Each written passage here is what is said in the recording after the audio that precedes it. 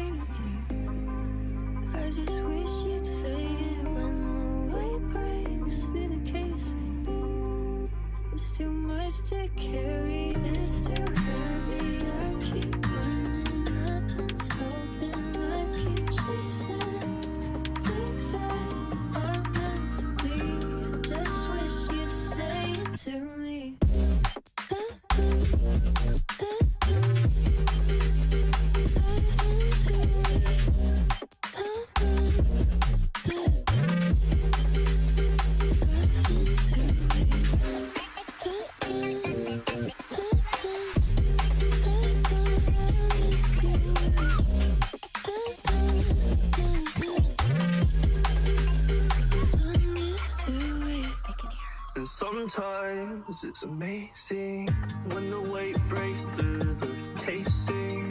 When you tell our stories, do you taste me? What if I told you it's not there? What if I told you I'm not here?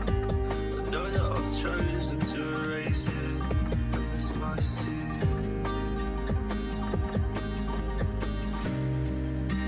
I wait up, I hold on for so long, so low. Loving, nothing's helping me. Feeling weak every week. I just fuck around with these beats. Love's so sweet, it's so sweet. When I'm loving her, the city lights kiss my tears while I'm hugging her. And I love her to death, but the death of me is leaving her. I fucked her in the head, deep before I I've been too weak.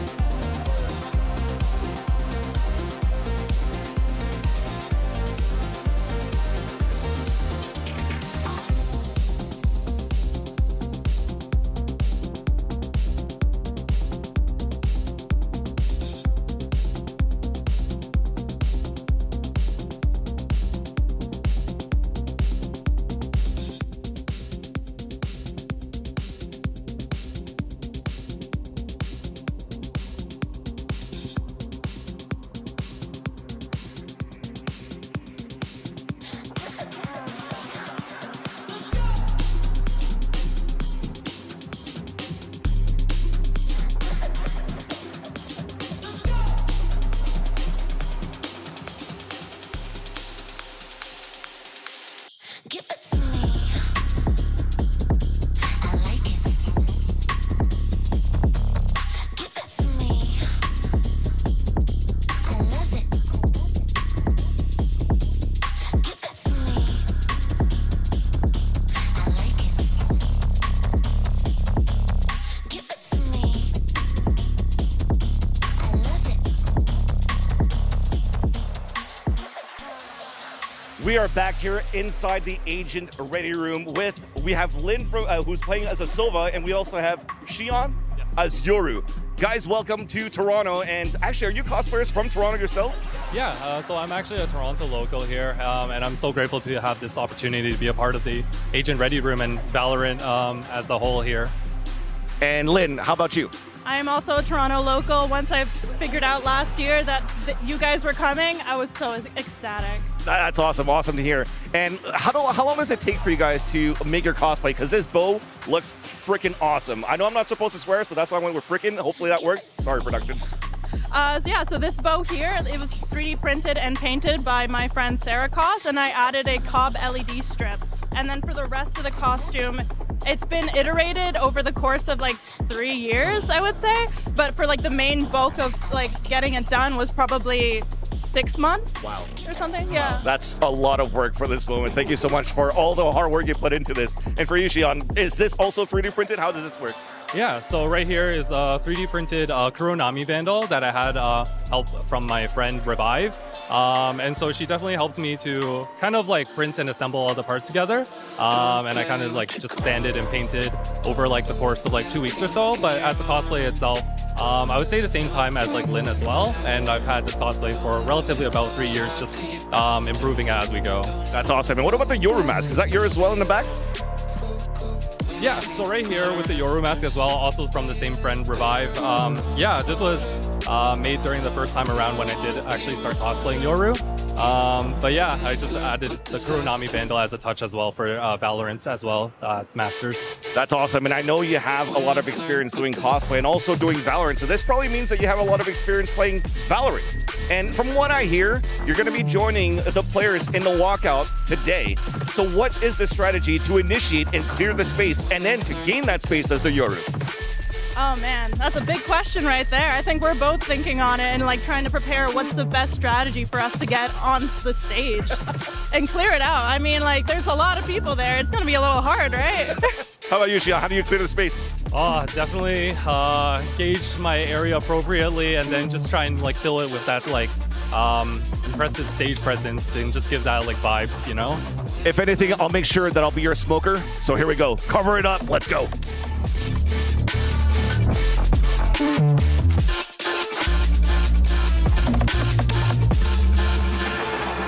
Don't steal from your brother. It might tear what you're after. It might tear. Prepare for the danger. Prepare. When you call out your master, call him out. Don't trust in a stranger. Don't get killed or be captured. Get killed. Sabotage in the parlor. You don't wanna be a martyr. When you flirt with disaster. When you flirt with disaster. When you flirt with disaster. When you flirt with disaster. When you flirt with disaster.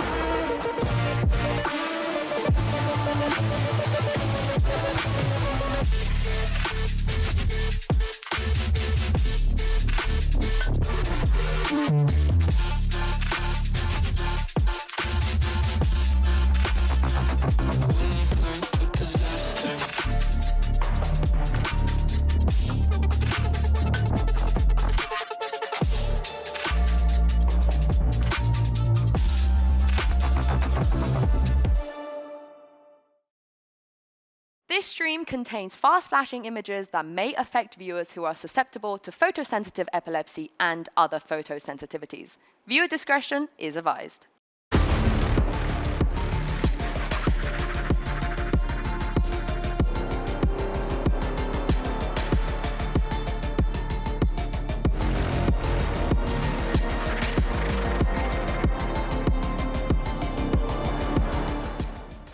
It's day 2 of Masters Toronto, and the action is just getting started. We've got returning legends, brand new faces, and 4 more teams ready to take the stage. Hello, everyone, and welcome back to the NK Center here in Toronto, Canada. I am your host, Yingsu, and I'm joined on the desk by Ender and Mel. We received some big news last night, so I wanted to congratulate you as the MasterCard ambassador. Congratulate Mel for becoming the Red Bull athlete. Thank you. I was wondering, like, what announcement? I was like, oh, yeah, you're talking about me. You're always on here glazing me, being so nice to me. I'm, like, not used to it. Yeah, what you got for me? You want to join in? You want to, yeah. you know? What's next for you? HyperX, you got my number. Hey, right here. Let's go. Yeah, hit him up, hit him up, hit him up. Let's talk about what we saw on this stage yesterday, because EMEA question mark, Mel? EMEA question mark? Cooked, barbecued, Yeah. burnt, everything. What is the acronym? Because you know we have like nearest airport NA. Yeah, I think it might be early Masters exit again. Oh, That is diabolical. I fear. that was insane. That is actually Wow. diabolical. Is that how we really feel after seeing Liquid and Team Heretics? Okay, if there was any more cope I could possibly provide, it is the fact that Team Liquid did put up a good fight against Billy, and that was with the sub. And we did just get news that things might be taking a turn for the best. Yes, we got brilliant news. Not only is Mel now a Red Bull athlete after yesterday, Okay. Nats has got his visa. He will be joining us. Hopefully play on stage. I heard cheers there. I love that.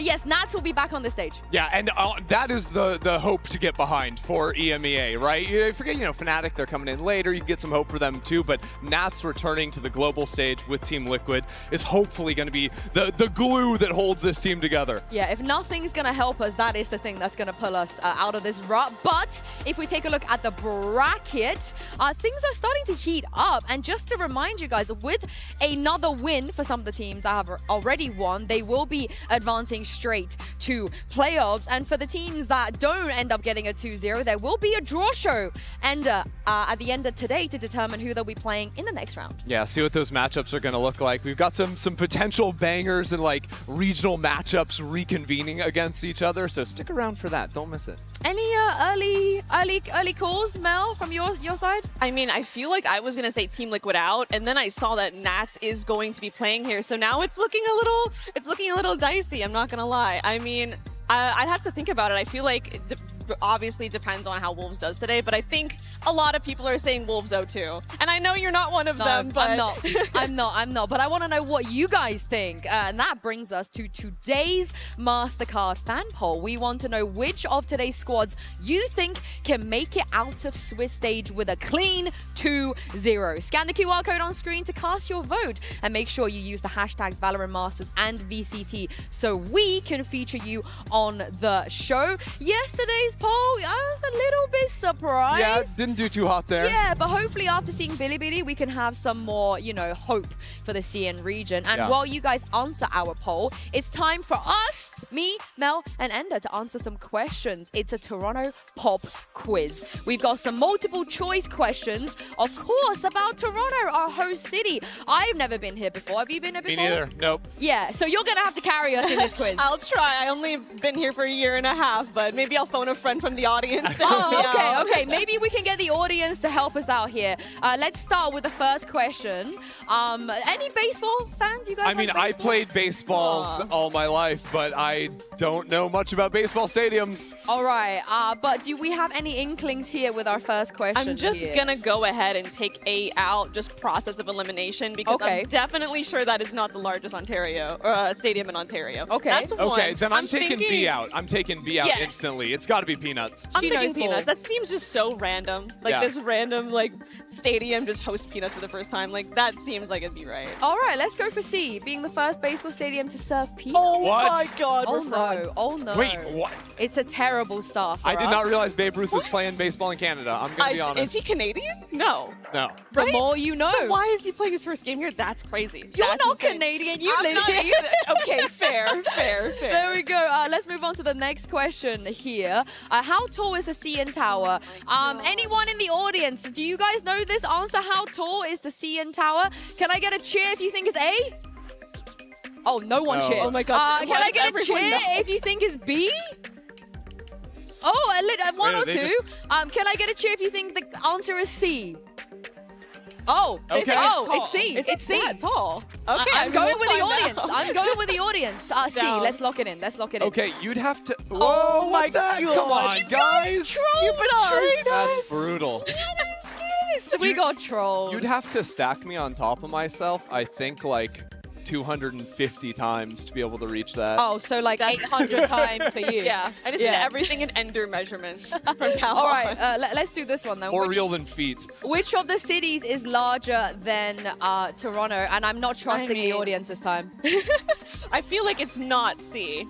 Absolutely Okay. not C. I feel like Chicago. I feel like Chicago and Toronto are like sister cities. Oh, okay, wait. They're saying it's A. So does that mean No, we go there B? are Does Sentinels that mean we go players B? taking the No. stage, Mel. That's what the cheering's okay, for. okay. I was like, they love saw Chicago. Zekken. They saw Zekken. Yeah, That they makes saw total Zekken. sense. They don't I care guess. about our silly little Oh, games. but Nice, you're though. correct, Mel. You're actually correct. Thank God Figured. somebody brought their brain to work today. So Mel has put us on the board. Who? Oh, no. Wait, it's a real I should person? know this. Tim Horton's Yes. a real person? Oh my God. I This feel is like- shameful if we don't know. What I this. will say though is I've sampled some of the delicacies of Tim Horton, and I am a fan. Yeah, Tim, good job. Keep doing what you're doing. Do you have any inklings? I'm gonna say not A. I'm also going to say Yeah, not okay. A. Shakes hand, shakes Okay, hand. Okay, down to unite on that front. I feel like where's it's gotta be Jonah C. P when you need him? I feel like Jonah P would know this, right? He would know this. If only. I'm going historic fur trapper. I'm going with that one as Yeah. well. It What does seems a that little mean? random, but Fur trapper, Yeah. like beavers and stuff. We have a very different definition for that word in my country. But all right, Okay. it is. I'm sure. I'm Okay, sure. and See, now that's shameful. so we're all going to jail. It was That's nice knowing you we're going- guys. Maybe it's been someone's great got me on being here. bail. Do you know what? I just want to, as an appeal to the audience here, please don't hate us. You know, you guys have been great, super welcoming. Shout out. Emily was giving away these like bracelets, yes. Masters Toronto bracelets. They're kind of fire. Like, I got two as well. I got two as well. respect. I have some. You have So- to believe me. I just forgot to put them on. No, Don't it's jail actually us. a little too bare. Give me all the bracelets, please. We'll do it tomorrow. We'll do it tomorrow. It might come as a surprise after how we did that, but Mel, Ender, and I are indeed actually forming a quiz team. are? We sent, Help. Wait, we are? We are. We when? sent Uber to sniff out if Sentinels, Zelsis, and Narrate have what it takes to make the cut. Welcome everybody to this edition of Lightning Round, where we take some of our pros and see if their buzzer fingers are quite as fast as the trigger fingers. I'm here, of course, with Zelsis and Narrate from Sentinels, boys. Good to have you with me. Who's the quiz master between you two? Oh, okay. It's for sure him. For sure. We got Einstein over here. Okay, well, you're just deflecting the attention. I mean, bro, just what am I supposed to say?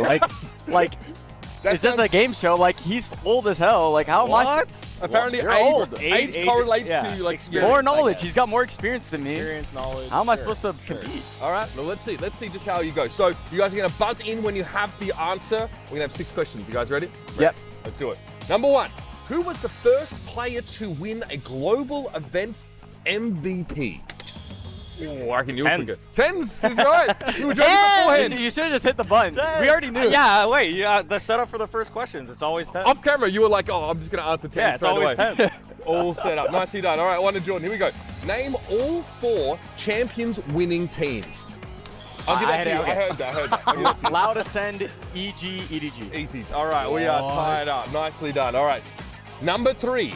Name at least 4 Masters locations. Jordan.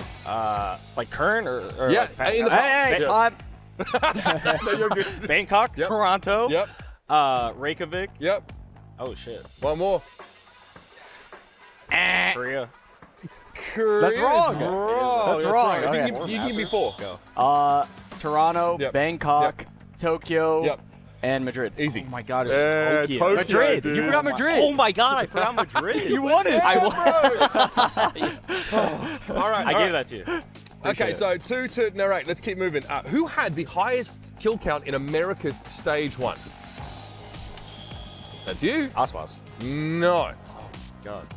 Any thoughts? Leaf? Yeah, it's Leaf. my God, G2's I love Leaf. Leaf. You're I love homie. Leaf. I I know. love Leaf. All right, let's move on. Question number 5, guys. Which region holds the record for the longest game? Just a region. APAC. No. EMEA. Correct. It was actually God. BBL versus, BBL versus Foot. Yes. 48 Told you, rounds. Einstein. Einstein over here. I watched it. All right, I mean, getting rolled, unfortunately. One more here, Jordan, to say a little bit of face. Which teams playing in Toronto have never qualified for a global event before? To you, buddy. ZLI Gaming. Mm-hmm. 2 teams, you said? Which? And RRQ. There are more. Oh, okay. Team RRQ, Yep. ZLI Gaming, Wolves, Anyone from And- your region, maybe? MIBR. Correct. There we go. Why do you? Hey, that's cheating. Hey, half a point, half a point. Bro, you're well enough. That's the ahead last anyway. question. You won. Oh, I won. Yeah, you won. Hey, all right. Hey, So thank you. you are the quizmaster, the Einstein. Yes, sir. You comfortable now wearing that moniker? Oh, You yeah. Introduce yourself. For is that sure. right? I mean, my competition is him, but like, it's fine. I'll take it. Listen, the old thing doesn't give me knowledge. It makes me senile. You know what I mean? Like I just forget things. There's a limit, right? There's a diminishing returns on it. Trust me, I can tell you guys that for real. Well, we've seen them compete amongst themselves. We're going to see them compete against the rest of the field out here at Masters Toronto. It's been Sentinels here with lightning round. Good luck with your games, guys. Hope to see you guys Thank you. dominate for Americas. I think the Raid did well enough to join our team. What do you think? Yeah, I mean, if it's Valorant questions, I feel like we would crush it, you know?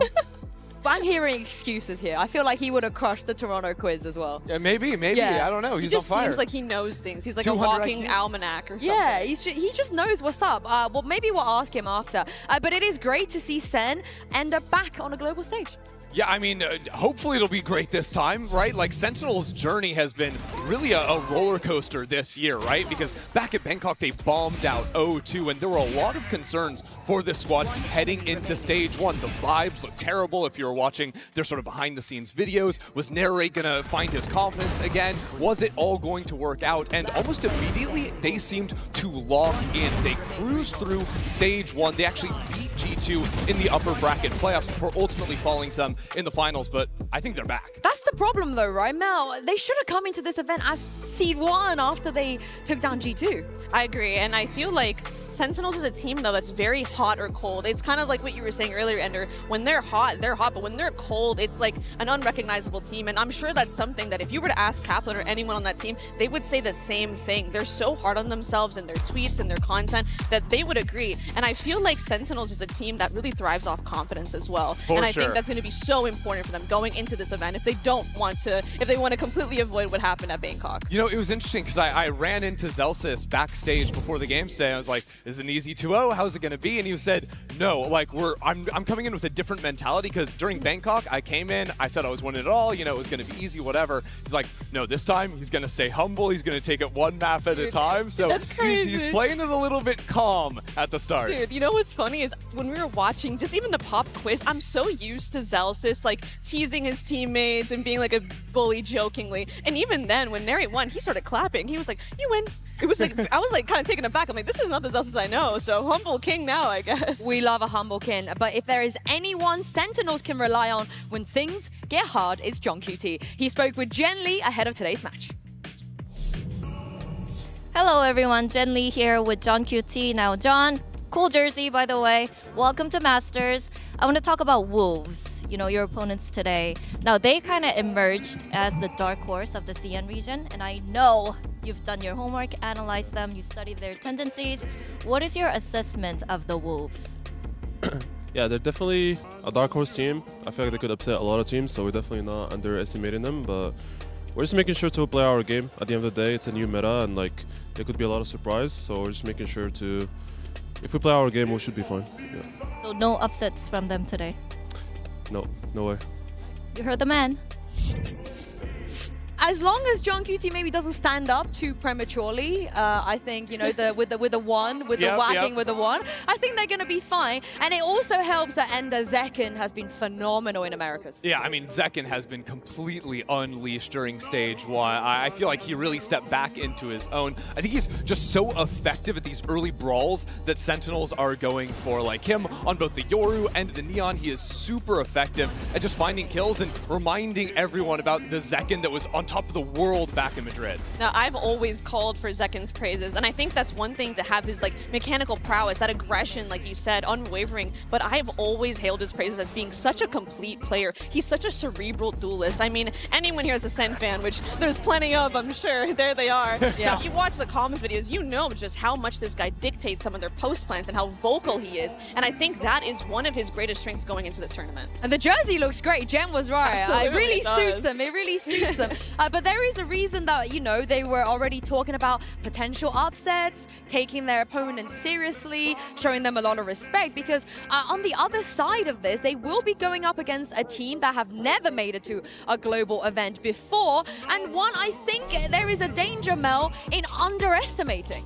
Absolutely. I mean, I think Zelsis said it himself as well. I think one thing is that it's kind of scary going to a team that feels like they have nothing to lose and they're just happy to be here. How many times have we heard a story of a team in this exact position who's just happy to be here, their first global debut, and they make a run? So it's really a lot on Sentinels here to shut them down, but a lot on Wolves to come in with good game plans and come in strong.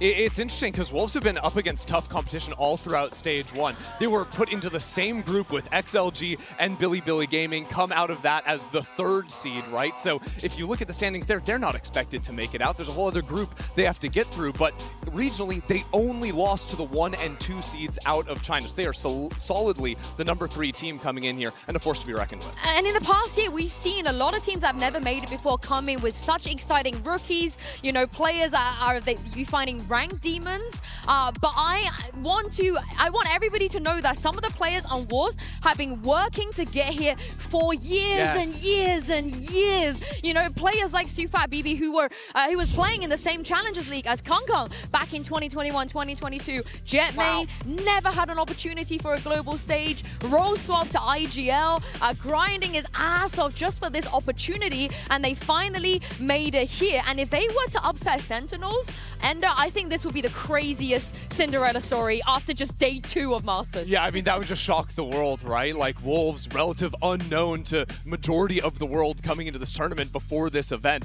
instantly they would put themselves on the map and be serious threats, because I think a lot of people are looking at the Sentinels team and what they were able to do domestically up versus G2 and saying they could go real deep in this tourney. I think it's a careful balance you do have to strike if you are Wolves, though, in the sense that, yes, all that work you've done for years and years, like you said, Yenzu, have built up to this very moment. But do you want to put all that pressure on yourself now, or do you want to bring it back a little bit and come to reality like, hey, I'm happy to be here, I'm just here to play? Or are you going to go full in and try your absolute hardest to make that Cinderella story a reality? And of course, you know, we just saw on our screens, we got Sufat over here, Spring, who's been around for the last 5 years as well, hugely popular in VCTC, and the fans love him over there. Of course, we've seen Lysor and Jakob on the global stage before, and Juicy, the youngest player in the tournament, but somebody who everyone has wanted to see on the stage for quite a long time. I love that little matchup of old and new on this team, right? Because you've got all those veteran players then paired up with the rookie, right? And I think that this team just works so nicely together. There's a lot of flexibility, I think, in the terms of the agents they can play, especially if you're looking at a guy like Spring. He can play everything. He was role swapping back and forth with Juicy throughout stage 1, whether it was Duelist or Smokes. Now he seems a little bit more locked in on the Smoke side, but what that means for him is he is always alive deep in rounds for the clutches and so often pulling those rounds through. Yeah, and look at this quote here from Sufat BB saying, "Dreams do come true. I'm heading to VCT Masters after over 7 years. Wow. Do you have any idea what I've been through in these past 7 years?" The purple looks so beautiful. He is coming in at the age of 25, Mel. Normally, with these players on their first global event, they're like 18, 19. So a long time coming, and I just want the fans to get behind him and see how he can IGL this team up against the likes of Sen.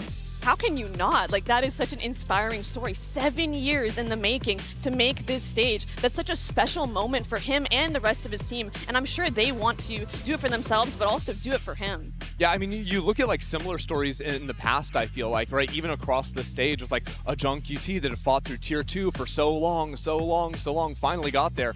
Well, his first Masters, you know, he's up there winning the whole thing. So let's see what Wolves can do here at this one. I think winning the whole thing will be absolutely insane for Wolves. I'm not going to write that out, but for Juicy, you mentioned him already. A lot of flexibility coming out of him as well. Of course, when he was sort of competing, the rule of having to be 18 came in, so that's why we haven't seen him in Tier 1, but now he is there. One of the best players we've seen in that region. Yeah, and you're going to see him play a wide variety of duelists. You're going to see the Neon, the Yoru, the Jet. I mean, the Raze too, but I'm a big fan of his Neon. I think the way that Wolves like to play with Juicy, similar to Sentinels in a way, is it's a lot about these just start of round full-on brawls. 4 or 5 players getting ready to take space, take a fight. That's going to be Juicy leading the charge, and then they'll freeze, and he'll just start creeping forward, walking, looking for that next contact fight. So he's a very versatile player in that regard too. It sounds like from the past like 24 hours, it seems you are quite Neon pilled, Ender, and I mess with you so much for that. And I love it as a viewer. I love it as someone who plays on a team with someone who's also an insane Neon player. Having that explosive player, it puts so much pressure, in this case on Sentinels, to shut down those early fights and to win those engagements, because it can spiral out very easily. Yeah, that head-to-head is going to be very interesting. Earlier, you guys saw Zelsus and the Raid try out for our quiz team. We also put Juicy and Sufat BB to the test with a game of over and under, and this is how they did.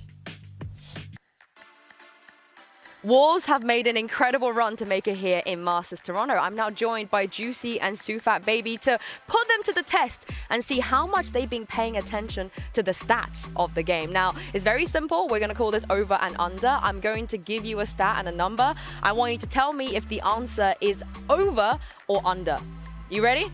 Yes, ready. Okay, let's go into it. I'm going to test you a little bit on a player from your region, from CN. Do you think Coconut's ACS is over 180 or under 180? You've played against Coconut. Yeah. So, you both said over. Why? I think he's really good now, and they won first place, and I'm pretty sure his ACS was 200 plus. 200 plus? Yeah. You agree? I saw him play. He crushed a lot, so I think he's over. Oh, you really know your opponent. It's under. You got it wrong. It's you're so surprised. It's actually 176, so only a little bit under 180. Oh, I like the respect that you showed for Coconut, though. Next one, it is going to be about you, Sufat. Okay. Is your win percentage on Tejo over or under 50%? I say under. No, I think it's over. Okay, you said under. Why? I think because I'm pretty sure we lost like a lot of maps in our split. I don't think our win percentage would be over 50%. Oh, I see. You're thinking about the overall, but you're confident. You were playing the Tejo. Yeah, so. because we win a lot of game in regular season and playoff, and then I remember I play a lot Heaven, and then Fracture, and then Lotus. So it's over. You have the reps, you have the experience. I have confidence too. Confidence? Unfortunately, Juicy was correct on this one. But it's only a tiny bit under 50. It's 47. 47. You know? Are we going to see your Tejo this tournament? You think there's a chance? Maybe. I don't know. Let's see. We know we're not going to see this. No. I'm not going to play Tejo. That's a good choice. That's a good choice. Now, coming into this tournament, it's your first global event. So I want to ask you, do you think over or under that 20 players are making their debut at Masters Toronto? Because if you count the two of you, you know, there's at least 2 making a debut. So more than 20 or less than 20? 20 what? Sorry. More than 20 players making their debut. I think over. Yeah, I think it's over. Oh, how many over you think? Just like a few. lot over? No, just a few. Okay, why? Because, like... Are you counting the players in your head? Yeah, we have XLG. Yeah. That's 5 right there. our team has 3. BLG has like 1 or 2. Mm-hmm. That's like already 10. You're doing the maths. Yeah. You're doing the maths. So like Juicy, compared to yeah. all the other regions, I'm pretty sure there's a lot more. Okay, you guys you've done very well there. It's 21, so it was over. Congratulations Okay, on that. fist bump, Juicy. Yeah. You can actually finish this on a high, okay? This is about you two. This is exclusively about Juicy and Sufat. If you add the number of officials that you've both played together, so the combined number of VCT officials, is it over or under 150? It's over. I think it's over. But I want to guess if you can actually, I want to ask if you can actually get your number. This would be very impressive if you know this number. The 2 of us combined? No, just individually. Individual? 180, 180. I think about 160. Oh my goodness. I mean, you were correct. It is over. But combined is 171 combined, you two. Juicy, you've played 82 VCT matches, and Sufat, you've played 89. So I am so happy that you guys made it to Toronto. You know, after all these years of trying, we get to see you on the global stage. So thank you very much for joining me, and best of luck in your games. Yeah, thank you. That's a lot of officials before you get to be on a global stage, which means that, Mel, they have the experience, and it's just going to be about how they perform and not letting the pressure get to them today.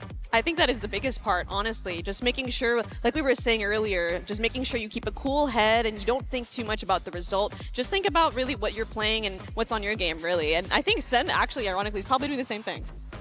Agreed. Now, we've got Narray on our quiz team already. Are we taking Juicy? I feel like Juicy did quite well there. I'll take Juicy. Yeah? We can start a Valorant team at this point. Honestly, kick me out of the team, I'll coach, and we'll bring them both Oh, yeah, but you retired. Yeah. I'll come back. I'll you come come back to out of retirement to coach us? Okay, I'm down. That means we're missing one more person.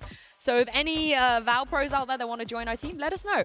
But during today's matches, we're adding a little extra something, and playing a game of Masters Bingo. Make sure you guys at home and all the watch partiers play along with us as well. My eyes instantly go to the 3rd row on the right, Mel, because there is no way in hell Texture's getting an ace today. No, that guy is cursed. I don't know what happened. I don't know who put it on him, but there is a curse on Texture. I'm sorry, I appreciate Bingo, what you guys say. Celsius is hyping the crowd to the maximum right now, walking off the stage, getting ready to take it again. Did I miss a Celsius twerk? Oh yeah, I think there was some barking going on down there. It was wild. I missed a Celsius love to twerk. see it. You love to see the All fans get right, hyped. when he walks out, he better deliver something good. Do you reckon it's a Cuba walkout today? I mean, Cubert's always got to be with out. the team. Yeah, he's the 6th man. You don't understand. Sentinels don't play with 5, they play with 6. I wish Kaplan would respect Cuba a little bit more, you know? Treat him a little bit better. Well, he should be better at his job then. Oh, what did Cuba do to you? I mean, That's look, if the strats aren't working, it's Cubert's fault. I'm sorry. It's never Cuba's fault. How could you? I cannot believe this slander I don't make the from rules. you.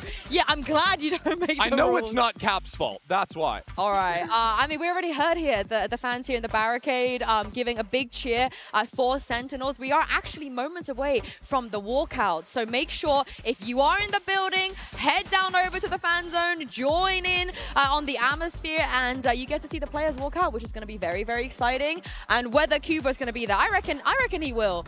My money's on Zelsis maybe carrying him, you know, on his shoulders or something. But for now, it's time for the results of our MasterCard fan poll. Earlier, we asked you which of today's teams will have a flawless Swiss stage. The results are in, and you guys, we bumped up the 3.3% for CN team to 5, which is nice, but it is overwhelmingly Sentinels. Mel, yeah, what a shock. Would you agree with this? Absolutely. I mean, can you really be too shocked here? It is very much on Sentinels to take this win today. They're definitely the overdog, so can't be too surprised, but would look a little ugly if they were to lose, I guess. And before we went live, Endo was doing some crowd work. I saw you turn around and start going Sen City, you know, to the fans. So I'm telling you, I'm seeing more than 52% of people wearing Sentinels jerseys. Thank you, Jinzu, for making the change. Oh my God. Okay, I just want to say I've seen this film before. Sentinels versus EDG at Champs. I was the only person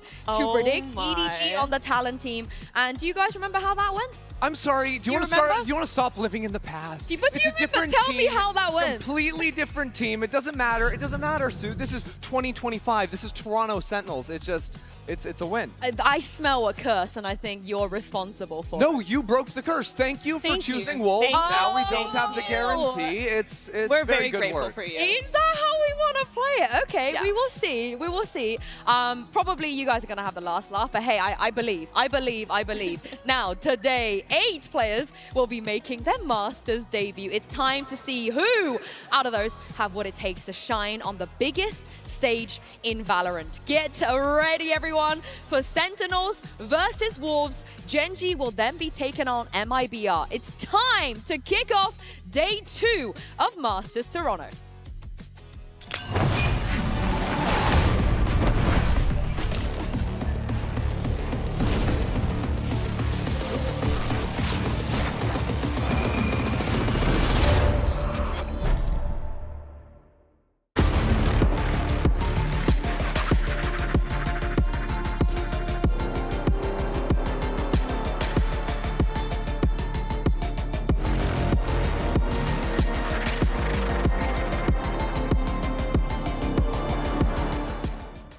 Which team will rise up to the occasion to become the next Masters?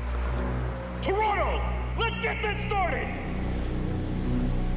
뭔가 MIBR을 맞춰서 경기를 한다는 느낌보다는 그냥 저희가 준비하던 대로 사실 저는 뭐 앞으로 무엇이 걸려있다 이런 것보다는 사실 저는 지금 당장에 있는 상황이 되게 중요하다라고 생각을 하는 사람 중 하나라서 일단 매 경기가 저한테 있어서는 너무 소중할 것 같고 I like to take the leadership role. I think it's something very important. I want my team to be feeling well so we can do well in the matches. Right now, I think that's my role outside of the game. 근데 뭐 사실 그러니까 아스파스 선수 자체는 되게 많이 리스펙하고 엄청 탑급 선수라고 생각을 하긴 하지만 뭐 그렇다고 해서 저희 팀원들이 뭐 밀린다라고는 딱히 생각을 안 해가지고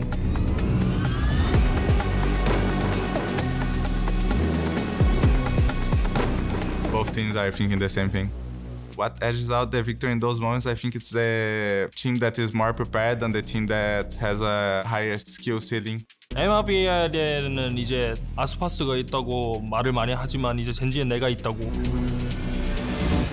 Sentinels, can they do it? I think it's important to recognize that you can't be perfect, no matter how planned you are with what you have as a team. Sen, dropping like flies! The other team could throw something at you that just destroys that whole plan. But I think you should just keep trusting your gut and keep playing.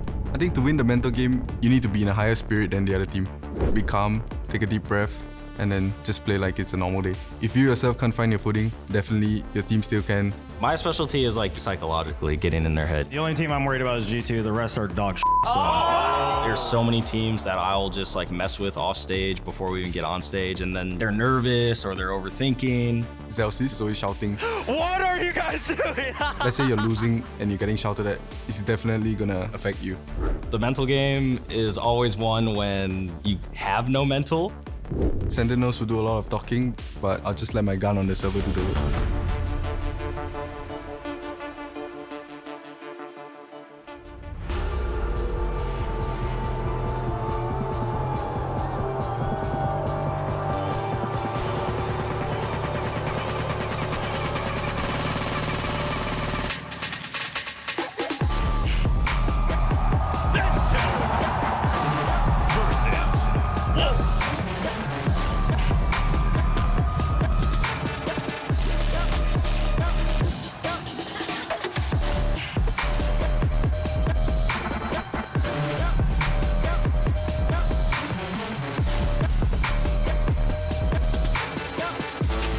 Wolves have never made it to a global stage before, and their first opponent opponent will be Sentinels. Talk about rising to the occasion. Usually, I don't think teams want to even face them, let alone making their debut against them. Not at all. You couldn't come up with two different stories for these two teams. The first time for Wolves and for Sentinels coming back after bombing out of Masters 1 in Bangkok. Now for them, failure isn't an option again. This is what they must do, win here to redeem themselves. Yeah, and now if we talk about the meta of the game, the map pool, some people might be looking at this team thinking, what is JongQT going to play? But they don't have Fracture anymore. Sunset is back. This is a buff for Sentinels. Absolutely. They've been this patch has really benefited them in the map pool change. They used to permaban Fracture. But what I'm really looking at is how that Info Initiator role is going to play out between Narrate and JongQT. Yeah, because, I mean, there's options, right? Are they still going to be playing Double Initiator? Is John going to be playing Sova thing? Probably not. Is he going over to Breach, letting Narrate play a Sova? That makes a little bit more sense.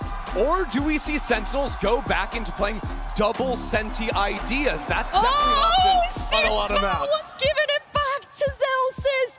How many times have you seen that? Matching him on the vibes already, Mel, but the server is where it's actually going to count. Yeah, I mean, like they said, I'm going to have my gun in the server do the shooting and speak for me, so I'm really interested to see if that's going to be the case here for Wolves. Yeah, but Mel, you can speak a bit to this as well, like playing on a big stage like this, like when already the adrenaline is pumping before you get in the server, that game can explode so quickly, right? Your heart rate is bumping. Those first rounds can either give you this huge high or drag you down to the ground. And I love that the IG on the Wolves side is not afraid to answer to Zelsis' energy. That's exactly what I was thinking, Yinzu. I think that normally one of two things happens. When someone like Zelsis is yelling at you from across the stage and making a lot of big movements with their body, either you try to ignore them and you try to do that nonchalant, ice cold kind of attitude, or you fight back and you show them. And it's honestly, I like doing the latter, where you kind of meet them where they're at, meet their energy with your own, because that honestly lets out a lot of your adrenaline, and it's just fun. I mean, at the end of the day, you see them sitting across from you, like, don't you want to say something? Yeah, I love that. I love that. But looking at the map pool here, I don't think many people would have expected this insta sunset ban. No, wow.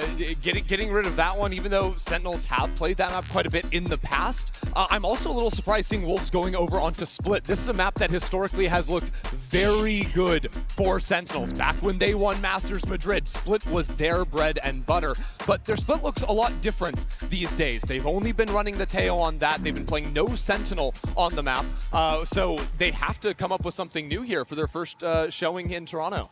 This veto has me completely off guard to seeing Icebox as the decider, and also Lotus. I think that's a map that these teams aren't necessarily. I think Sentinels is a team that doesn't necessarily like to play Lotus that much, and Wolves is someone that does. So it must be that there is a lot of going on in the scrims with the new patch, with the new maps, and with the lack of Teo here that has completely changed the map pool. Yeah, and with Pearl, you know, there's a different conversation today. Both teams, they love to play Pearl, but even if you have all of the experiences in VCT-CN on Pearl, do you dare to take Sentinels on Pearl? That is a dangerous prospect. I don't think I would personally if I was up there, but these Sentinels, they've been looking strong. And honestly, I kind of want to hone in on our first map of Split a little bit, because it was interesting looking at Wolves. They earlier this year were playing no Teo, right?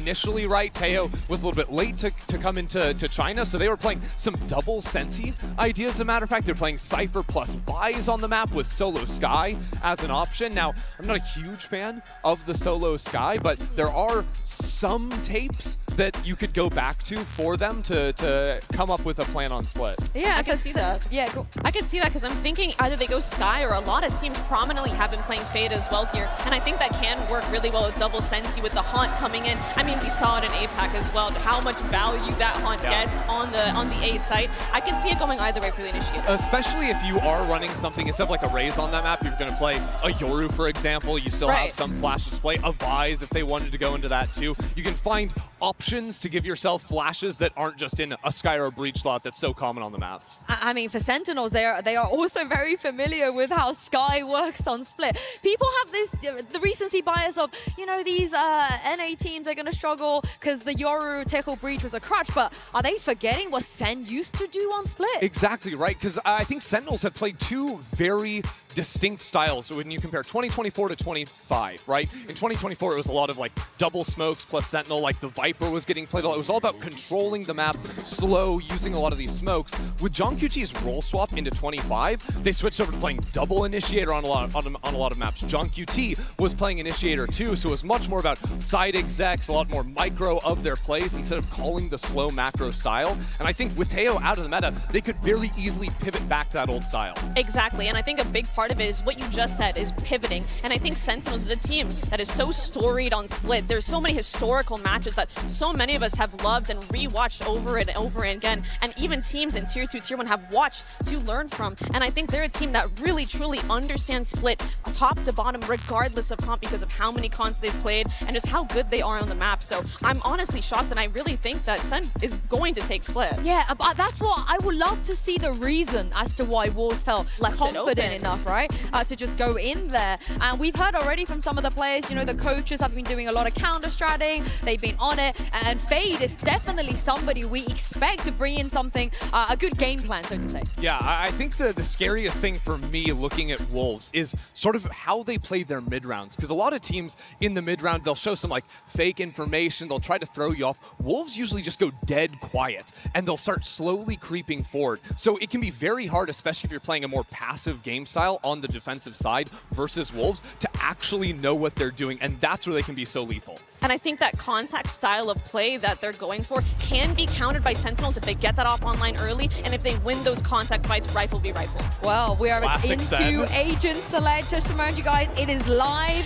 The gray right now is the hovers from our players, and Yukal and Juicy have already locked in. Please give me classic Sentinel John QT back on Cypher. It's so, this is just too tried and tested at this point, right? I mean, the second Sky hovers has me wondering a little bit that there has to be a The rolls are cooked, I fear.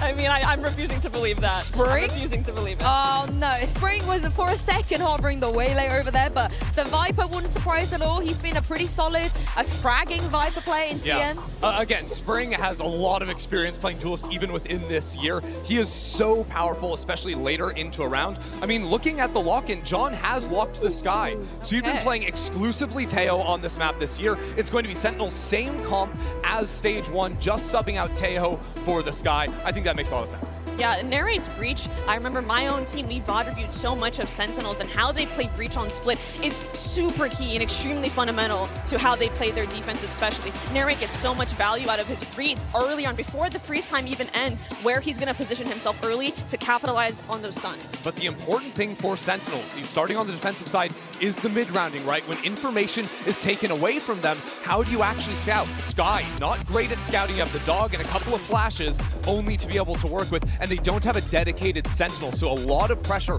onto Zekin to find the timings to be a human drone to take forward lines, and Wolves are going to try to exploit that. Yeah, and for Sufat, no Teho, like you said, but the Fade. The Fade coming in, we've seen Fade so much on Split. I'm super excited for this match. Well, this is the true David and Goliath matchup, and the same could be said for our casting duo. I'll let you decide who's who. Take it away, Uber and Wyatt.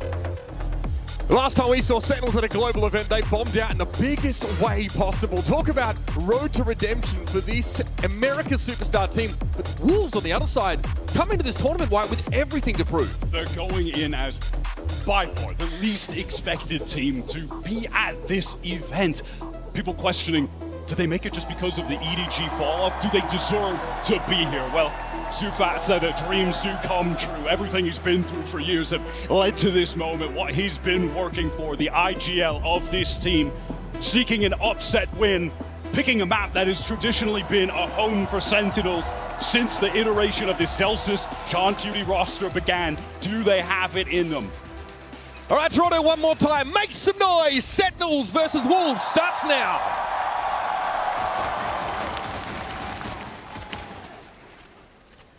Sense that on defense side here on the pistol, and already Zekin's looking to take a decent amount of real estate here on that B side of the map. Gate crash across the map to allow for a quick rotate. I mean, this comp from Sentinels, certainly not lacking in flashes. They can get very proactive, popping out of smokes, past walls. Zekin right now wants to take contact off. This flash was shut down. Juicy and Spring. Flash was good. Can't complain about it. Wolves though were ready to take the fight there. Zelsa's affected by paranoia, and this is awkward. The wall is dropped. He's going to have to take this fight, and Juicy rips him a new one. John can barely peer out of defense side. Spring sees him cross. Banks trying to get some sort of position towards Heaven side now as the plant goes down. The veteran Lysor gets it in there. Bang understands that this flank from YU is likely coming, spotted output. Now this Cypher just needs to stay alive, bide some time, distract them. Fair enough. Time is dropping, and I love this reflank coming in from CFAT. Yeah, they're on a timer. There's also going to be presence from Heaven. Spring's going to get there! It's Lysor! What an opener! Basically every kill, a headshot there for Wolves.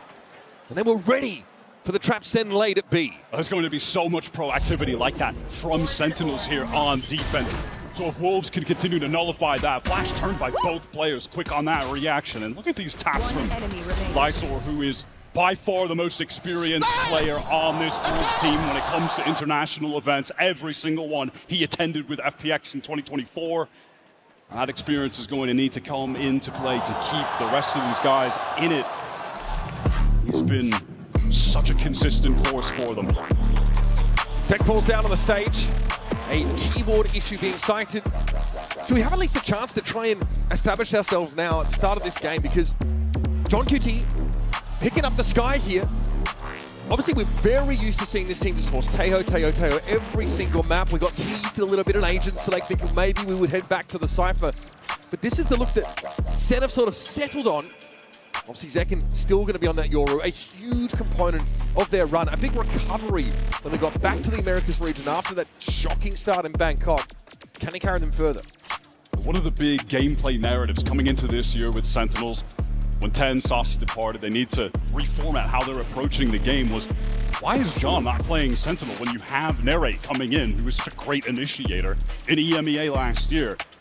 And at times it certainly felt awkward. The fans of the team, when they were in a bit of disarray, were questioning those role swaps. Is that the reason for some of those early struggles? And it all made sense when John was able to pretty much play Teho on almost all the maps, occasionally playing the Breach, and Narrate will pick it up, right? And that just seemed to smooth things over. So now that we're back in a Teho-less world, will things be as smooth as they were for Sen when they were the only America's team to beat G2 in that first stage? Or is it going to be an adjustment period for them? Conversely, Wolves also were a really Teho-reliant team. They're playing that Agent in the past on most of their maps as well. Tech pause sorted. We're going to be jumping back into the game now. It's Wolves, of course, on their anti-eco. Brought up a couple rifles, just going to leave that Ghost towards Spring, who is going to be surely trying to lurk, take a couple engagements with no upgrade here. Look at this from Wolves. This is really right now telling the story of what they know they're up against. At any moment, there could be multiple flashes with a fault line coming right at them, especially on an eco round.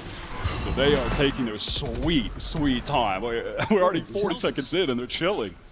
Zelsa took a big hit there. Some spray potentially as the Poison Orb came up in mid.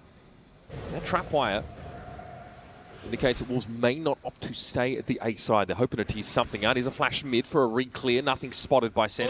Now they'll disperse a little further. At least Zekken will move back towards Heaven. That's a ping from Wolves, though, in mid. They're starting to make this move on A. We are down to 45 seconds, so there is no map control right now for Wolves. Look at Sen. They've read the situation. They're pivoting over, and certainly that trailblazer is broken, they'll know. Now time getting a little even lower. Where do Wolves go from here? Hit by the fault line, unable to make that execute onto A, but Spring has started to create an opening here through mid. Sen are responding, though. They're on the full rotate. Now Spring is going to beat them there. The rest of the team should be able to get to Heaven. Do they have a smoke to actually cut this off with a molly? That will do the job. 20 seconds to cross into the site. Steal time is so low. Horn confirms no players for Sentinels are in this part of the site for now, so in they go. Lysor just want to stand up over towards here. That defense spawn choke. 10 seconds left. The attack side will have themselves a plant. Sen not able to create any trap opportunities early in the round. Only equipped with classics. There's not a whole lot to be done. These guys are giving me some serious anxiety with that late rotate. Sen we're stacked up and ready now. It's just about Wolves cleaning this up with ease. Spring and Lysor are going to be grouped up here in the back of sight. They're going to be facing down a bunch of classics. This should be easy enough for them, but Dorain's able to find Juicy. Guiding Light goes in, does find a ping. But the wall gets thrown up here by the attack side. They can sit happily behind that now, and they handle Sentinels, corral them into the site. and walk out of the round with 3 rifles. All of the important guns carried over from Wolves. Dangerous for a moment there. Sen were so aware of what they were doing, and that was a round where Wolves, it was looking like they were a little too apprehensive about how offensive this Sen comp is going to be on defense. But once they're set up here, that wall to play off that you called out is really going to simplify things for Wolves. And credit them, I mean, they did get to this site with everybody alive. And it's a pretty clean anti-eco overall. Let's get into this bonus round. One thing we're looking for is we're looking to see if Wolves can make adaptations on the fly. In the past, they really stuck to plan A and didn't really change things up when things got weird mid-round. One of the criticisms been leveled at them. And certainly one of the reasons that the run to get here was so volatile. You know, winning a clean 2-0 over Billy, qualify, then losing 0-3. Here's Juicy trying to press up towards mid. An incredibly aggressive player, specifically when he's on this duelist, on this map even. He is a menace. Look at this space. Juicy's getting a lot of room up mid, but Zelsis plants his feet, ready to receive him, but at the same time, the push is coming to the B side, but Bang is hidden. Spring is so aware. Oh, that's straight through smoke, Lysor. You can't be doing that. Now Zekin and John are a little bit split from each other. John attempts a foray, and YU just blows him up. Zekin just has to walk away with his gun intact. There's not much else to do. Free little upgrade for YU on the bonus round conversion. Zekin forced to save. Bank broken for Sen. Wolves with all the momentum in the world early. What a play from Spring. Now he is a man on this team that shows absolutely zero fear. Reckless abandon at times. Often getting him punished, but feels just as often when you watch this guy. He is going to outright win rounds for this team. And I just love that awareness from him, realizing that Bang is going to be playing around the cloud that he had up. He drops and he's posted for the duel. That is insane. He's the kind of player, even as a Viper player, that loves to just stand out in the open and take these duels. Sometimes early in the round, so it's been exploitable in the past for Wolves, but in that situation, it was just what they needed to control B. So when you're on attack and you're getting clean 1v1 wins over Bang anchoring a site, you're earning my respect, because these are the situations where Bang is at his finest. Zelsa is the only player for Sentinels who's really able to have any stopping power in that round. As that poison orb came down, he was just too slow to the punch. Rough starting for Sentinels. We've got him mic'd up. That's an interesting decision. We're going to see a lot of stingers on this half by very North America coded of Sen to be bringing these in. Bring them down. The expert region with one of the silliest guns in the game. Blinded. They really want this mid control, Sen. Have already thrust Zekin straight down. And Wolves was playing, again, very passively early, just like we saw in that anti-eco round. 2 players grouped up towards Ramen, but Zekin's got a pretty far forward off. Bang, Sufat's able to spot it out though. Of course, Gate crashes away. Now Wolves do have to re-clear mid to some degree, but they're starting to encroach on A, and they've got a local player advantage here. Juicy has worked some nice space here. YU spamming through. Sen, again, they are rotating heavily to where Wolves have made noise. This is really reminiscent of that eco round they had earlier. They are stacked up on the proper site, and it looks like Wolves want to force the issue. Oh, this could be dangerous though. Zekin from within the dark cover, but Juicy takes the fight to them. That, however, though, is where the Stingers thrive. Juicy gets cut down.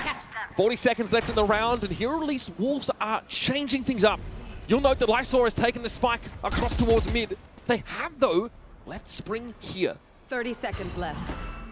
Does Lysor dare try to take this spike towards B? Do Wolves attempt to pivot? They're going to. You should be able to get a free plant. Doesn't look like Bang is going to be in position to stop that again. They're going so late, man. We've got 15 seconds on the clock, but they should be able to get the spike down. Sen do recover another upgrade. Gun to narrate. Oh my god, this could be everything. He has the gun. This could be everything on the round. The rate gets past them, but the timing here is very tight. Sufat is likely to come up behind Sentinels here, and they may not be ready for a bated breath here as Wolves try and close the net. But John wins out against Spring. Sufat has to go large here, but he doesn't have much to shoot at. Sees John. Trigger discipline. Pays off. Now he's got that heaven control. Sentinels are starting to filter out onto the site. Lysor waiting. Dark cover blooms. He'll see it all here and brings Zelsis to heal. The shot through the smoke might be too much in the hand of Sufat from the rafters. Can finish the job. That's 4 for the Fade and 4 for Wolves. The IGL of Wolves. Speaking of how much this tournament meant to him, comes up in a crucial round where Sen could have halted the momentum they've got from winning that bonus on the prior. The patience here. Beautiful flank, and then able to just snap onto the remaining Sentinel players while they were distracted by Lysor in the site. 3v4, 1 out. A couple rounds where Sen had to read on what Wolves are doing, putting them in a horrendous time situation, but they are still able to win it out. Now those Sentinels do have their rifles back to hand. Okay, Zekken coming off second best in that early encounter. Spring always up for a fight. He will not shy away from taking a duel like that. Wolves are getting some space up here towards mid. Last time when this was the case, we saw Juicy just double satchel straight into heaven, and the rest of his team got caught off by Amali. Sometimes situations like that were their undoing in the qualifying runs. Spring with the adjustment, his aim is sick. And that was after Zekken pulled back from mid, so now Sentinels do not have information about that part of the map. They've got no idea that Wolves have concentrated their players towards his A side.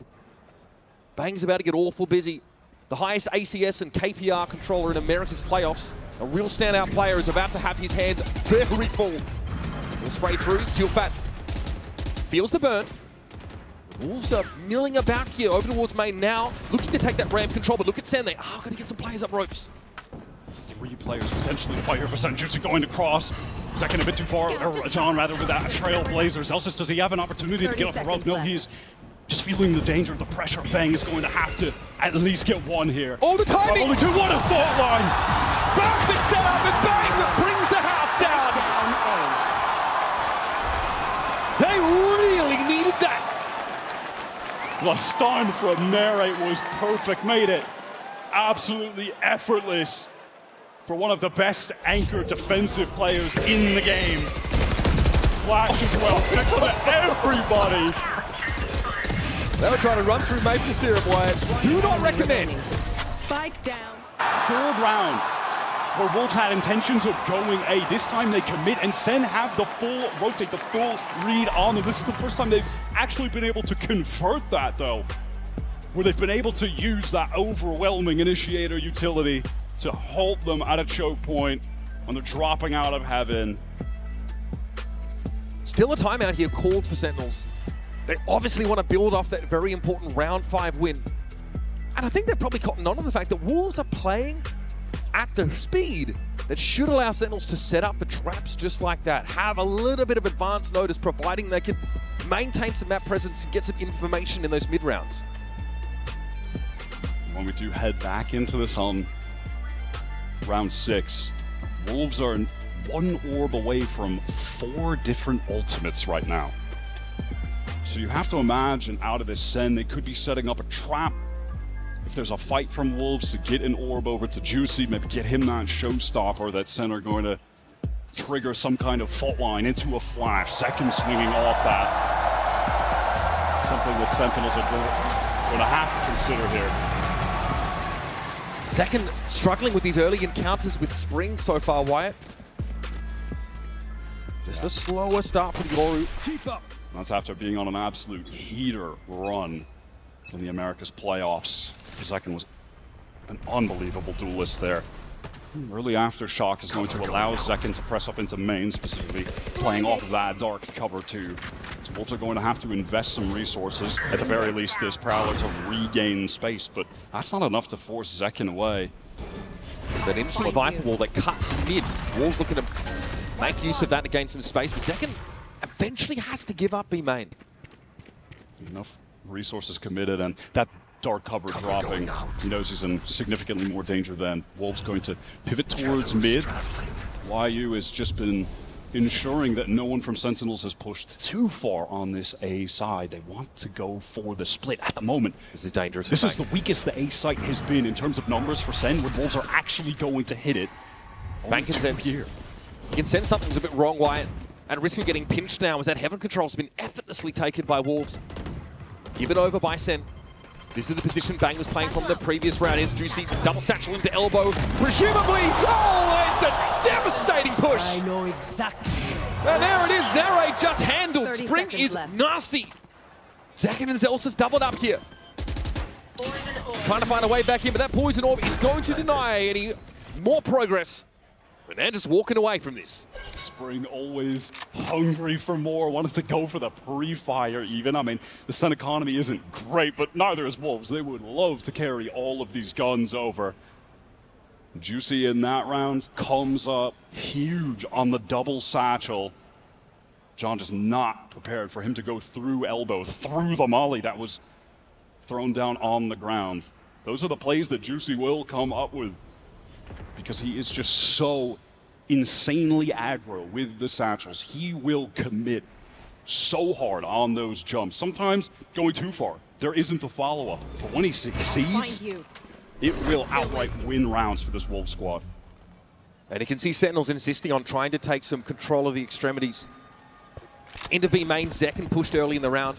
Over on the A side of the map, we saw Bang try and get forward towards YU, but the Cypher from Wolves is not giving anything to Sentinels, playing very passive around their trip, and then Juicy with this free, essentially, heaven control, has a fantastic execution. Even in that moment too, Bang felt like he needed to get out of dodge, back screens. There was so much pressure, so he just had the teleport out and was caught by the spam from Spring, who's at a cool 8-2 right now, 6 rounds into the game. He's been getting pivotal first bloods, some nice multi-kills as well. Same as previously. Aftershock dark cover just to take that B main control initially. Zekin, though, has been moved to A. The importance of this round for Sen cannot be understated. This is their economy on the line. You're going to assume they'll probably be using the Seekers at some point to win this out if they can. This would be worth 2 for Wolves. Oh, 1 second! He can't even get away in time! YU Anko, too sharp, and straight away we're into the site. Showstopper pop to clear it. Good peek in there from John. Gets down Rams and at least extracts Spring. A big issue for Sen so far, but Juicy's playing up close here, and Narrate cannot win the fight against Ufat. John wants to get there. Oh, they're waiting for him. Juicy sat there and tells us down to a boombot. Okay, it's on Bang. It's doable. Fake TP now, try and pull the wool over Wolves' eyes, but they're looking for him. YU with the cam, that has to be cleared. That's going to give away Bang's position. Crucial for Wolves. They can double up, try to face this elbow. On the angle, it'll be Sufat taking a solo fight. Bang just gets ahead of it. He says, "You're not coming to me? I guess I'm coming to you." 5 bullets in the chamber and he wins it out. Well, that one could have gone either way. That's got Jordan on his feet. Some confidence maybe for Sen now. Must win round. Economy was hanging in the balance. Imagine Wolves win that round war through. They get to 7 already on split attack. Major deficit that Sen would have had to overcome. Zekin is just, wow. He's in disbelief at how quick that was. It's a tight angle to be fair. What's else to say here? Falling the wrong way of the boom bot. You can see Sen there, we're trying to flood back in again. That should be their forte with this comp. They have so many flashes to get out through the smokes, but Wolves have fantastic positioning to deny the players like John, who's pooling out of heaven. Vipers pit towards mid. Sen have really given up this part of the map in the last couple of rounds. This time, though, they stake their claim. Not again. Zelsus having to play through that part of the map with the Judge. Bang has the gap in the poison orb here, but Spring is very much aware of it. Damn, tears strips off him. He's so good, man. Spring is a menace right now. And now a break in the action as Wolves look to concentrate over towards this A side of the map where it's really only John in attendance. Yeah, currently just Jiggle peeking. I saw it. They're going to send out that flash, perhaps for additional info, but no, isn't going to do so. Just wants to play off Narrate, who's now jump spotting the cross. John here with a bit of spray. Lysor takes a glancing blow. Okay, looks like that fault line does connect.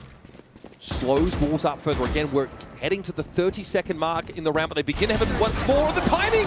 John! At least he's never was a self-stun! He's got to fight his way out of the corner, but he can't. Caught by the C's. Narrate, though, plants his feet. Sees the double swing coming in, but he's good for it! Spike down A. Hanasu Fat stuck in screens. Spike too far away to recover. Sen looking like they can carry 3 rifles out of the round. Bang won't give him more than that. Wolves, they bleed the clock a lot. 30-second mark, they go for it and they fizzle as they try and hit A. And again, they're able to get 3 players over to that A site in time. Juicy gets a lovely first kill onto Zekin. I think that was John got one wall stunned up. Yeah, he does. That is so important from John. After getting self-stunned by the close-range Trailblazer.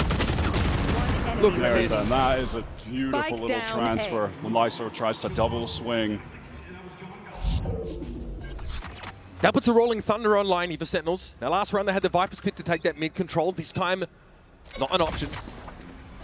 Seconds actually picked up the Outlaw into this round. Multiple players that could be one shot. Born cleared, there's the Poison Orb blooming in mid.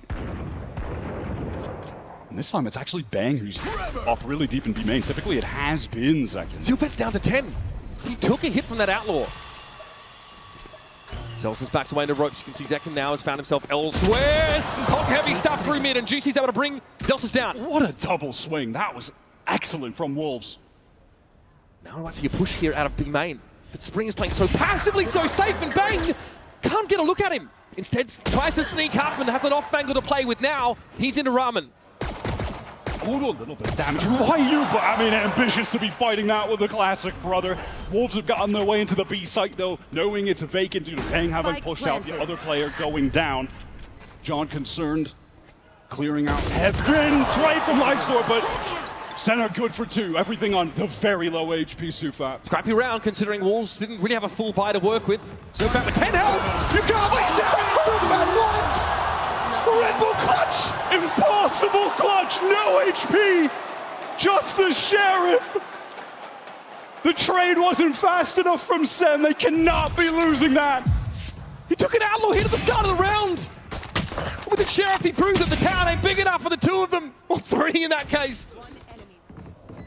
Unbelievable. It's barely checked for. He ate that Outlaw shot earlier. One of the only players that actually had full armor. I think there were 2 for Wolves. Yeah, that's a stand-up. That's a stand-up. Even the little bicep flex. Did you see him in the gym earlier? No, that was Forsaken. Down there. Forsaken. That boy's looking shredded, not gonna lie. I mean, you have got to call your timeout here. This is the second Sentinels timeout for the map. Called in round number 10. Kaplan very adamantly trying to assert himself here. As that really should have been a Sen round, dead to rights. It's that individual brilliance that really comes to shine on a stage like this one, Wyatt. Nobody could have seen that coming. Wolves were doing a great job controlling the map early, but Bang, heroic again in that round. He gets that trade on the Spring, catches out YU, who's playing from Sewer, then they get in 3v3, they trade things down. There's just no way they should lose that. There's just no way. Sufat is on one at the moment, and this is just an aspect of Wolves. They are volatile, but when these players are hitting on the same day, they have shooters. They are so dangerous. But when things are going wrong, they're disjointed, they just look like a totally different team. You didn't know which one you're gonna get, but we got Wolves at their finest to open up this game. Spring actually wants to challenge the smoke here. It's playing off that wall. Earlier was very passive when this dark cover was up. He has to suspect that maybe the Ori's got tucked there in B main. We'll check back in on that story. Paranoia is going to keep Juicy at bay, but Bang still feels like he needs to give up a fair amount of that space. Center making a multi-man pivot towards this A site. I mean, typically when noise had been made there, Wolves are just hard committing. You know, they had a couple rotates to move, but that was like 20 seconds left. Sen have typically had a great read on these situations.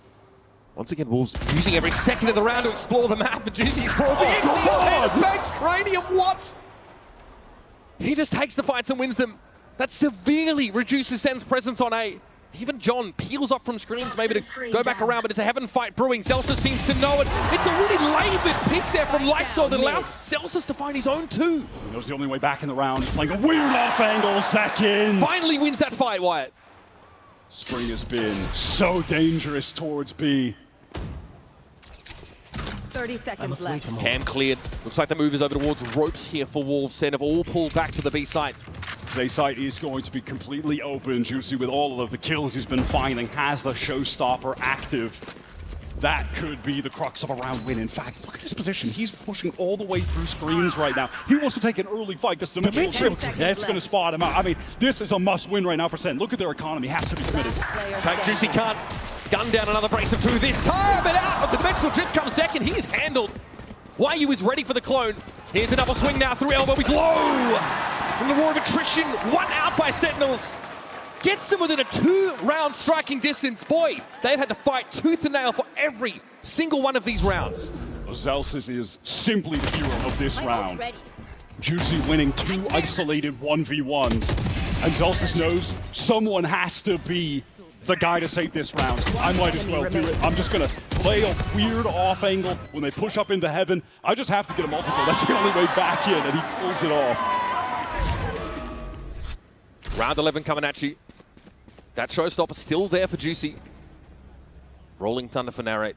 Hell of a lot of ults right now for Wolves. They've got that showstopper to get into a site or even one away from the Nightfall and then throw down that pit to close things out in the post plant.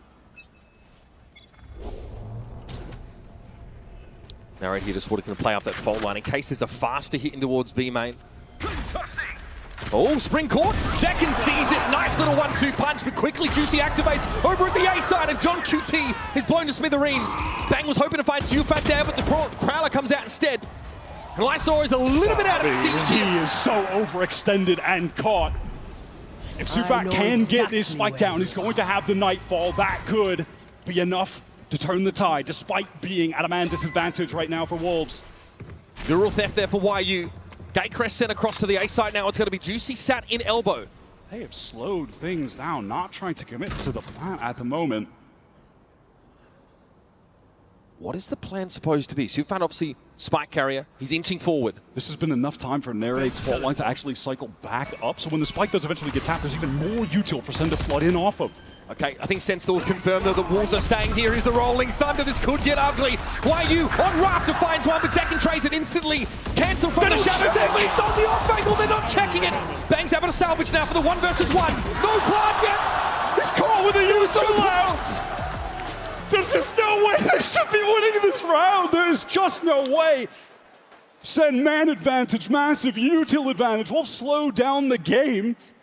Less time when they actually have to get the spike down, where Sen can exploit that by flooding in, pressuring so hard.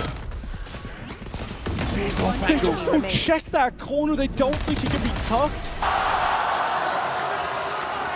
I definitely think there's some overheating going on in the Sen camp now, and there's no more opportunities for Kaplan to intercede. That looks like a bit of frustration coming out from Narrate late in this half. Attempt. Bang goes to take that 1 versus 1. Look at the buy now from Sen, their last chance to get around on split defense. Only 4 to their name before the side swap. And this time there's a lot more presence in B main. Zekinen had to be ready in the double swing, catches him off guard. Narrate peels off the line, doesn't want to handle it. Wolves, in this round, they say, all right, Spring, you're starting to have a little trouble. Let's get you some backup, stack up with multiple players. This time, we're going to overwhelm Sen, who have been happy to fight for that space to find the opening pick. Love that decision from Wolves. Bang is tentatively looking to retake this ropes position. And all of Sen are grouped up. 3 down mid. The Wolves are pretty diligently trying to clear their way into B, but this will take some time. This will buy some time for the flanking troop of Sentinels to wrap around. It's being watched for by YU though. Better weapon. No stingers are not going to hit hard enough at that range. Now the Nightfall over to the B site. Nobody here for Sen. They've all peeled off. There's more on the flank. YU checking for it where the camera sees it all. Paranoia comes in but only catches onto the Cypher. There's a real fight here in B main. And Wolves slap Sentinels down. Narrator's had to jump into the pit. No other choice for it. He gets rid of it though with Spring falling. That's the Viper out of the way. Now Narrate can heal back up, but Juicy's waiting for him. It's a 8-4 half here. Wolves introducing Sen to that Chinese Valorant in the most brutal way possible. They are being outshot. The mechanics right now are just simply better for Wolves. Spring, dominant. Juicy's entry is incredible. All right, we're going to do a break, folks. When we come back, more of splitting this game between Sen and Wolves after this.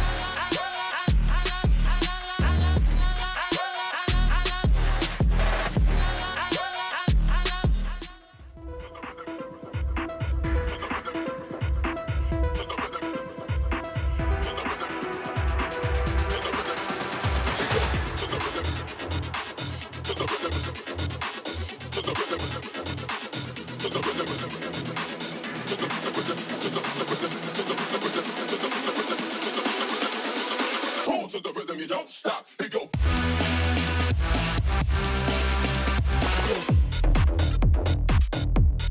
Watch that.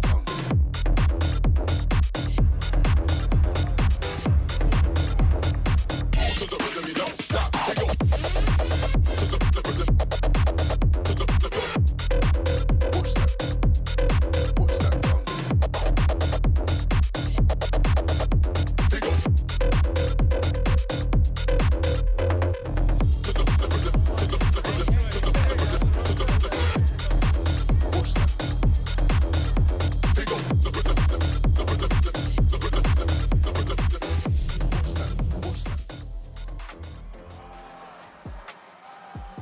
Into this second half. Remember, it's really a measure of how much damage you're able to get out of each credit that you spend. And again, between 50 and 70 is really, really good. Sufat definitely getting bang for his buck with that quick two-piece to clutch the round out at 10 health. Oh, yeah, the Sheriff, that was certainly a peak for him. And after that point, there just really weren't many situations at all where Wolves were having to go for big buys, having to eco. Their economy was stable throughout that entire half. The number 3 seed from China, who honestly, in a world where EDG doesn't have a generational crash out in their sort of domestic playoffs, and not even here, are absolutely handling Sentinels here on Split. Holding them to only 4 defense side rounds, 2 timeouts already blown by Sen, frustration already bubbling to the surface for this North American squad. Coming into this game, you're acknowledging the peaks and dips that Wolves had. The fact that they 2-0 Billy to qualify, but then lose 0-3 to Billy in the lower final. This team, when they're hitting, though, like they are today, individually are so sick. I mean, Juicy, Sufat, Spring are putting on a show. The 1v1s, the raw duels are just going the way of Wolves right now. Sen need to wake up. Lysol gets first contact here at B. This is going to draw Sufat over towards that side of the map through spawn, but Sen far from committed. Waiting right now to just play off of this fault line. Dark cover is going to get thrown down B main by Lysar over there on B, who's stacked up with Sufat. Prowler Replayer is going to get some information onto Bang. Sen just slowly taking their time, posturing up. It's looking like an oncoming B split. That smoke indicates potential ropes control, but Sen do not have the players on that A side of the map. Definitely going to see them pivot here. And they're trying to cut off Rafters with that smoke to maybe take Heaven control. He's a Paranoid that collects cleanly on a Spring. Juicy, though, playing from within the smoke, deals with Zelsis.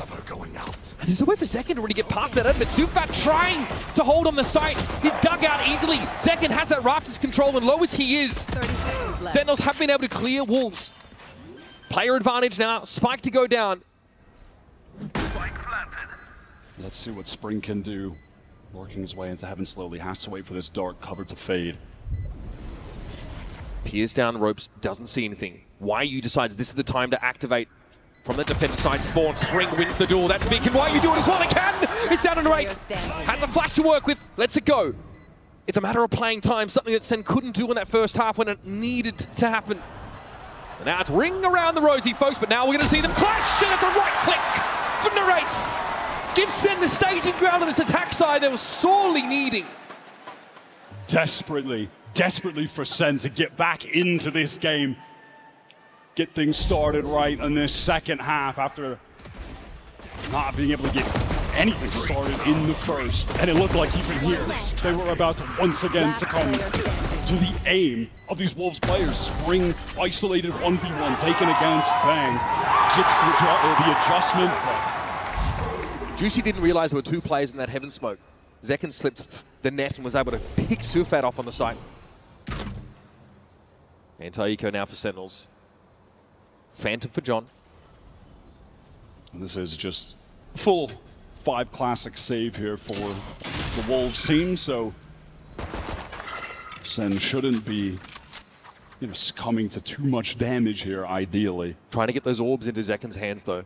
Get those dimensional drifts rolling early. Yeah, that is the name of the game when you're running Yoru. That has been one of, if not the most relevant meta ults this entire year. Round defining. My camera is laborious, but the cam is cleared. Sentinels crossing to take that heaven control, but as we speak, Wolves are coming up from ropes. Spraying through the smoke, Zekin, much to his chagrin, takes some damage that is seized in place. He's able to get at least far enough away from the snake bite, and even a paint shell is committed by Wolves. That's a lot of util drawn out.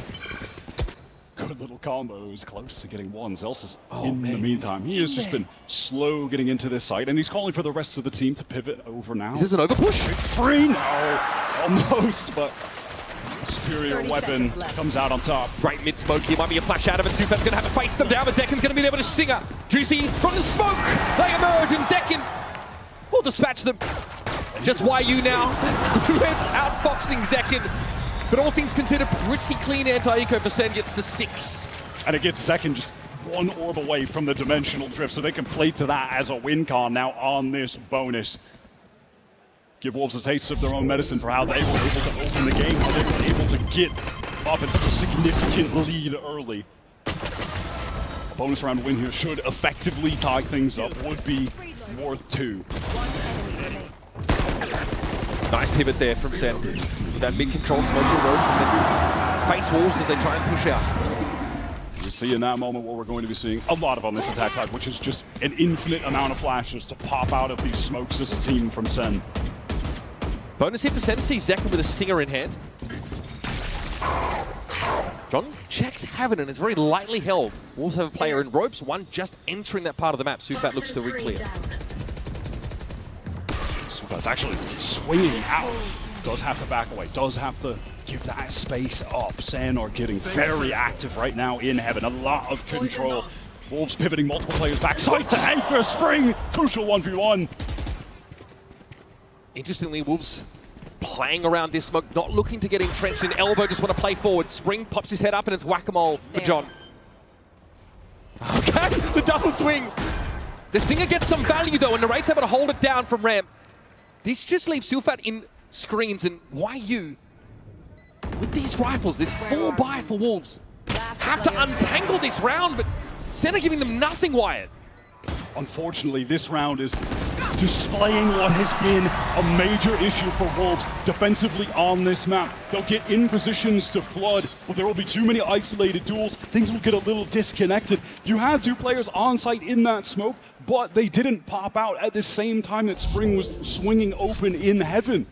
He just goes down on his own in this moment to John. There are 2 players to his right, but there's no one to swing out to help because it's just not coordinated on that timing. And this is going to get Sen an opportunity to tie the game 8-8. This is really my worry for Wolves coming into this map. There's no initial anchoring presence on that site for Wolves either. They had to awkwardly filter in as Heaven's being taken.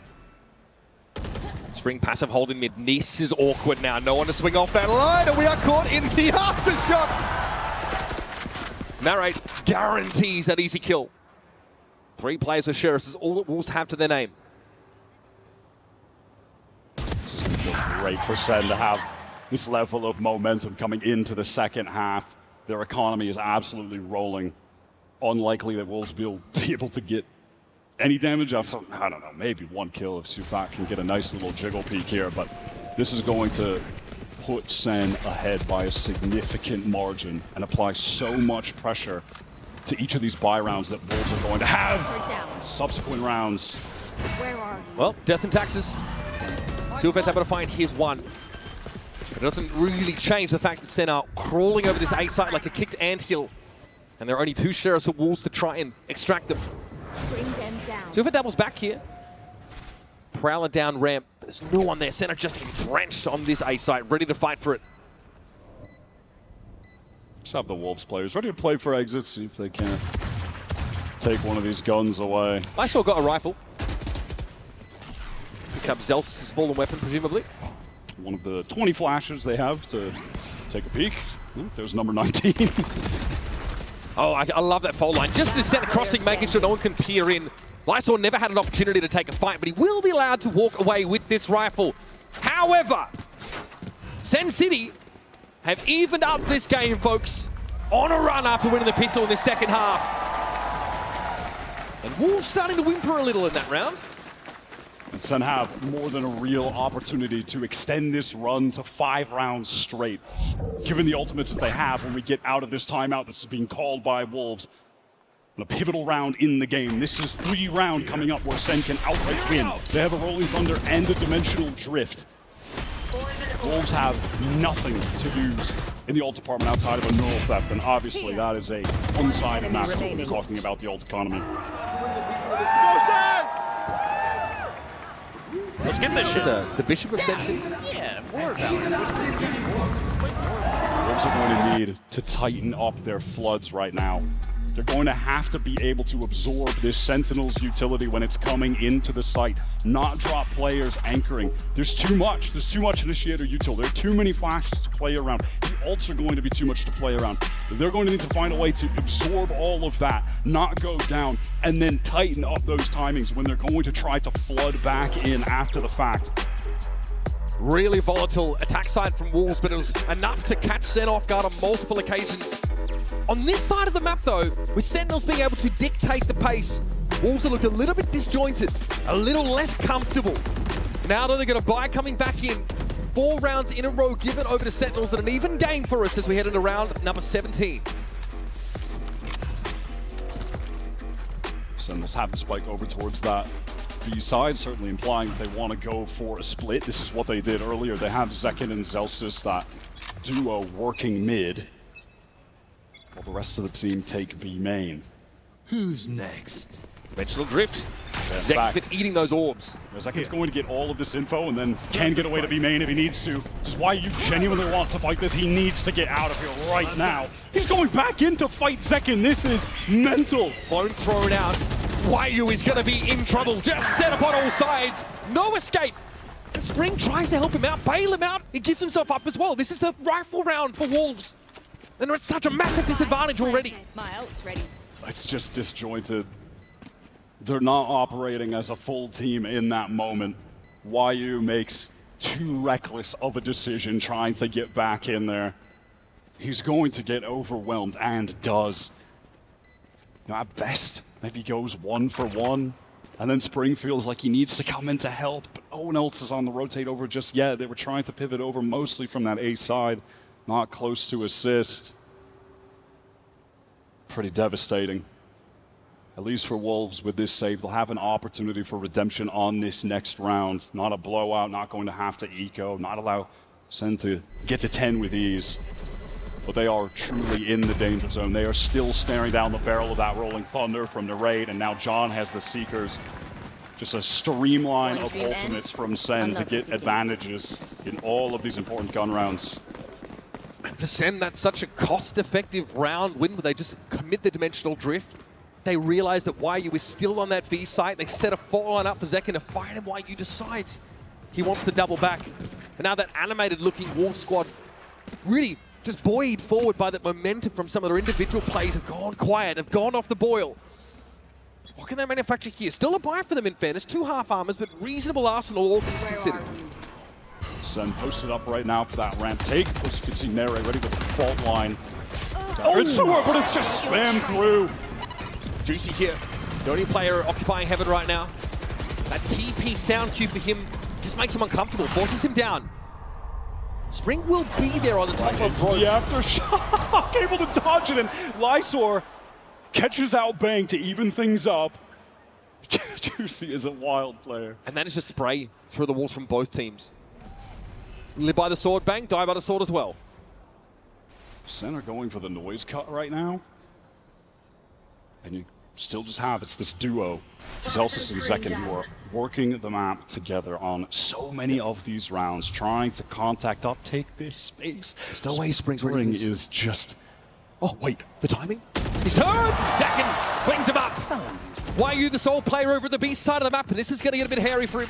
Does he choose to try and fight, to commit to this engagement? Got a trap wire on the side. Cam also set up. He's going to play close under rafters, but he is overrun by the double swing. 30 seconds left. Juicy ascending with bleed, fighting through tier 2 to make it back onto this team when it wasn't a spot for him in Pacific.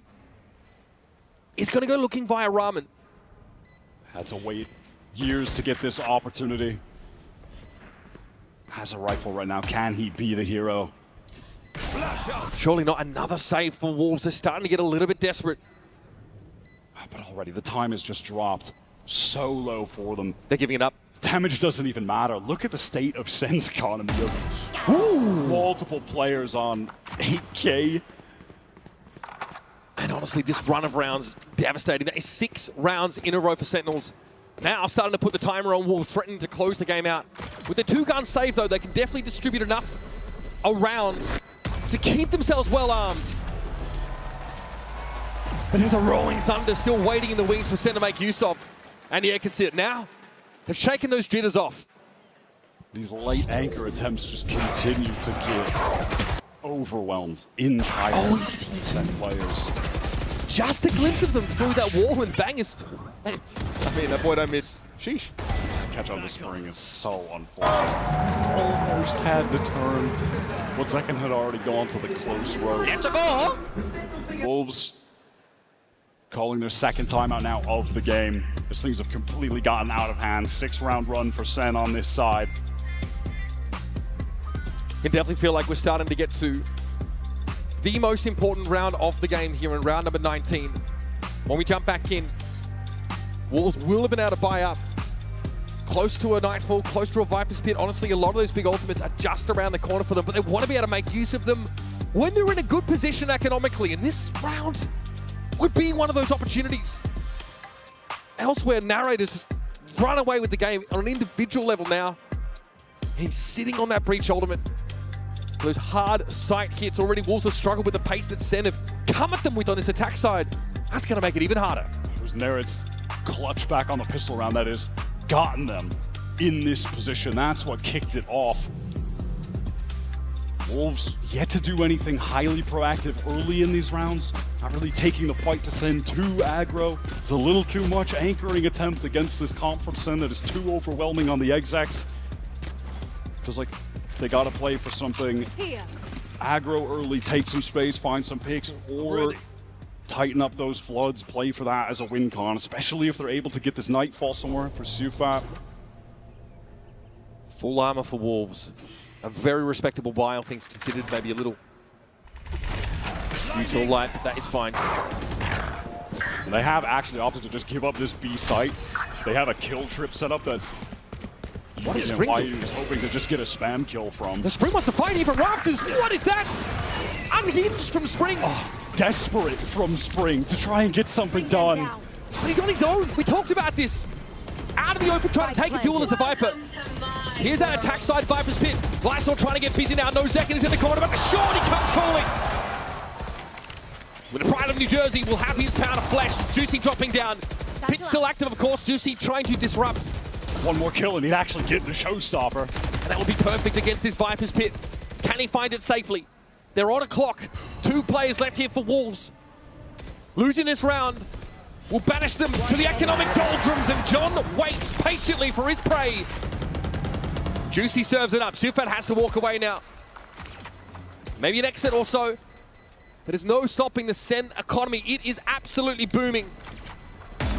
Sufat will do what he can.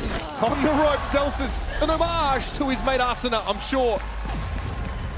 That's Sen with 3 rounds in the lead, and we're out of our seats once more. It looked like Wolves had the right approach there. They were just playing off of a kill trip. They give up the site, allow the stack on A. So if Sen do hit A, they've got 3 players there ready to go. And then when necessary, we'll move over, pivot into a flood, or just go for a full retake. Either one would have been highly recommended over that disjointed effort they came in. So unfortunate.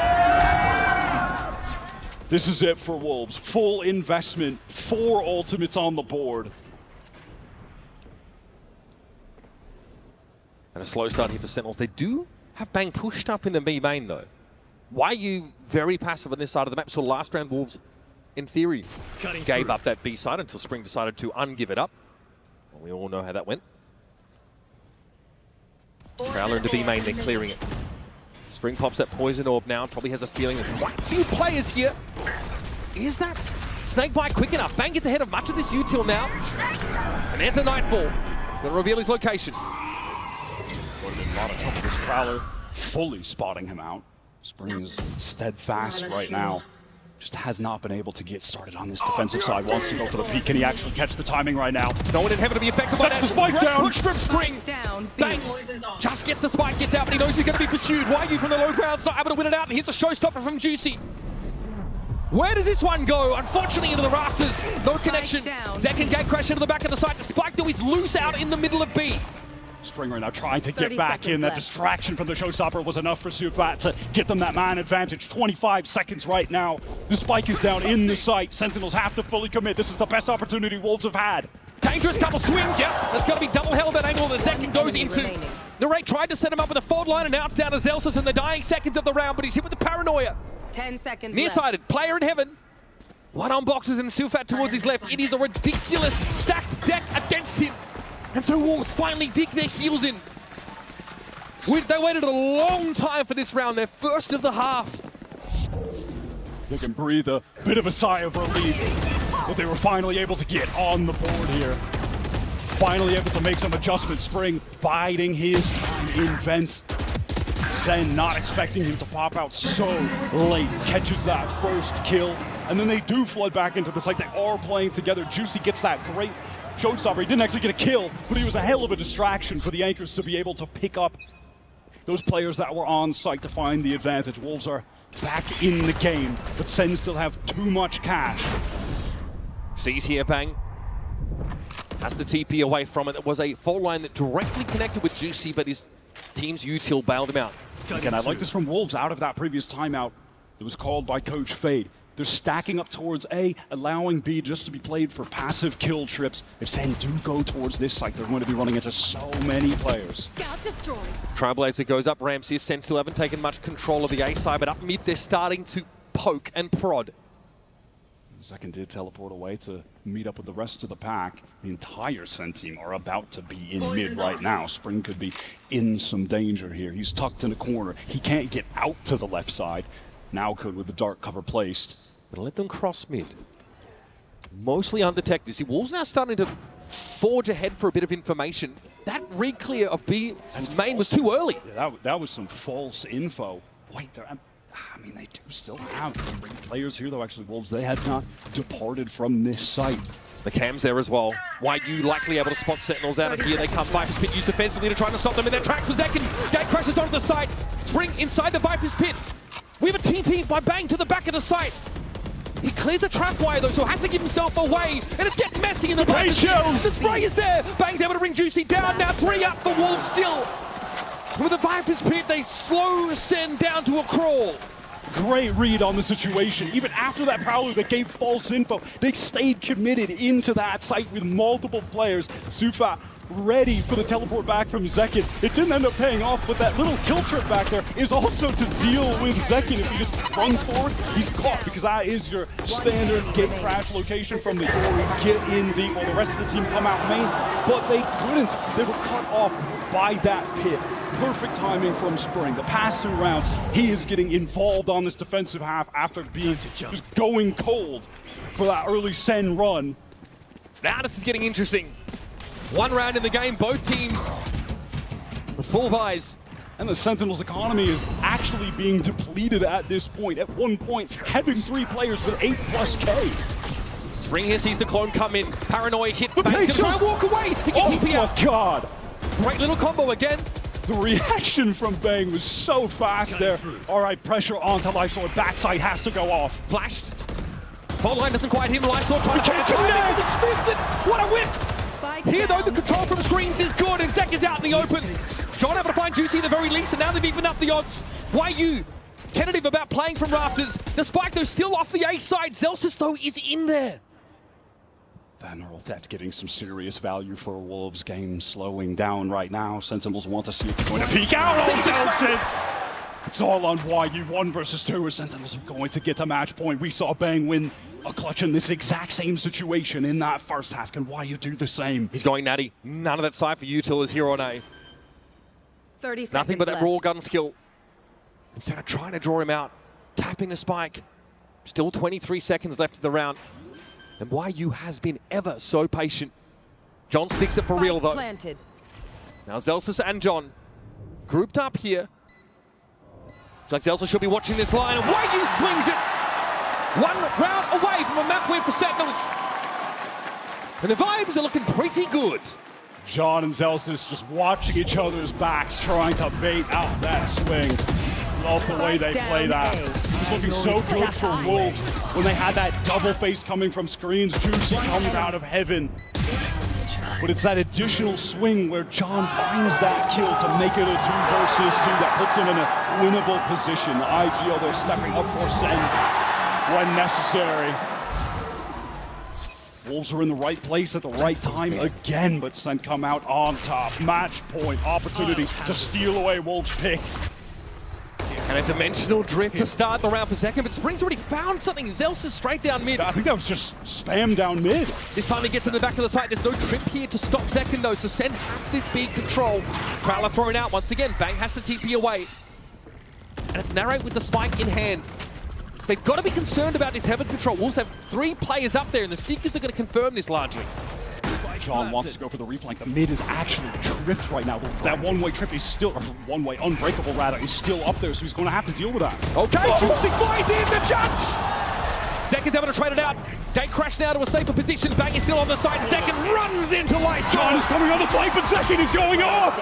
Just John now. They know he should be here. He had to break the trip. The timing, John's going to commit to the site. Spring down through the smoke. Sufat on the other side of the dark cover. John, very, very low, but he's buying time. He got it to half. There's no way. There's just no way he can stick it. Sufat saves the map for Wolves. Gets it to half. Then knows that John can only give him a tickle of the avian variety. Just throws a flash in, and that's all he can muster.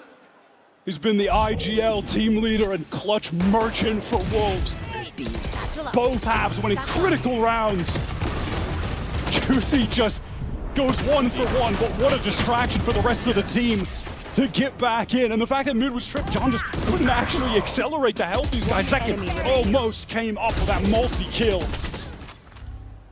And now it's awkward for Sen. 2 stingers to their name. And now that we've just gotten into this retake, better flood territory, Wolves are wrangling this game back.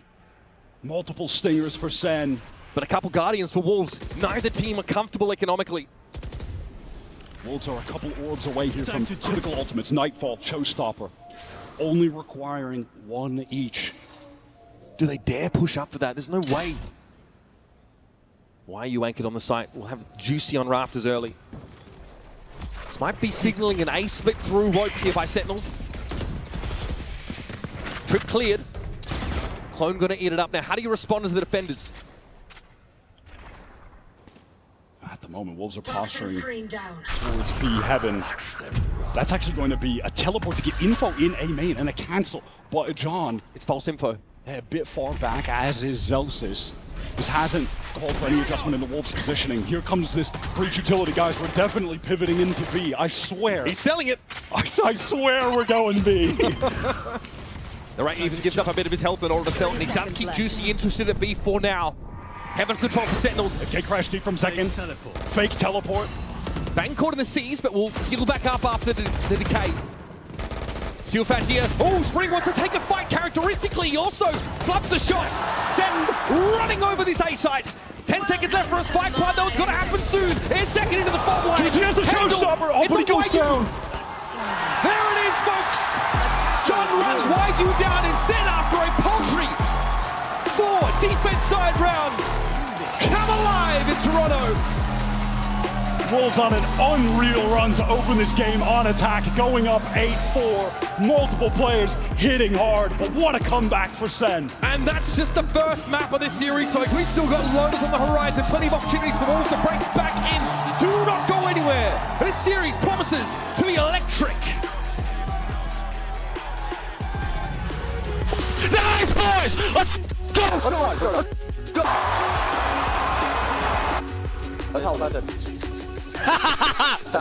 Let's go, boys! Nice, John! Go! Bro, this mother smiles at me, bro. Win this shit. Got mine, and that's what matters. This, bro.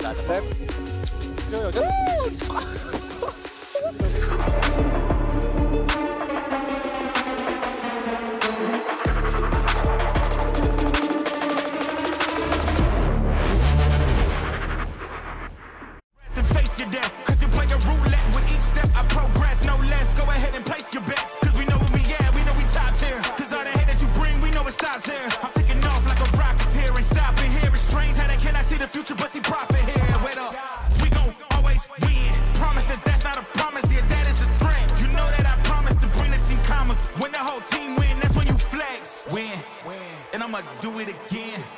Watch me win, then watch me do it again. I don't really like committing to things. I'm scared. But when Verizon announced that I could lock in a low price for 3 years, I mean, yeah, that's what I'm talking about. Can you hear me now? Hey. Let me show you how the folks does it. Oh man, I was just getting warmed up.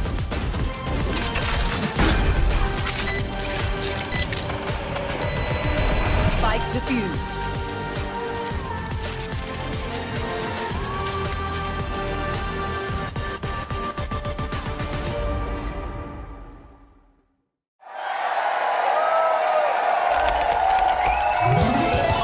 Red Bull gives you wings. Don't play with your karma. Don't do it with a kink in your armor. Don't do it. Don't fake like an actor. Don't do it. Tell a lie to your pastor. Don't do it. Focus like a laser. Focus when you leap from the rafters. When you leap, better off going harder. Going harder. You don't wanna be a martyr. You don't want when you flirt with disaster. When you flirt with this.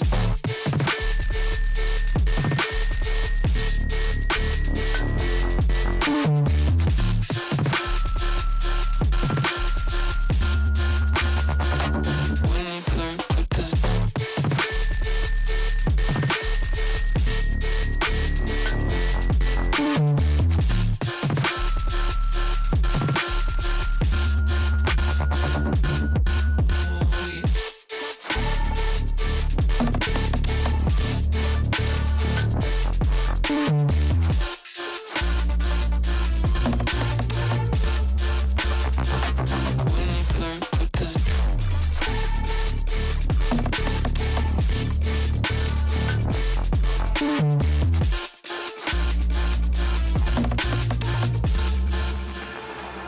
Don't steal from your brother. Don't do it. It might tear what you're after. It might tear. Prepare for the danger. Prepare when you call out your master. Call him out. Don't trust in a stranger. Don't do it. Get killed or be captured. Get killed. Sabotage in the parlor. You don't wanna be a martyr. When you flirt with disaster.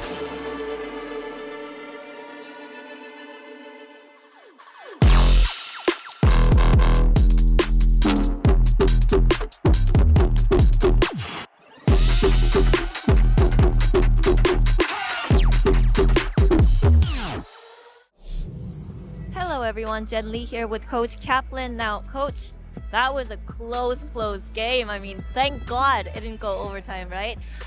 Did anything surprise you from the side of the Wolves?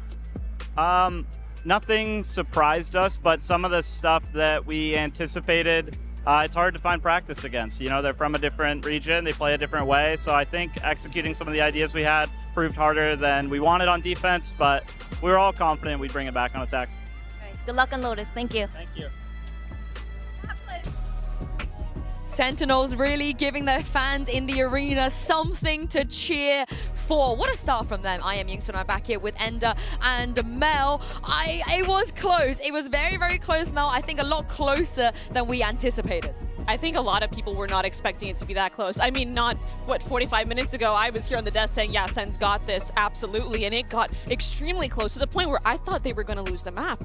I mean, honestly, the first half, like, they were getting crushed. Like, Spring's lurks were so effective. I think the just clutchness out of the Wolves players was looking incredibly good. It wasn't until the second half when Sentinels got on to attack, Narrate had those few clutch rounds on the pistol and on the bonus that got things swinging back in their favor. Yeah, and that brings us to our Verizon high-speed moment, and it goes to Bang for an incredible 4K at this point, and to even keep them in this match. Yeah, and again, it's all set up with a Narrate stun. These 4 players flood out. There's a flash from John QT, then the stun from Narrate, and then Bang just lines them all up. I mean, this is Sentinels team play at its final, and it's Bang to shine. I mean, this is like the perfect dream situation as an anchor player. The stun hits, the flash hits, and no one's looking at you. I mean, this is just the meat and potatoes. This is amazing. You gotta feel sorry on the other side for Lysor as well, because he was playing in that position a lot in the second half. Thanks, Celsius, for that. But Mel, Lysor, 2 crucial rounds, maybe whipping a little bit, maybe the pressure on stage, maybe could have made the difference. The difference in between those positions, like you said, played the exact same position, but the difference could not be more staggeringly different. Like, there's one round where there's 2 sets of util, and there's one round he's just dry peeking. He has opportunity, but he can't capitalize. And if that was the first time we've seen John QT play Sky on Sentinels, he hasn't done it for this team yet. Was that the plug-and-play that you expected when you saw the agent select? To a certain extent, right? The Teo, the Sky both give some information. I mean, Sky is actually even better in terms of the info, but I think that what we were seeing a lot from John was more sort of set up for his teammates to go into sight with the flashes. There were a lot of rounds where Narrate was actually banking flashes deep into the rounds, and it was him comboing with the stun to go into the sights, and it was just so many of these 5-player hits that John just kept calling over and over to win on the exec game. And I think that's a great read from him as an IGL, understanding the win conditions of their composition, because Wolves on their side, very slow game plan, very contacty. Yeah. Sentinels, IGL, like John, completely understanding that they need to have very tight executes, and the ults especially, the ult rounds were just beautiful. The ults were a consistent winning factor for Sentinels, because in that second half, they're down 8-4. It's looking grim for them, right? But winning pistol, winning the bonus, that sets them up to get their ults online first. And then, because they start winning these rounds with their ultimate so quickly on the 5-player execs John was calling, you have so many situations where the Fade and the Rays from Wolves are saving on those players, not getting their ults online. It wasn't until round 21 that they had a Fade or Rays ult. They win that one and make it close. Yeah, as we move on to the next map of Pearl, this is where our questions go towards the side of Narrate. What is he gonna play? Not Pearl, sorry, I trolled. Lotus even. Lotus, there we go. I wish it was Pearl. It would have been fun between these 2 teams. But for Lotus, what does Narrate do here? You know, Sky, probably not. Probably not, right, Mel? Yeah, and I think that's something from Wolves' perspective, it's kind of hard to prep for. I mean, already the first match that you're playing at Masters Toronto, you're already going in blind considering the map pool changes and the patch changes, but especially when you're dealing with a team like Sentinels where several players in the team can play Initiator, it's very hard to predict what's going to happen and who's playing what. Yeah, honestly, I'm expecting to see some Fade coming online. I think Fade's so strong on this map, and if it's plug and play, Sky is a split map, or Split's a Sky map, Lotus is a Fade map. Yeah, and I can't wait to see what we're going to get in terms of comps. But for now, let's send it back to Jen and see what Coach Fade had to say ahead of map 2.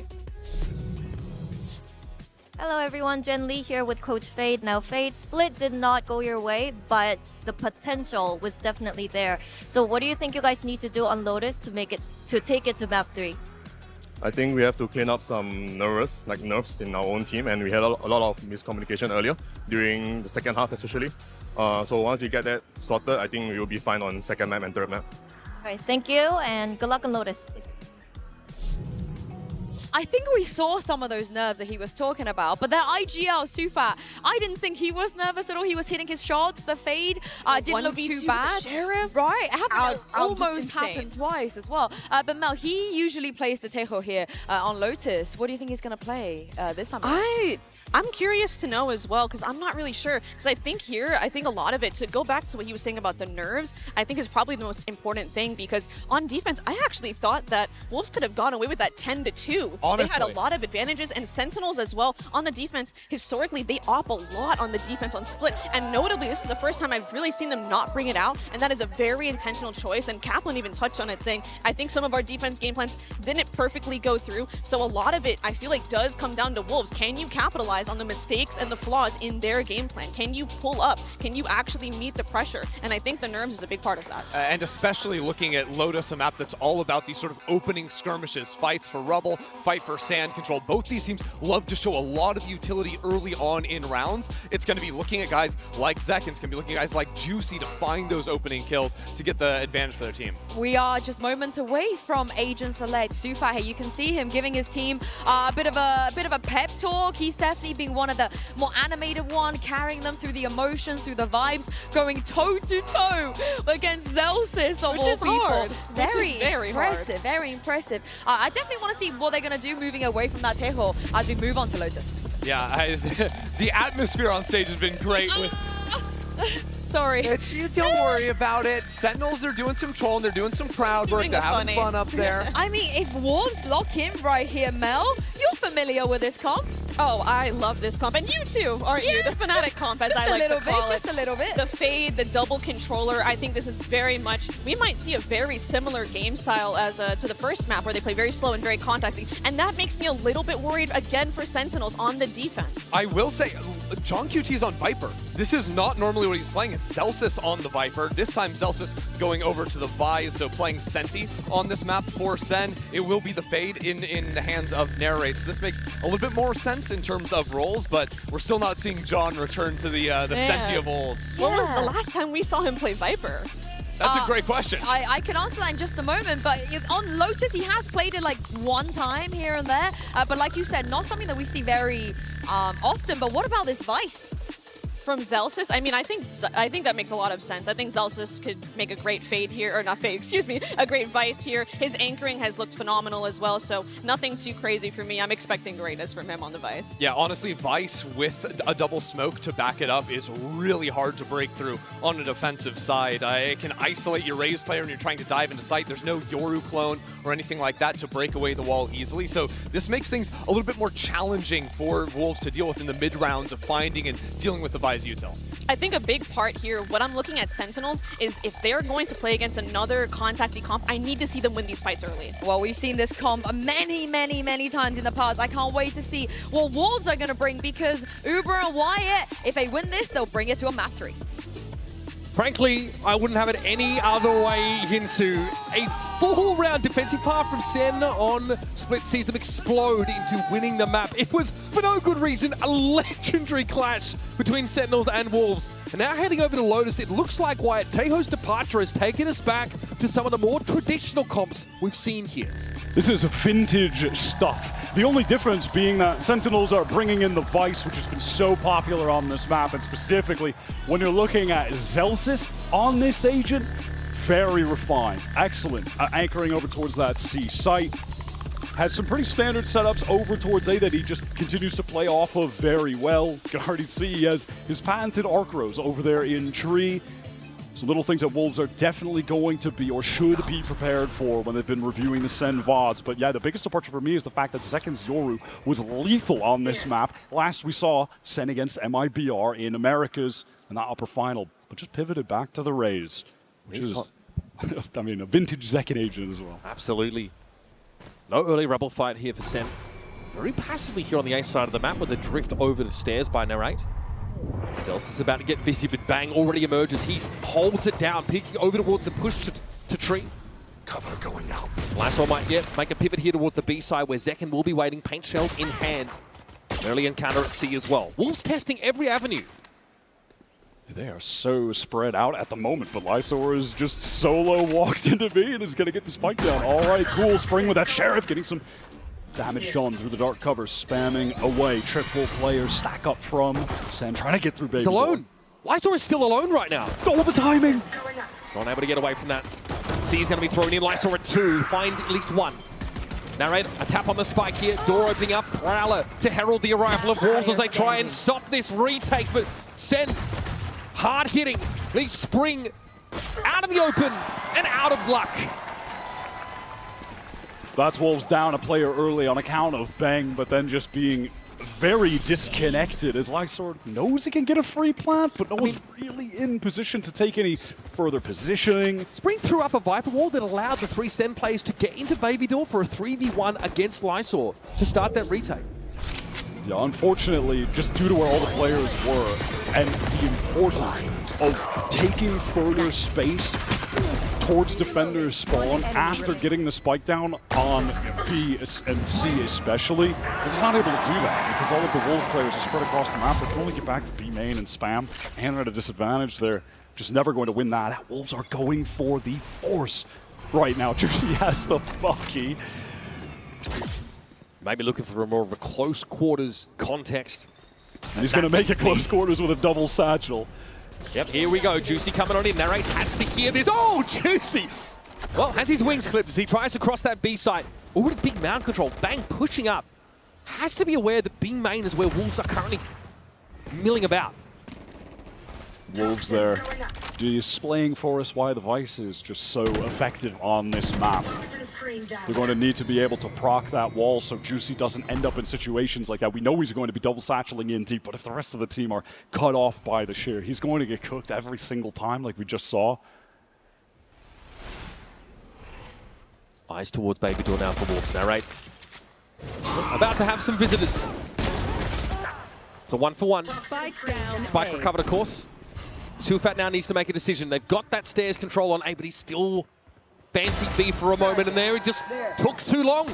Zelsa's caught a timing on Spring, and now Tufat's got no choice but to go towards the B side, where Zekken will be lying in wait. 30 seconds left. Again, unfortunately for Wolves, the players are just so separated from each other Bam. on individual missions, and this, what looked like attempt to be the Stinger rush onto the B site was ultimately just denied by the Sentinel utility, and from there things have slowly collapsed. 10 seconds While you're left alone, surely going to be going down to Zekken here, closing out the round in pretty clean fashion for Sen against the buy. So opportunity to get to 3 here now against Wolves early. Get a nice little lead on their own map pick. I like what Kaplan said. It was interesting to hear from him just on that map, the difference in play from the regions. We're not scrimming against teams like this. It was hard to get our own game plan online because we're just not used to what Wolves are doing. Because Wolves made that force in round number 2, they've really got so little to work with. And this for Sen is an opportunity to build a massive economy on his defense side. Of course, that Outlaw's still going to be getting value for Zekken as he pushes up and gets space on Rubble with the rest of the team. Wolves are triple-faced on B, hoping that someone from Sentinels will decide to go for a peek. That's not going to be the case right now. Taking it slow, hoping to collect some orbs. I mean, back in the meta of Lotus, when these comps pretty much ran for an entire year, the game was really ult-orb dependent. Getting those showstoppers was of the utmost importance. Wolves get the sheer wall. Only about 6 to 7 seconds before they can circle back to C. That does seem to be the plan, though. Or slowly extract themselves. Fighting for Rubble might be a dangerous proposition for them, but Narrate is the one with the ghost. I'll find you. Perhaps an easier target to knock down. Confirms that there's at least one player still here. Bang's going to have to play off of this fade positioning. Just ready to send out the paranoia off contact. What? Okay. No way. There's just no way. That shouldn't be happening. That shouldn't be happening. Now it's going to be on Zekken. A little bit awkward. Outlaw with a ton of targets to find. And Juicy trying to get across with a blast pack. That's 2. He'll fall off the line now. Paint shells to follow up. Out of charges. Peaks with the classic. He's bought enough space, though, at least for Sen to get the reinforcements in place, and so they do. Sufa is so far away right now. He's in B, having to go through Baby Door. Spring is going to need to do even more work with his Sheriff. And it feels wrong that the ask is on him to do more in this round. Tufat is here. Sentinels now going to make this push up. Likely a double swing. John in second here on this line. Celsius with his back to Spring's position. No! His head cleaned off. Now 2 left. Second finally shuts down the rampaging Spring. I'll find you. But up Spring comes Summer, and Sufat's about to make it hot and heavy. Backs away, no time. Plays it like an absolute champion. That is not around. You have any business winning. That feels impossible and should be impossible. How is that double setup from Sen towards Rubble dismantled? There's no util for Wolves to get out aside from using the wall to get forward. Sees what a shot! And the crosshair placement from Bang, who throws down the dark cover, throws out the paranoia. There's just no way. One enemy remaining. And then after that, Spring, could you actually do some more for us? Could you get another kill? Come on. Expertly in that moment. The second's got no choice but to run at him. Wow, look at this. Read on the economy from Spring. Outlaw, 5 one-shottable targets. Everyone from Sen on lighter regen. Sen know they've given that weapon over, though. And they know they need to play around it. 0 peaks off the seaside here. Wolves do a nice job getting all of the space towards Mound and drawing a bit of attention from Sentinels, even procking the door. Celsius wants to go for some spam in case they are actually trying to get into B main at the moment. Down to the minute mark in the round. Still nothing drawn out by Sentinels. Nothing really for Spring to look at with this Outlaw. And this is Sufa just on a solo effort to keep the attention here. He's doing everything. He's throwing prowlers. He's opening the door. He's getting the orb. And there are 3 players mostly drifted towards that area of the map. It's going to be an A re-clear again. Can bang right the wrongs from that prior round. Narrate never had to show himself there either. It was awkward, but Narrate last time they were here had only a ghost. This time they're armed to the teeth. YU is able to draw that sheer wall out, but this fight's definitely happening over towards Rubble. Sen back up on it though. 25 seconds left in the round. Wolves have to make a decision. Oh, they aren't. They're still too indecisive. They're going back towards Mound now. They're in a 2-1-1 with 15 seconds left. The round is just over. They've got no duelists. They've got no entry on this site. They can't even get past the thorns that are there. Now they're trying to get into B. This is mad. Okay, 7 seconds left and they're going to go for it. Snake bite on the ground. Lysor knows he's going to lose much of his health. And it's Zaki with the showstopper. Brings the house down on Wolves. What a bizarre round. And Wolves bleed the clock a little too much. The indecision is their enemy there. You have Sufa making that tons of noise over towards C in the mid-round.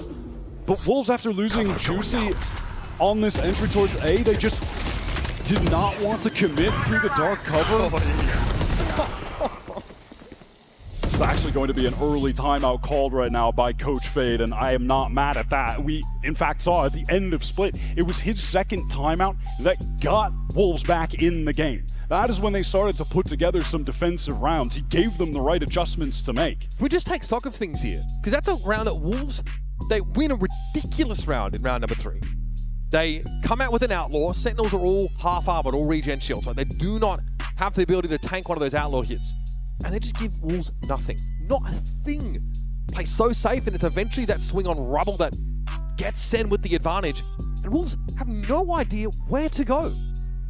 And look, one of the issues there is the fact that because it is Sufa making all the noise towards C, they don't actually have any of that initiator utility to get out on A. You don't have a Prowler that can go clear Rubble to get on to reminds me of the old MIBR solo Skylark on Sunset, you know? A deep pull, but true. I mean, accurate, but... Using your initiator to try and sell a fake, though, a lot of that util can be really valuable to gain real map control. You can just see, yeah, because then after Juicy goes down, they're like, we can't really get out of this boat, can we? There's 2 Razorvines on C. They have no raise, so they're never going to get on that side.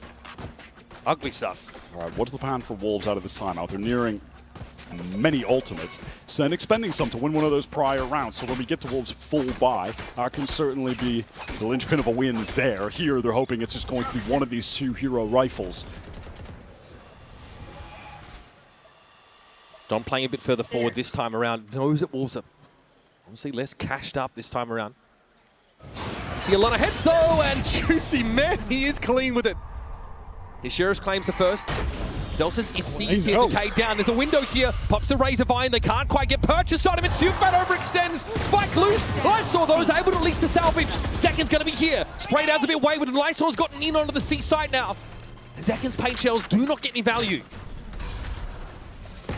Slowly trying to get towards Bend right now. Not comfortable getting the spike down just yet. Narrate has a fair amount of initiator utility to use to get back in, and Bang is on a long flank right now.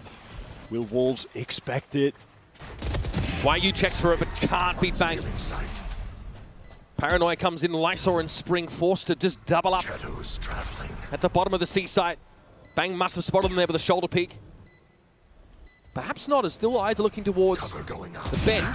There's Spring, just sees a head pop up. That's stunning stuff. Eventually, though, taken down. It's Lysor with less than 50 health to play. Time is of the essence, and Sen are fully cognizant. They'll have themselves their 4th round. Credit to Bang there, able to win the duel on the flank. That is the highest impact kill in that situation he could possibly find. Then you have the other 2 players being encircled from multiple different angles. Look at a brute force solution to trying to get Zelsis out of that corner. I mean, I'm not mad at them fighting it. It's just that they didn't really fight it together. If they both kind of got out and were spraying, they might have just gotten that kill in clean fashion. But they weren't doubled up. Zelsis getting that one was pivotal as well. Zekin is 8-1. Night and day comparison to his start of his split game. Running it back on the raise after all this time. We really have not been getting much of the Zekin Rays, if at all, this year, but that is his, or was his go-to agent. That's what he was known for, the flex Rays play. Here comes Juicy fast into the side. That's a dodge. The Arc shut down. Straight into the Razor Vine as well. Zelsus now wants to assume some more control, but he's likely hurt this TP forward by Lysor. He gives up the site. Play for the retake. And in the meantime, YU did actually find a kill with one of the players from Sen on the cross towards B. Bang teleporting over to assist. This lockdown is going to keep the Sentinels team at bay. Should give Wolves a free plan here. Yeah, look at, I mean, how much of Halls this covers. Wolves also pinging the one gap in that. Oh, John, that is stunning. Yes, detained, but there's no chance for Wolves to follow up on this. Spam down through the smoke, finds to be another one. Here's the Nightfall down from the attack side. Wolves want to try and assume as much control of C as they can. They've even committed a Viper's Pit to that effect. Yeah, this round is must win. They have to send it all. YU spam kill. Spring in the pit, dancing around. Narrate finds him before he decays too low. That's a Viper's Pit now gone. YU and Sufat in this corner. Zelsus and Narrate do not have the util to clear them from this. They're going to have to do it the old-fashioned way. Spray down through the corner. Zelsus exposed himself to Sufat on the tight angle, and Narrate does not have the health to bail Sentinels out. A hard forward, long sword after second round here for Wolves. They committed all they needed to, must win round, excuse me, and they are able to take that down. Spring just somehow connects a miracle shot on the second player that was swinging through the pit in that final situation. But a good usage of their ultimates, no doubt. YU was crucial on that round too, early. Pretty standard for, you know, your Sentinel position. They're going to be taking a timing on B, waiting in main to hear those footsteps on the cross for someone trying to get over to Waterfall towards C. Little jiggle peek and he wins the duel there. That's just always on your mind when you're a defender and you need to get over to that site. All right, we have a mild audio issue down here on the stage. So that one will be rectified pretty quickly as headsets are already being replaced. We get Wolves, they spend pretty big in that round, right? Get those ultimates in play, they make use of them correctly. It's a lockdown that John disrespects. He's playing in halls, he just spams down through that smoke, he's able to find one. But Sentinels are not aware that Sufat's tucked there on bend, right on that spike location. And they just didn't have the utility to dig any of those Wolves players out of position. So very textbook, hit on towards the C side with that raise, double satchel initiator. Now though, without some of those key abilities, can Juicy make use of this showstopper to once again clear that space, maybe force them back into halls on that C side?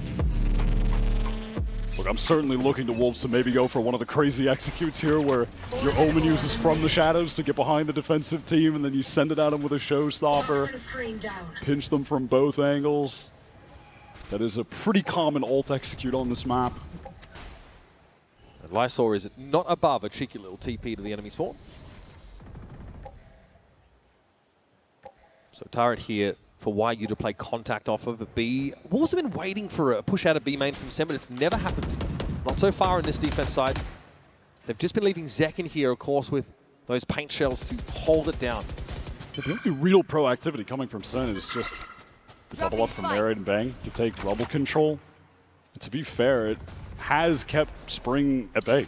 He hasn't had opportunities to be able to lurk up off of his wall, which feels very unspring-like. I mean, on split, he was taking the fight to them all the time. Here's that showstopper. He's waiting on those sacks. Can't do anything. On the snake bite. Couldn't actually cross. Sheer wall did come up.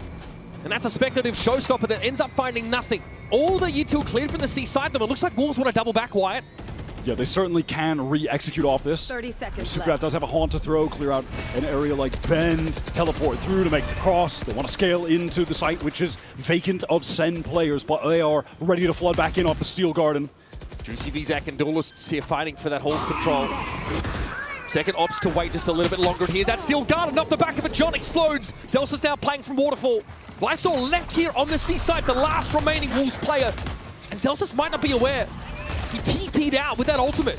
So now Wolves in a position to play that retake, but Zekin's already got it to half, and Wolves might not be aware of this. Narrate's able to spray them down through the poison orb. Zekin got off of it briefly, but he'll full stick this, and Wolves are none the wiser. That's just disaster for Wolves. They have to all retreat into Mound after the Steel Garden is used, and the spike just isn't planted for them. the round is just over at that point.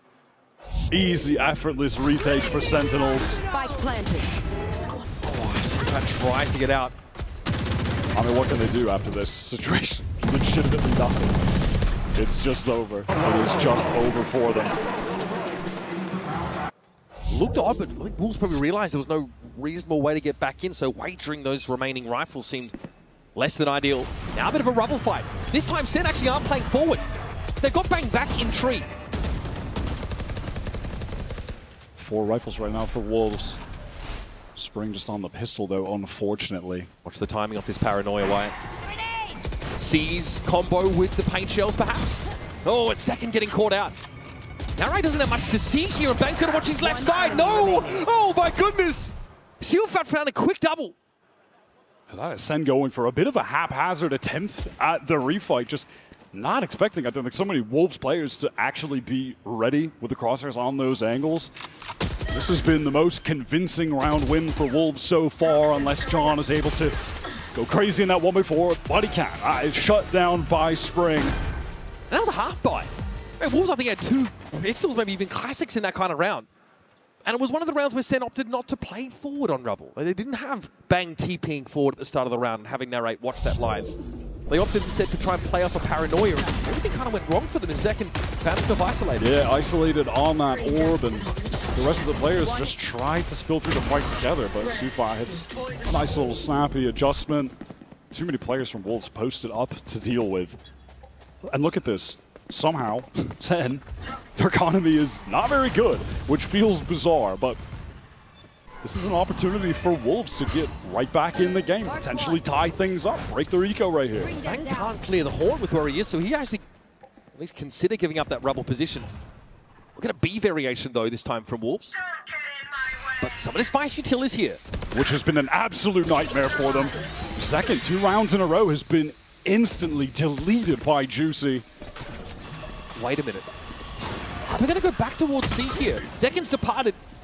Obviously very early in the round.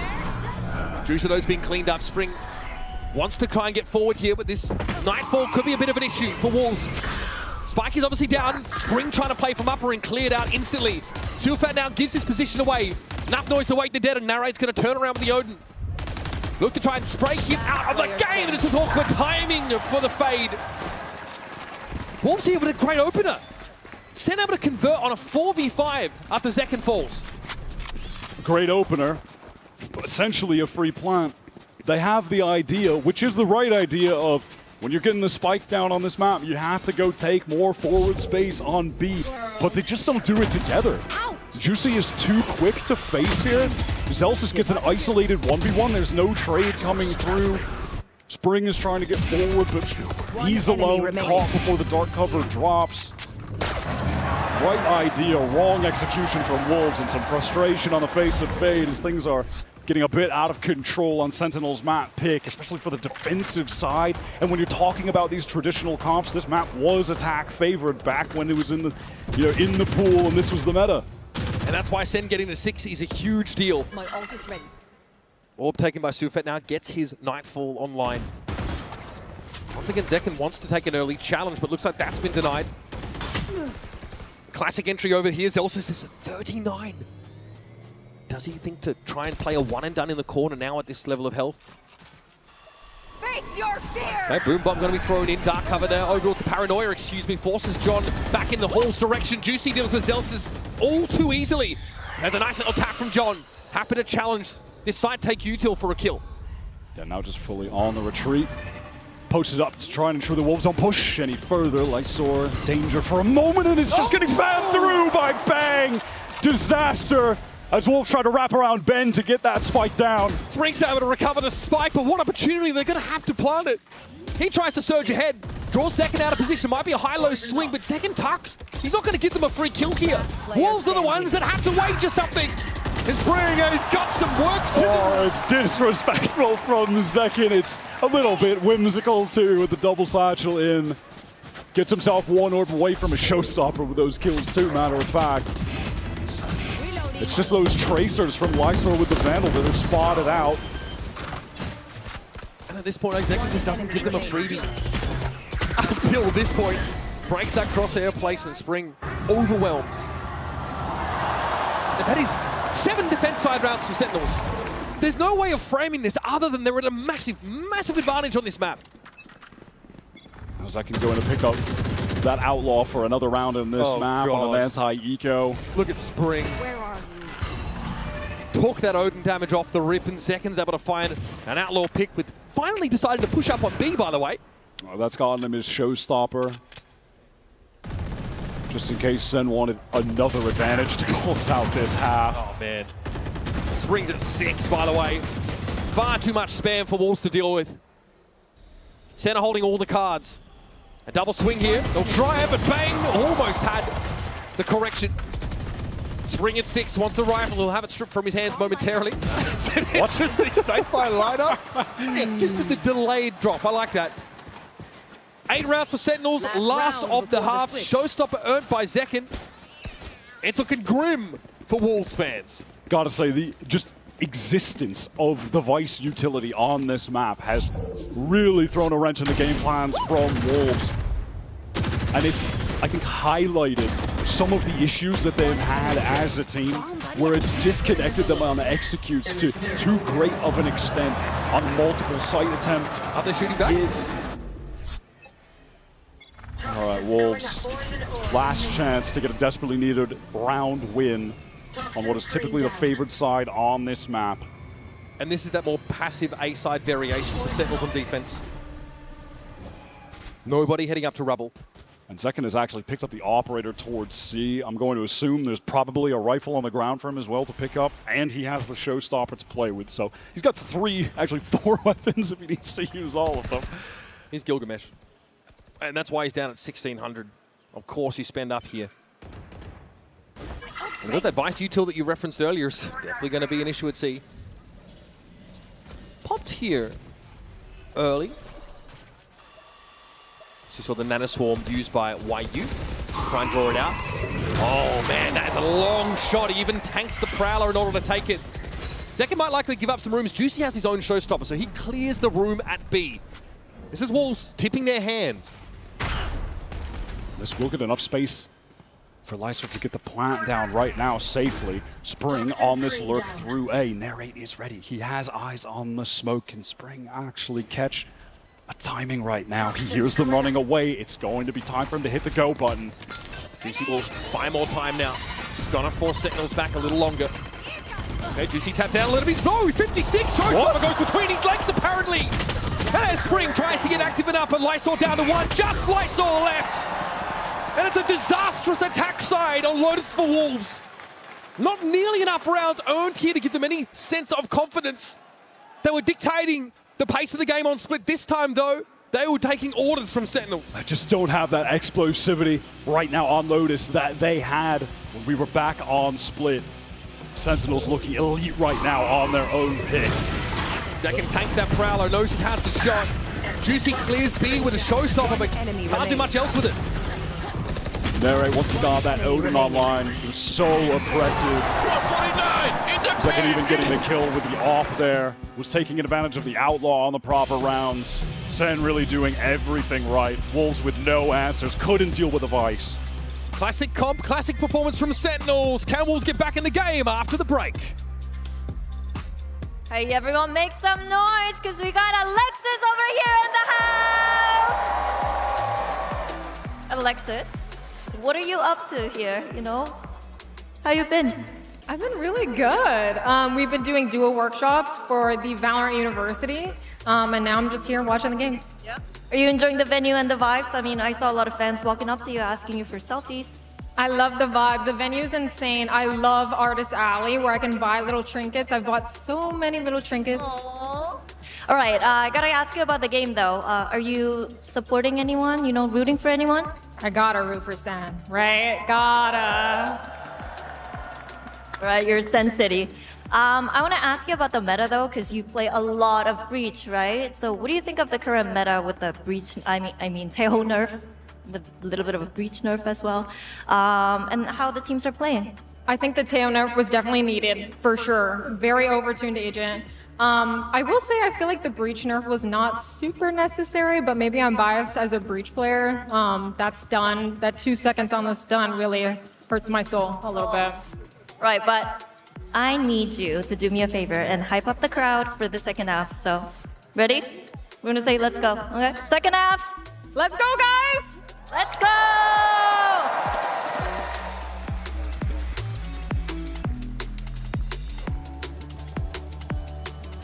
It's all happening here at the NKS Center in Toronto. Sen City have landed, and after a rocky start to the series, it look like they've stabilized. Time for your Coinbase Econ report here. Remember, this is a factor of the damage you've done divided by the credits you spent. So really about how much impact on the game you can have per credit. Zekin bang up there, certainly, and that's even with Zekin buying Outlaws, dropping them, buying an AWP, still able to get so much value out of everything he was spending that cash on throughout the game, which is obviously also reflected in the score. Sen on the less favored side for Lotus, especially when we're looking at the comps we have of the old meta, which is back as the new meta. 9-3 is just so tough for Wolves to come back on. Their attack side was the favored one back on split. Let's see if they have it in them here. Spring, he's been hitting. But the rest of the guys, they need to come to life. Let's make them dance. All right, folks, we are moments away from jumping into the second half of Lotus. And like Quiet said, the challenge has been issued, a 3-round attack side for Wolves. So the pistol is where it begins for them, a huge comeback. Not unlike the one Sen had to undertake on split. Juicy had a tough time on attack. Unfortunately, was just sent in and isolated by so much of that utility, was in unwinnable situations. Maybe here on defense is where he can turn it around. He was a star for the team on map 1. Tentatively, Sen are starting to encroach here. Pass box, they've checked that. Baby Door, of course, untouched. And in tree, Lysor is going to be waiting. Wolves may be looking for an opportunity to explode out from here, but they're going to have to make some noise and getting rid of the door. Tree control taken, but now Sen looking at it, Baby Door. Supet's able to stop them. What a bouncer! You shall not pass, he says. Still wants to over push into the spike location. The race having to get a second, but it's on Zelsis. Sheriff in hand. And a heck of a job to do. Well done from Wolves, just swinging out together there. 30 seconds left. All of the Sentinel players just kind of clumped up, playing by the orb, trying to get towards Baby Door.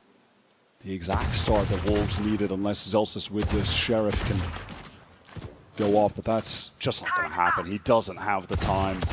There's simply no way. Wolves getting back into the game here on defense. Let's see if they can try to go on a similar run. Juicy with the grenade out there. Zelsis hoping for a little bit to be offered up. That's not to be.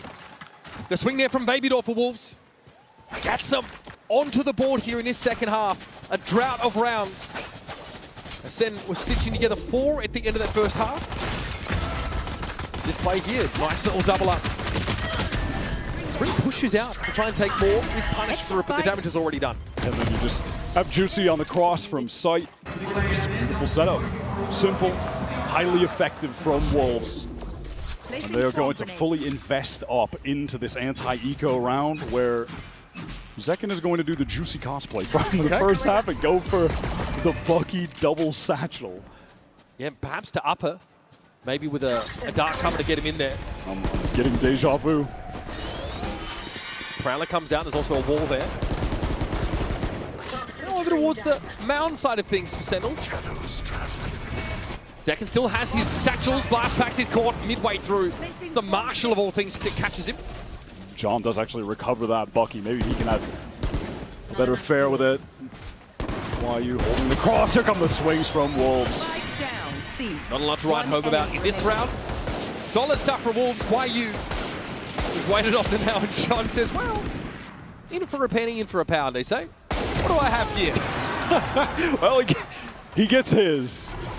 Unfortunately, that is just the Marshal down, but they'll take what they can get with the Bucky investment, which does end up being a little bit awkward into this. Zekin is just going to have to buy up into a Stinger. Well, we've got 2 back-to-back rounds, I will say, for Wolves on defense, where the fundamentals are just looking good.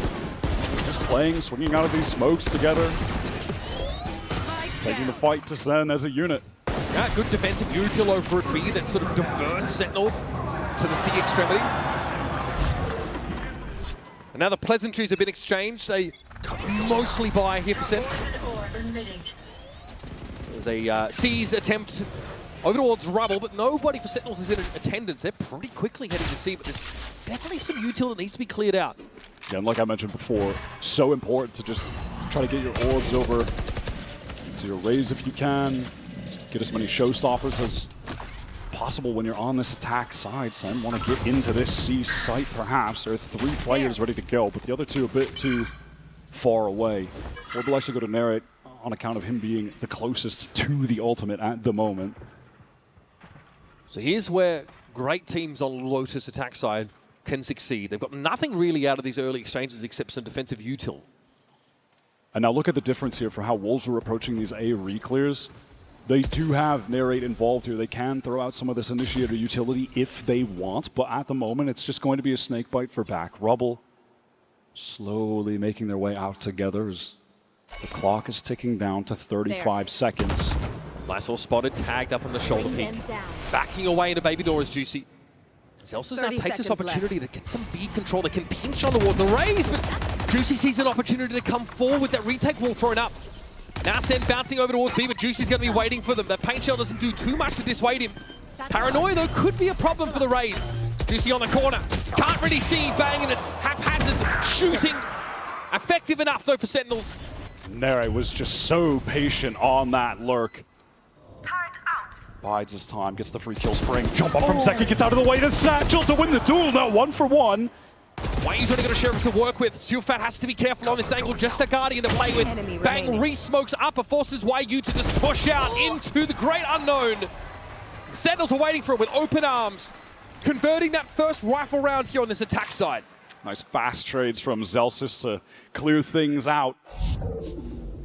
Juicy was dangerous for a moment in Baby Door when he finds the perfect timing window to swing out, get the opening pick towards Rubble. But eventually from that position, you can just feel the walls closing in on him. You're just too susceptible to any utility coming through. Sorry. I got you though. I like that. I like that from you. Yes, sir. Yes, sir.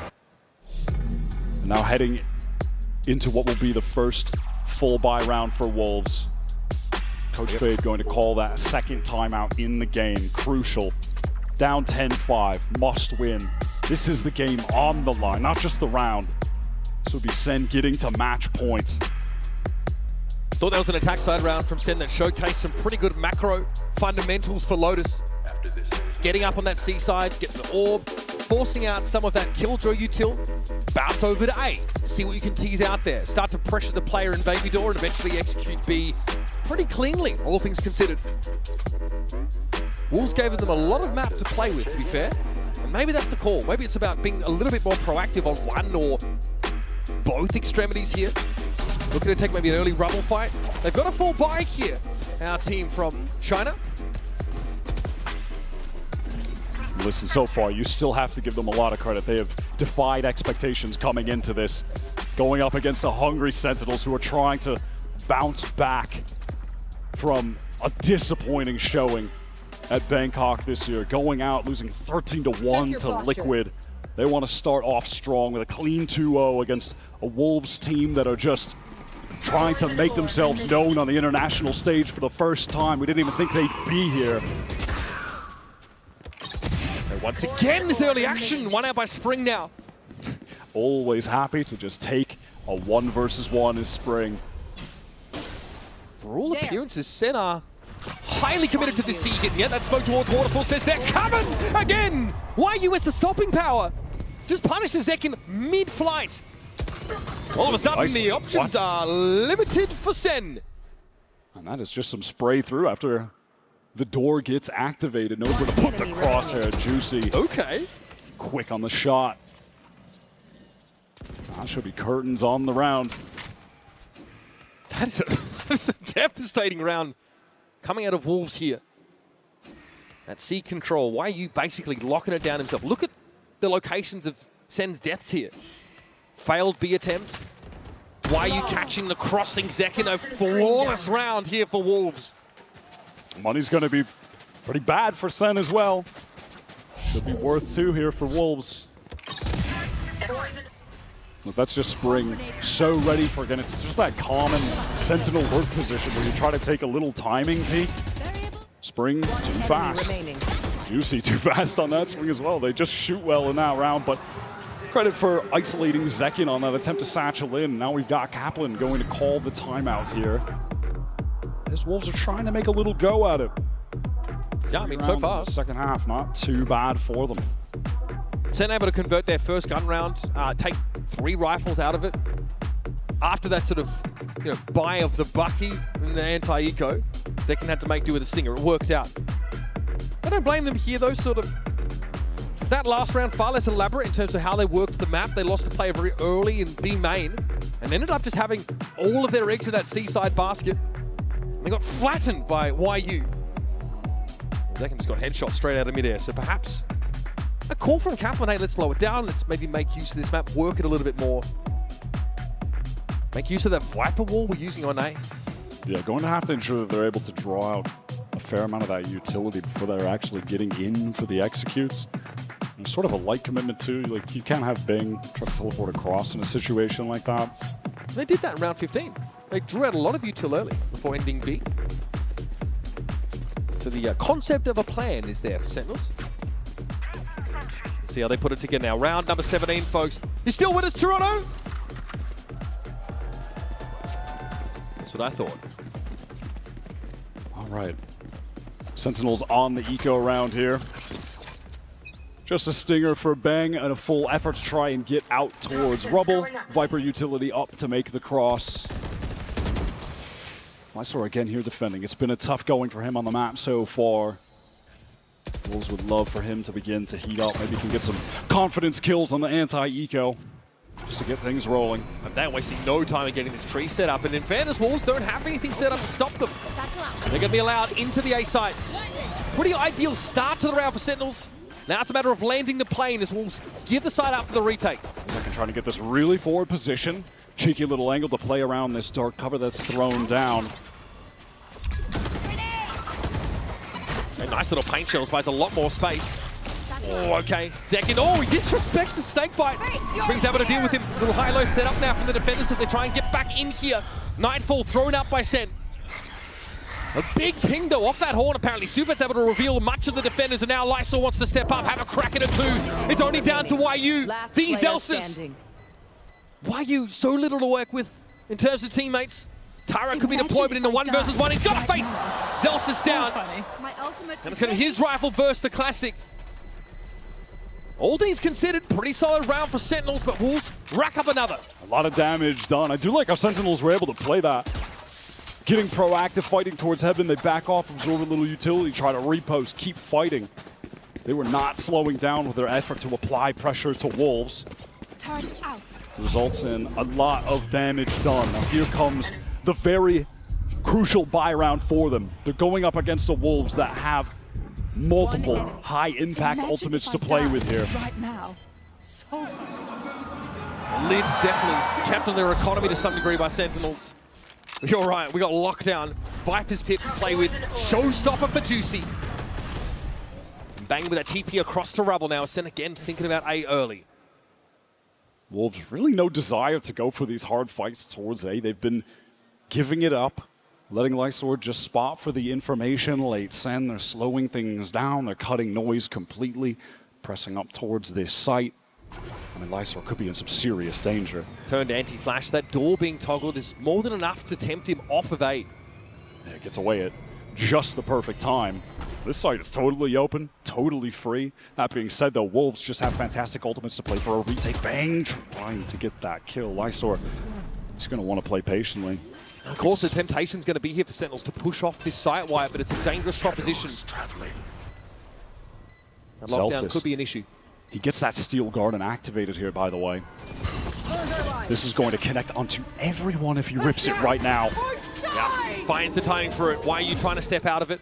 I think they mostly got out of the way there, actually. Like yeah, time is dwindling, though. They're going to have to recommit quickly. Great opener from Spring. Delta's down. There's going to be a push coming from stairs at a moment from Wolves as well, but John tucked in the corner. 1 and 2. And here comes Juicy. Showstopper at the ready, but he can't get in.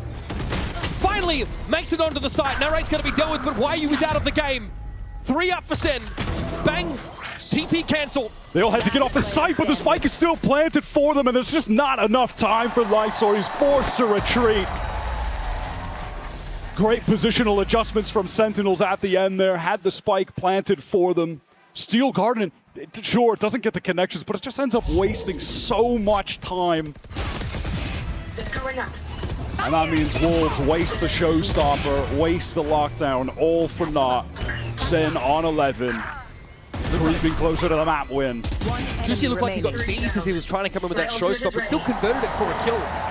But just the spacing, like you mentioned, that Steel Garden forced.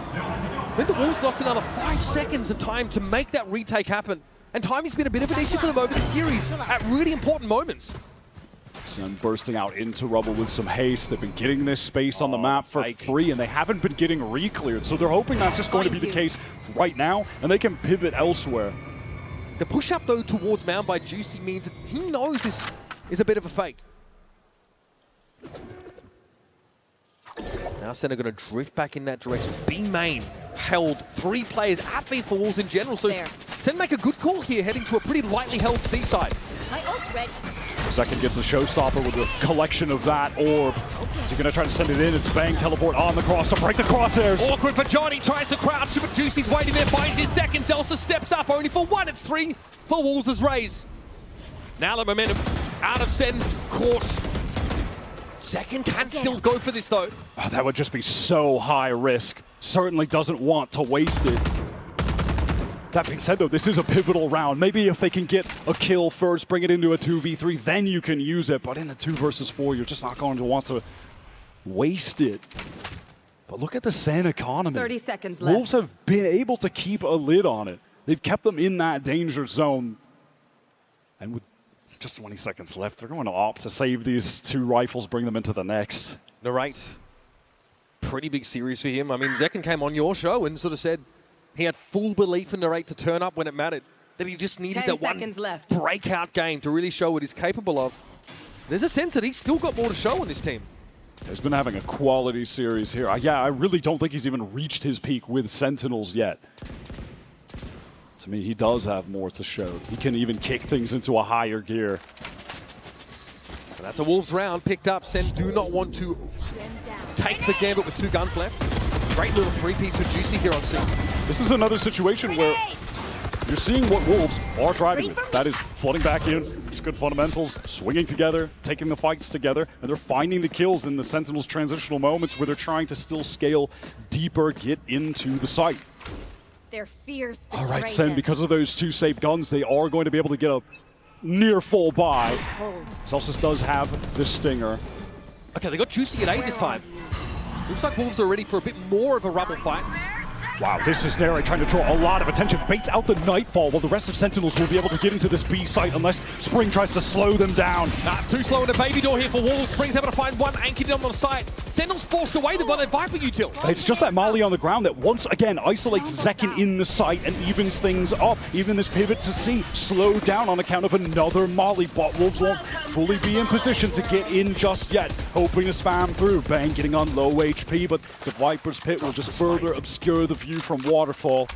Spike passed along to Zelsis by the looks. And now a bit of a nice cut even from Sentinels, but you have to imagine they're staying here because of the Viper's Pit.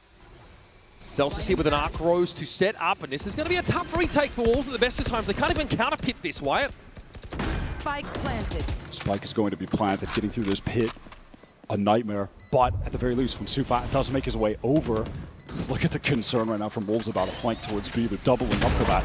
Oh, and it's just wasting time. Juicy can't win a crucial duel. And he can't double up with anyone from Waterfall because of that pit. He's solo in that position. The round is slipping away. Prowler needs to be used to spot someone out, hoping to get some spam through the pit. Oh, 1 by 1, White, they set up and they're fed to the wood chipper. I think at this point, Sufat realizes there's no point forcing the issue any further. Lysor caught out, both guns stripped away from Wolves. With an economy still to be able to buy, that is a devastating round to drop to Sen. 1 round away, Sentinels from taking their first match here after struggling at Bangkok, going 0 for 2, sent home early. You could feel the frustration from them, the way they were speaking about that tournament. Second, speaking about their failures to adapt as a team, to play together in the way that they needed to, and they've bounced back. Marshall has decided to win the round. For this final round 2, they're going to have significant ultimates to close things out. Wolves have got their full buy. Can they stay in the game? Nightfall ripped immediately onto Lysor. So much pressure towards his way. Zekin wants to get up here with this showstopper. That's a deep rocket. Oh, okay, he went for the snipe with that. No catch though, Sealfat respects it. Things slow down a little bit though. Sen have not left rubble. But they can still pull out. We've seen this before. Bouncing over to another side after some early action here. Well, Wolves will be more than happy that both ults are gone within the first 20 seconds and did not do a damn thing for Sen. They don't even really have much control of rubble. Juicy is pushed up towards box, has Spring on stairs ready to swing off when John is just trying to keep them distracted, keep them on this site.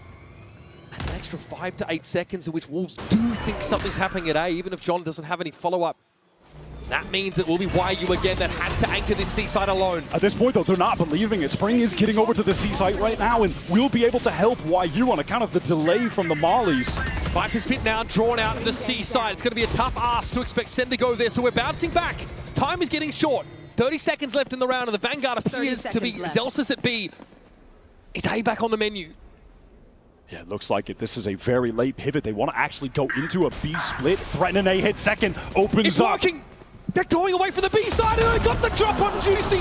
The one pick at A draws the defenders off the B side, and now it's pandemonium from Wolves trying to get back in. Lysor with a double. Zekin and Bangful well away side. Now Zelsis out of the game. John clutching for the series. Spring and Lysor doubled up. Spray through smoke is wild. It's wayward, and Spring gets it to half. Now off of it. Looking to team up with Lysor here, and John has very little to look at. Somehow finds Spring, and he doubles down! The mastermind plants the flag for Americas here in Toronto. Clutching up the game as Sentinels walk away with the 2-0. What a final round from Sen's IGL, John. Beautiful calling into that pivot towards B, catches out Juicy, and then clutches it out in the 1 versus 2. Sen starts strong, but man, did Wolves come out swinging. No one expected this game to be that close back on split. They kept trying to get in the mix on Lotus. It felt like they were always so close to maybe manifesting a comeback, but Sen were just too strong on their own map pick. Kaplan said in that halftime coach interview that it was tough to play against Wolves. They're playing a different style. We're playing against a different region, and our game plan, it's hard to get online. Put on Lotus, work to perfection, dominant defensive half. Sen are looking strong to kick off this tournament. And in a return back to an old meta, a new meta, whatever you want to call it, it looks like Sentinels still have all the tools they need to put a compelling performance forward on these maps. Ridiculous comeback in that first map, great series. We're now going to head over to GenG down on the stage for our Verizon post-match interview with Bang.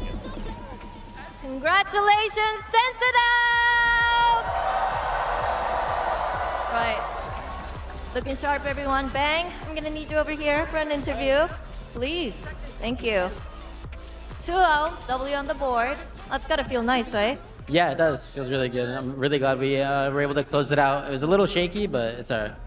Can we please talk about how close today was, especially on split? What was going through your mind?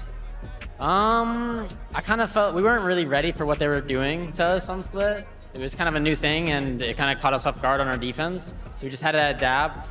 And I mean, we still got 4. I feel like we did pretty good, even regarding that.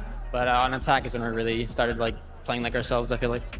Speaking of having to adapt, right? Let's talk about the Taeho nerf. Because you guys played Taeho on basically every map back in stage 1. So how do you think that nerf has affected you guys? I don't really think it's affected us as much as people think, to be honest. I feel like people are overrating how good we are, or underrating how good we are, and I don't think it has anything to do with how good Taeho was. All right, lastly, you guys are 1-0 now. Who would you like to face next? You have PaperX, Bilibili, and the winner of the upcoming GenG versus MIBR matchup. I would probably, out of all those teams, like to play PaperX the most. They're definitely the most fun team to play against, I feel like. You want to have fun? Yeah. Go 2-0. Yeah. All right, thank you very much, Bang. Congratulations once again. Give it up one more time for Sentinels!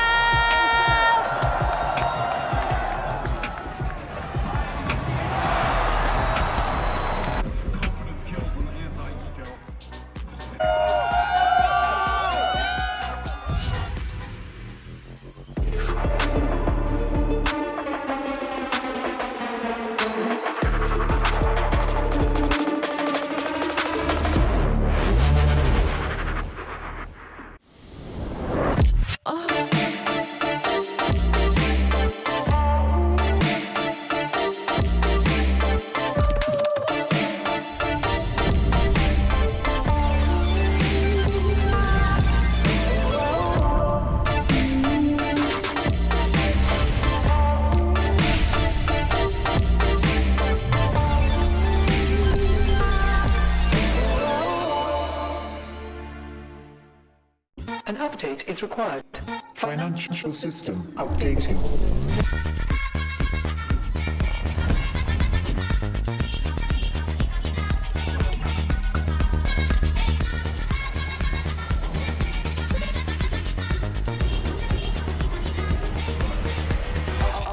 System updated. We will dance together. The future of money is here. Feels good.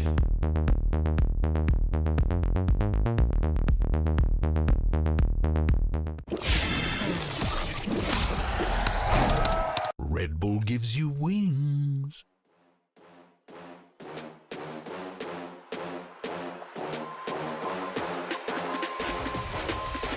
Echo of the night, we find solace, we find light in the moment and out. When you hear the music stop, I can see you, I can hear you, and I know that you are strong. You've been dealing with the demons, now you know where you belong. In the echo of the night, we find solace, we find light in the moment and out. When you hear the music stop, I can see you, I can hear you, and I know that you are strong. You've been dealing with the demons, now you know where you belong. In the echo.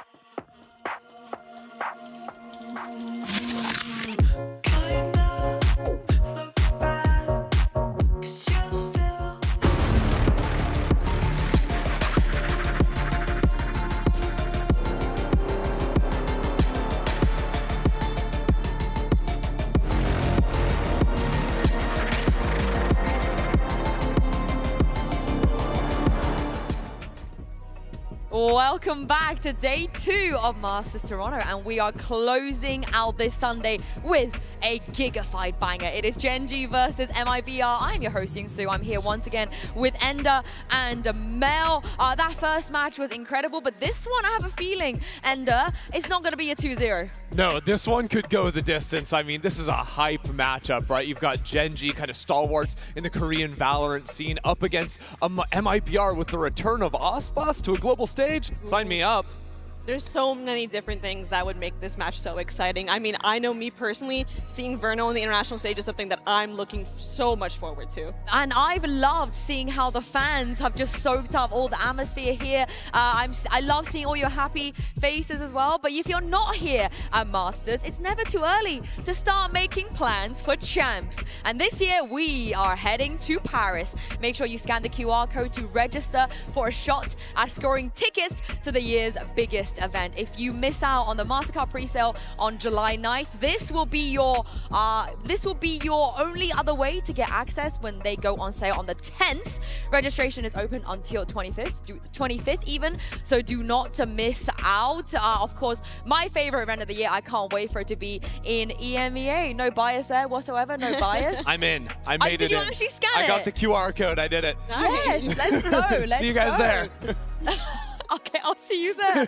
I like the confidence of you being able to get your tickets. I love that. I love that. But let's talk about the matchup at hand, because both of these teams, they could well be heading to champs. You know, it depends on how they do here at stage 2, of course. And start with GenG. Probably one of the biggest upset Mel was not seeing them in Bangkok. I think a lot of people expected them to carry on the way their year was last year. It was a big shocker, and for me, I've watched countless GenG VODs, and to me, they're just such a staple now at international events, especially after their win. So when that happened, I was a little sad. I'll be biased here. I was quite sad. I love GenG. I love the Korean teams in general at APAC, but seeing them here just fills me with so much joy. Yeah, I mean, watching GenG play, they are such a solid team. Like, it feels like they just understand the fundamentals of Valorant at almost a perfect level. They've got incredible shooters on their team. They don't necessarily reinvent the wheel all the time, but they play best comps on most maps. They play very solidly, very strongly together.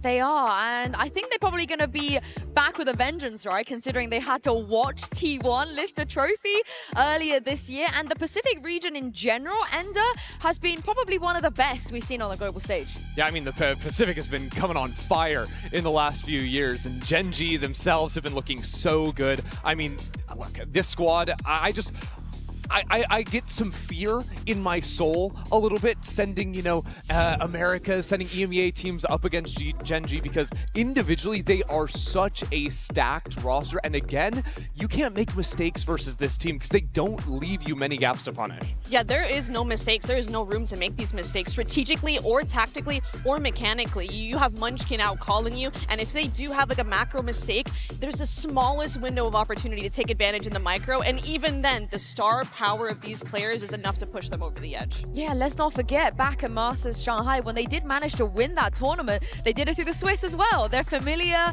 with this stage of the tournament. They know exactly what to do to get out of this stage safely. And that man on your screen, we have missed him so much. So let's check in with Texture and see what he had to say to GenLee ahead of his Toronto debut. Hey, what's up everyone? GenLee here with Texture. Now Texture, you're facing MIBR today. Aspas on the other side. What do you think you need to watch out for? Not much. Not much? Okay. Not much, except for, maybe Aspas's aim, movement, mechanics, his just pew-pewing, his unmistakable aura. Yeah. Have I missed out anything else? No, I just love that Texture. Like, I feel like we get to see a bit of his stream personality just then. I feel like normally in these interviews, he's like kind of serious, but if you ever watch a Texture stream, it is hilarious. I watch clips all the time translated, and I feel like people don't really see much of just the hilarity that he brings to a team. You know, my favorite question that I've ever asked was, you know, who do you want to play up against at these global events? And some of the EMEA players said, we don't mind as long as our prac room is not on the same floor as GenG's, because oh my God, we just really? hear Texture screaming from the crack of dawn to the middle of the night.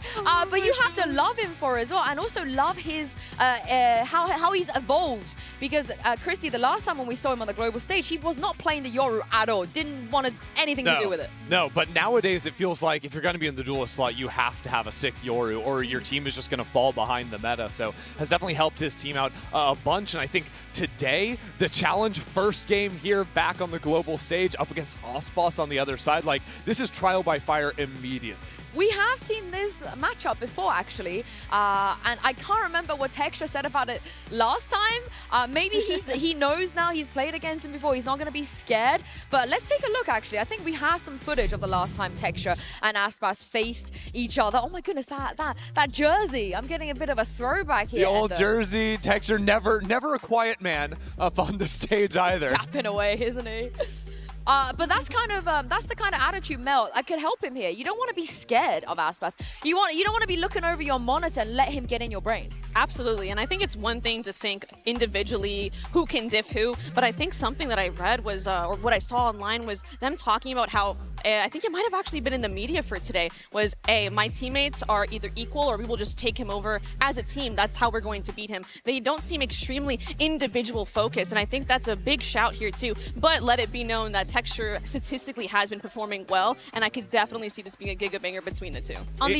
Yeah, I was just going to say, it's so interesting to me how, like, skilled these players are, but how different they are in terms of personalities. Because, like, Osboss up there is completely stoic, and as one of the more veteran players on this team of rookies, he's actually the more level head, keeping his team calm, even though he's still going to be fragging out in server. Yeah, and for the casual viewers, you know, maybe you thought, oh, Loud, Aspas, Leviathan as well, and now coming back with MIBR, Ender, is it really as simple as Aspas and Squad?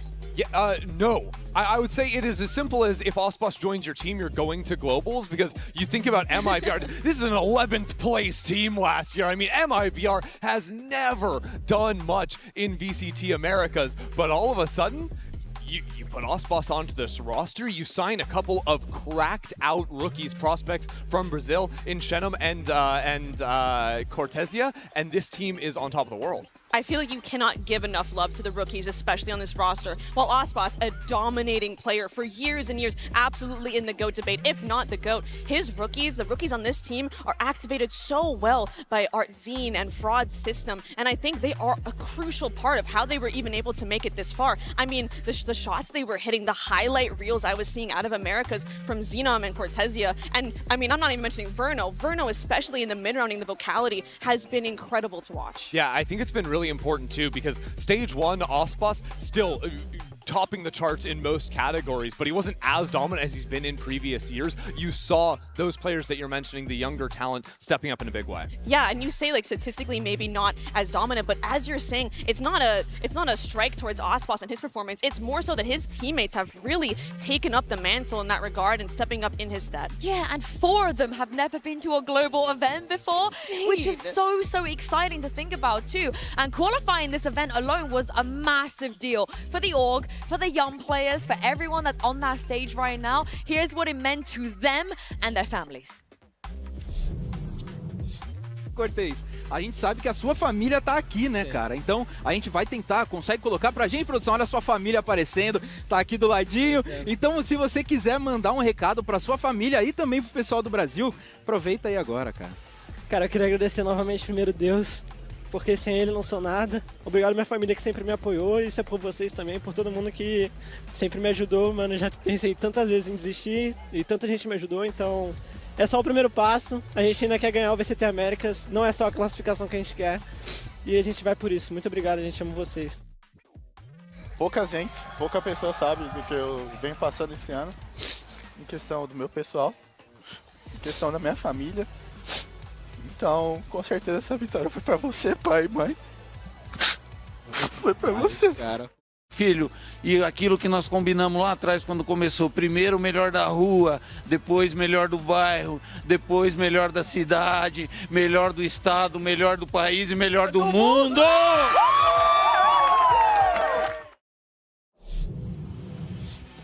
You know, it is just such a beautiful and heartfelt moment watching them with their families on the stage, and I just can't help but feel like, even for Artson, how much of a moment that is as well, because he's a guy that stuck around when times were terrible for MIBR, when they were down towards the bottom of the standings, and now he gets to be sent off by his father to come and try to win a title on the global stage. It is just incredible. Yeah, and let's not forget, some of the fans, they were not kind to him. He took a lot of the blame and the brunt of the issues that were happening, and Mel, very similar to some of the stories we talked about in the first match, you can't help but want to root for them. You want to see them do well on this stage. It's hard to root against him. I feel like I'm a little emotional even just watching that snippet. It's just seeing someone who has worked so hard for something and finally seeing some fruit bear, finally making the international stage despite everything against them.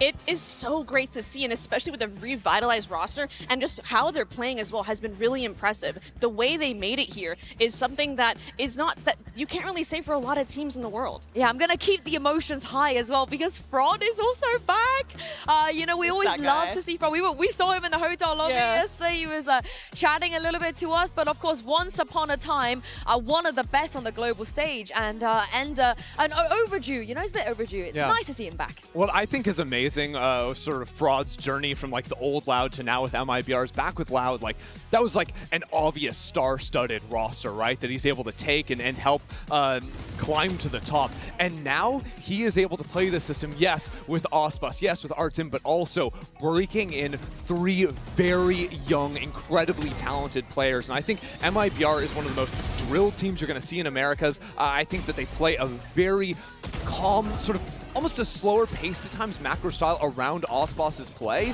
but honestly, one of the best defensive-sided teams for my money. I feel like you really can't count how many things were really against these rookies on the rise too. Think about it, bringing in Verno as well, the Fraud's decision to bring in Verno, this team was speaking Portuguese before he came in. So not only is that just a huge difference in language, but also like the systems and bringing in Verno. I think it truly is a testament to Fraud and Artzine and Verno's microing in game as well, that these rookies are able to thrive. I don't know how you guys felt about this in Americas, you know, and the fans as well, but watching from across the ocean, if you told me that Verno will be qualifying for an event in Canada with MIBR and not NRG, I would have not believed you at all. That is crazy. I mean, the crazy thing is that there's a world where Verno wasn't even playing in stage 1, right? After, you know, getting taken off of NRG, he's sitting around like, am I going to get a phone call? Is that going to happen? MIBR choose to pick him up, and what has happened to this team since him joining it has just been incredible. The rise to a top 3 finish for the first time in MIBR's history. That's insane. It's riveting to watch, and I mean, let's be honest here, there was so much talk about Verno with the whole NRG situation. It was a risk, let's say it how it is, right? Everyone was thinking, how is his stonks gonna look after this? And Fraud took that risk, picked him up, and they have risen to the global stage. And all this while he is a rookie. It cannot be understated. And I think a big part of their win condition as well is if you watch MIBR's comms videos, he is such a vocal player, and he is constantly ahead of the game. His game IQ is top-notch, some of the best among the tournament. And I love his bromance with Aspas as well, because the vibes really do matter. Having good vibes, you know, being able to just slot in onto a team.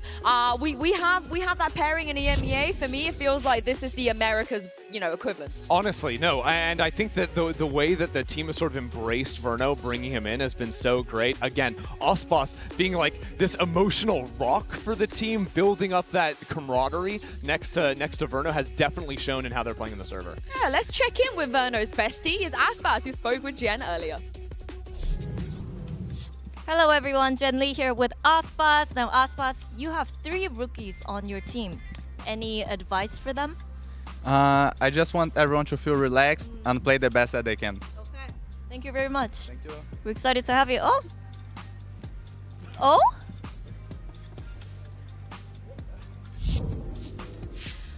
Don't ever complain that we don't give you what you want, you know? Ever again, ever again. Me and who though? Me and who? You and I? Yeah, sorry, Christy. Sorry, Roy. I know Roy is here. My bad. He's here somewhere. My bad, Roy. If you want to make us Roy, up we there. can hold hands. Yeah, you want to run down there? We'll get you and Roy together. But that is the kind of, chemistry we want to see.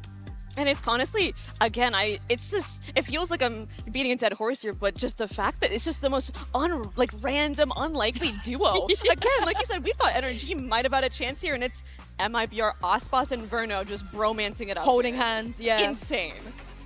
This team is the real deal. I know you've watched them play, but I think this team could make some serious run here in Toronto. You reckon the bromance carries? That's the buff? I mean, yeah, the bromance, also Ospas. I don't know if you forgot about Ospas. We have Ospas in Toronto, Yinsu. According to Texture, it doesn't mean much. But speaking of the players, it's time to send this back down to the stage and welcome back Aspas, of course, MIBR and GenG.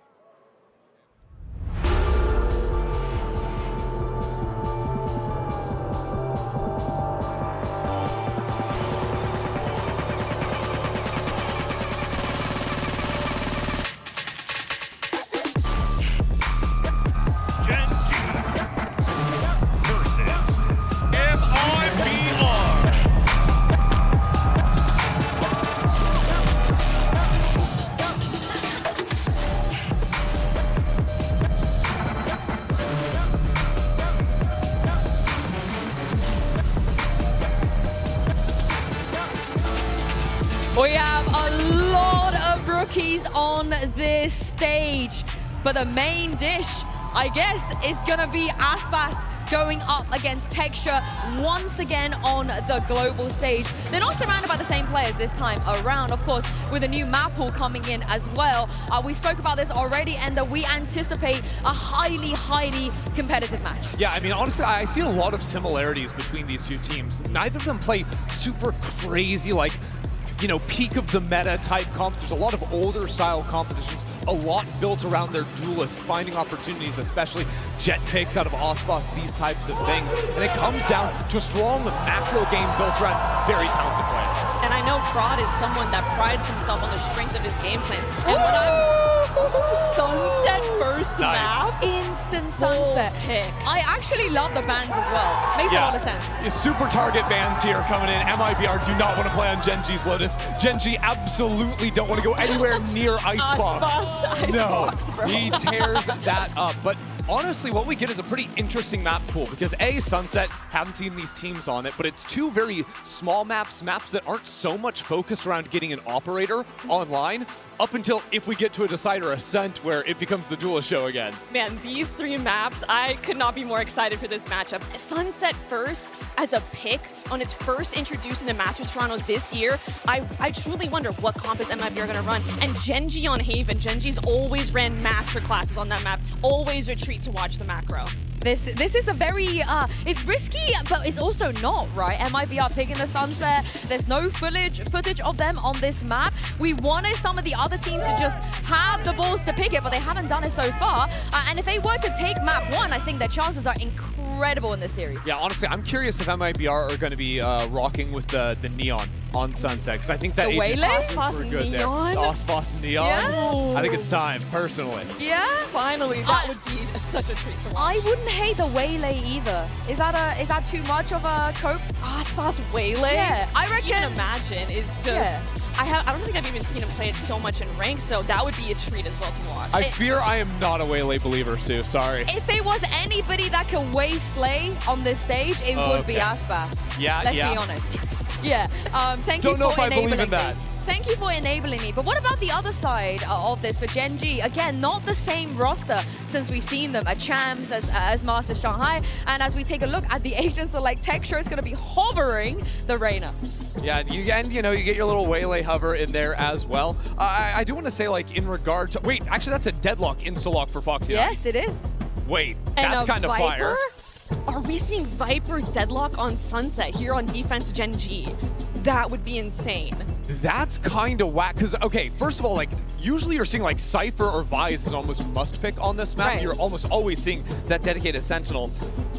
deadlock as a solo Senti means you're very limited in terms of actual Right. information you have. I think what we're seeing here is GenG's approach to the idea that this map is typically incredibly attacker-sided. I know we haven't seen any of it at Masters Toronto, but in scrims, this map is incredibly attack-sided. So them having the Deadlock and Viper and the smokes on Omen to try to hold the initial choke might be their solution to that. Wait, I love this Sage. No, go back, but there was a Sage over for a second. It's That would have been not so cool. Are we There gonna? it is. We're gonna get the Neon. We're gonna get a Neon head-to-head. Yeah, so we were seeing Osbos pick up a few Neon games back at the end of playoffs. He was playing it on Lotus primarily. So this is not out of his agent pool per se, but he does not have a lot of games on the agent professionally. But on Sunset, it's the right choice. I'm ready for it. It's gonna be a hell of a first map here. Of course, with GenG back on the global stage, we gotta bring back your casters, Achilles and Paperthin as well. Have fun with this one. Oh, there's nothing we can do but have fun with this series. MIBR going up against GenG. Texture v Osbos once again. This is going to be a banger. This is one of the most hype matchups we have coming into this Swiss stage. Incredible players across the board. A lot of players who have done it all on the biggest stage. Yeah, Texture and Osbos are going to be the first two names everybody's looking at, but there's so many talented players beneath them that are going to be doing some big things. I've been really impressed with Zenom, watching him over in Americas. He's done a really good job. Verno has slotted in so nicely for MIBR coming over to this team. He has integrated so quickly. Beyond impressive what he's been able to do. Yeah, obviously both squads as well having some of those rookies here that are finding their footing for the very first stage at a global event. Ash there for GenG. But Toronto, are you ready to get into this series? It is certainly going to deliver. Let's go ahead and jump right into the pistol. Osbos taking a tad bit of damage here in mid, just a straight shot through the smoke. Finds him down to 75 HP. Trying to find a way in through the market. They're going to be given access to the Deadlock util there, blocking off the front of that site. Headshot. Connecting there onto Verno. Ash with the cleanup, able to find Sheriff in hand. Osbos again taking damage, just eating it here on the entry. Does manage to crouch down, stays hidden for the moment. Foxy9 finding Cortezia, however, at the same time, and now Gentleman's going to be eliminated. Osbos will fall. It's going to be Artsy to try to clutch this out. Finds the first, cannot quite get that transfer. GenG taking the opening pistol. Yeah, looking really clean. Looking like they've got some good ideas behind this Deadlock. I think this might be the first time we've seen Foxy play it that I can remember. But anyway. He's played it, but obviously not on Sunset. Yeah. But this is really curious to see because they've got some ideas to try to block off that front B entrance, and then they overstack mid to make sure that they're going to be able to clean up any entry from that angle. They do a phenomenal job of it. Ash, another big question mark, one of the newest players we have here in Pacific on GenG. He has stepped in nicely as that info initiator generally, was playing Tejo quite a bit for them. Now, of course, with the nerfs, going to be switching over into the Sova role and gets 2 big kills with that Sheriff to open things up. A bunch of Guardians for GenG. Shouldn't surprise anyone. They are big fans of that gun. That they are. So a little touch of damage there. Orb going to be picked up. Trying to fast track that rolling thunder. Swing onto the corner. Karon, the one tap, the spike now on the floor. Slide across the way. Karon still wreaking havoc. Cortezia able to peel one back. Karon will fall. A weapon to be lost, but that's about it. Texture sliding right up into Verno's face. Greets him with a 3K, and it's going to be GenG. Overall, a very clean anti-eco. Yeah, so far so good. Got some good reads on the map. I mean, for GenG, it's all about map control. That is the way they want to play this game. They want to pressure you. They want to use the Sentinel utility to really block off one site, the access to it. They want to make sure that you're not going to be able to work that part of the map. And then let Texture control another side. That's typically how you're going to see them roll.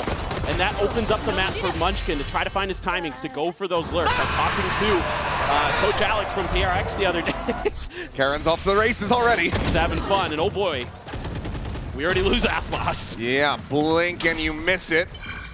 6 seconds into the round.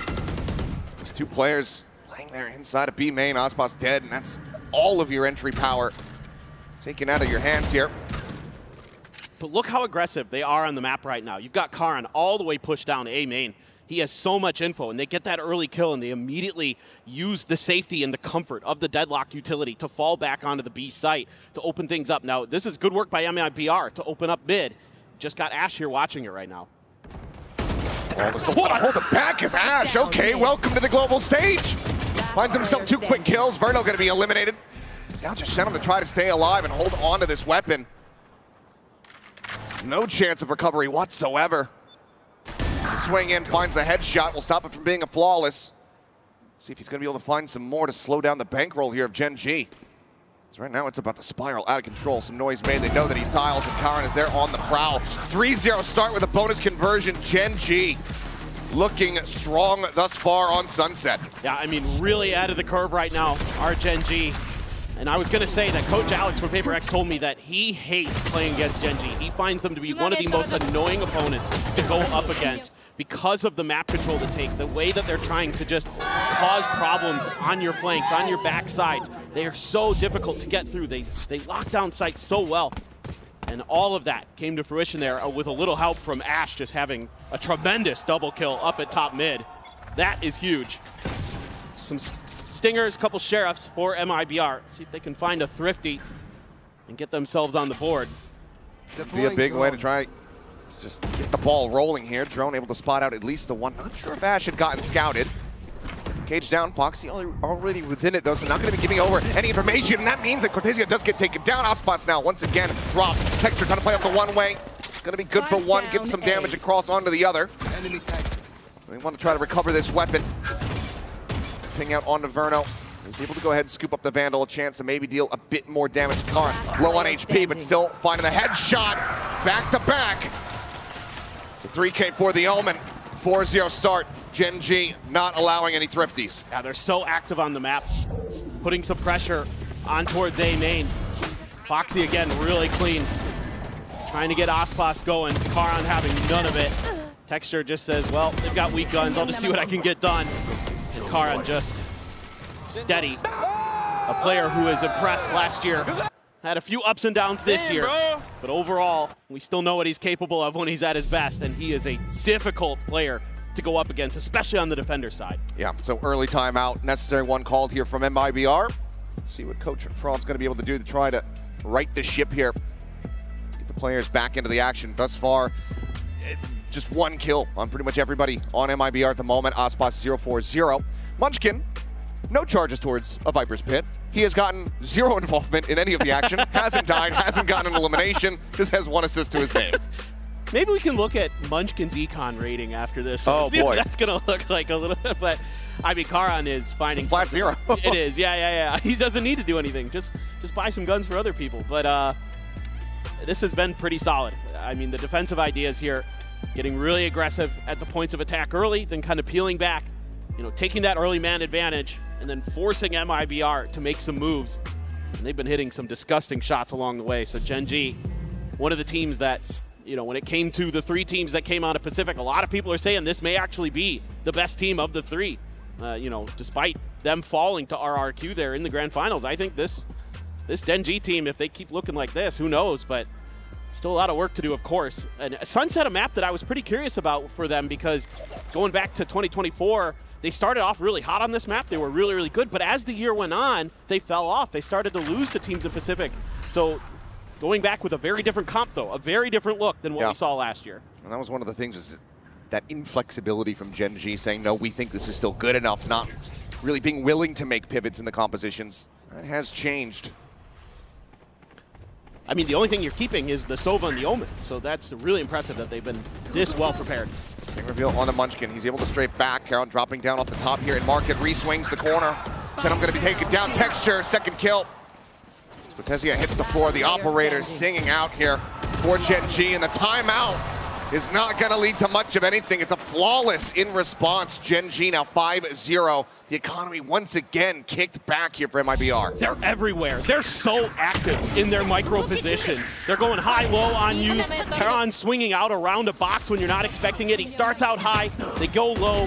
Munchkin's up on top of the box. And I mean, this is so difficult to read, the defensive positions of GenG. And you probably wonder coming into this map, the Des talked about it, this is an attacker-sided map. Usually, GenG gets to pick which side they go for. Then you can't. Can't do that. And another big thing, that operator, once it gets into Texture's hands, that's when other teams start to crumble. He is one of the best in the world when it comes to that gun. Quick little jiggle peek there on the angle. Damage not suffered. 2 Guardians here for the side of MIBR. The rest of the players with Sheriffs. These Guardians, they are weak though. Glass cannon. Karen going on a walkabout, strafing down. He's going to catch Util in hand here. Let's see, trying to set up for that fault line. Instead falls to the wayside.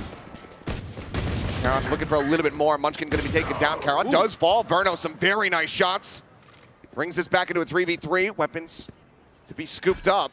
And as Dart, however, will still get the reveal. Weapon upgrades here.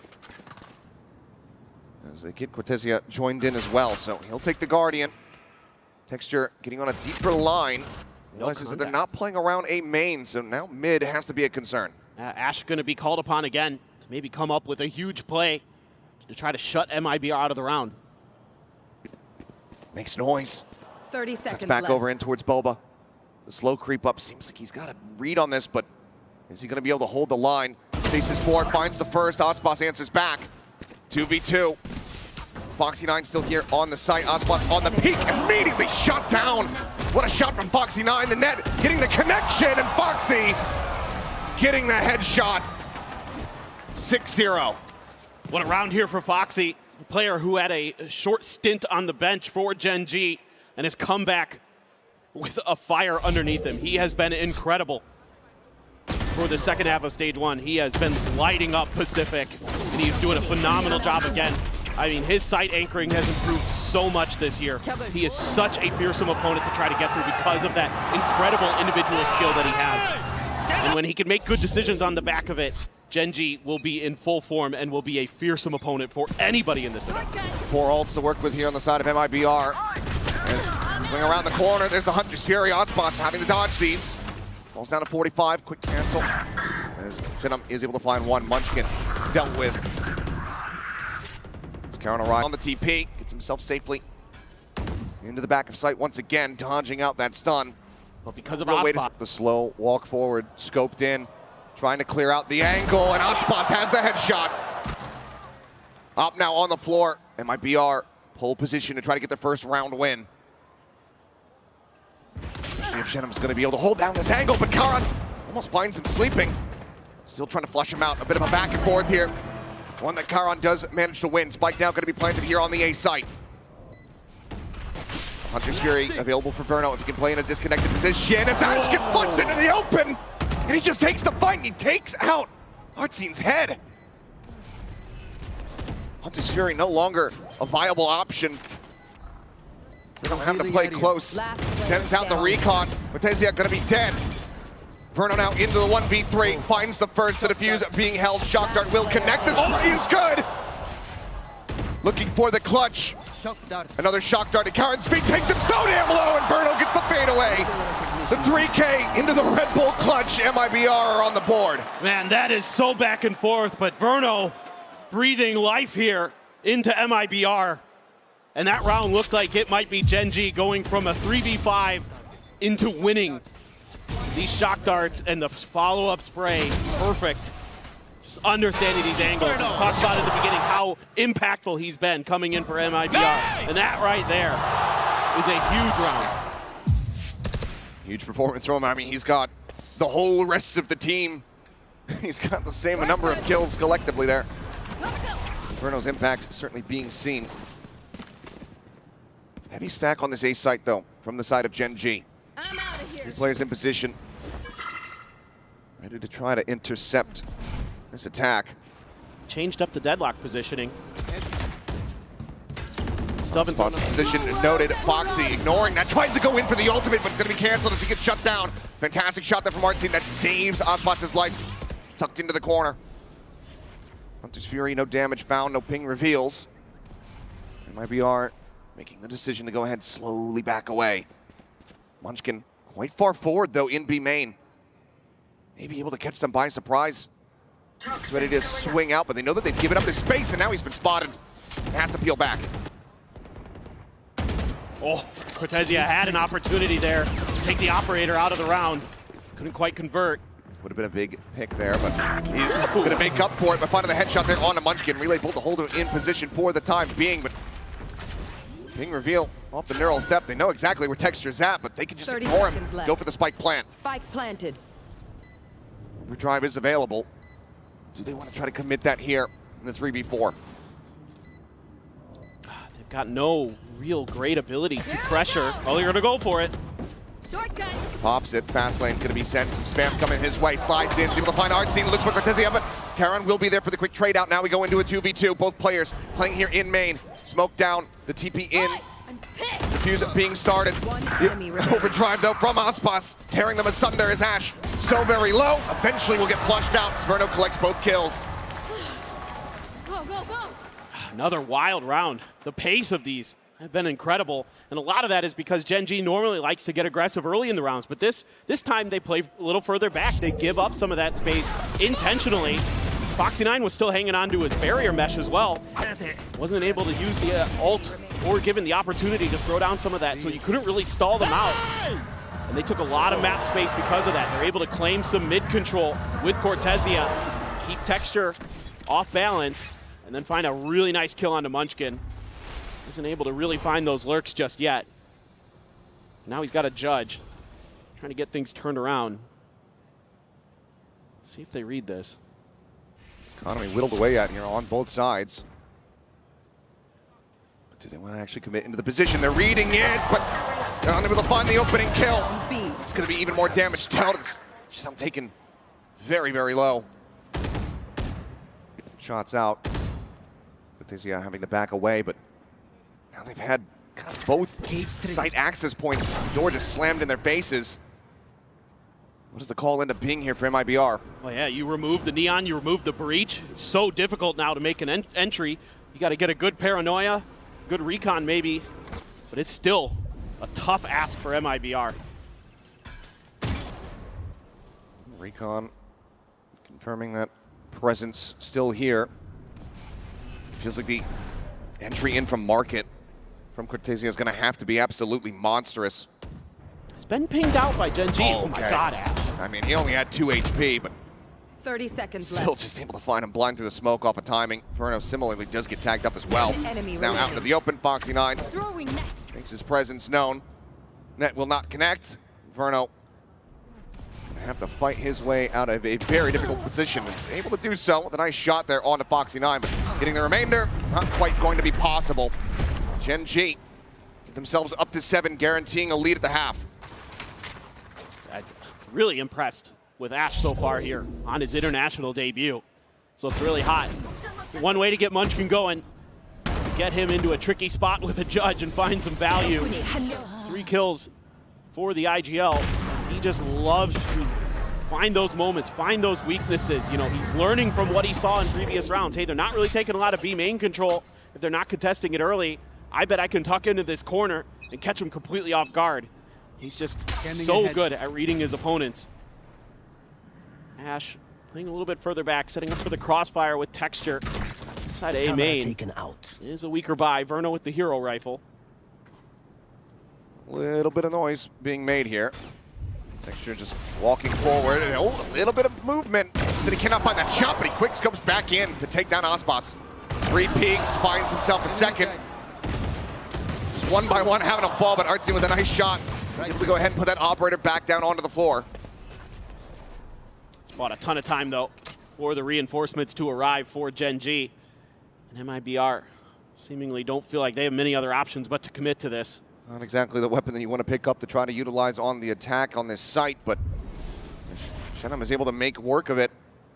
Get some value from that operator. There's still an opportunity here for MIBR, but now it starts dwindling. Spike down A. Spike going to be left on the floor.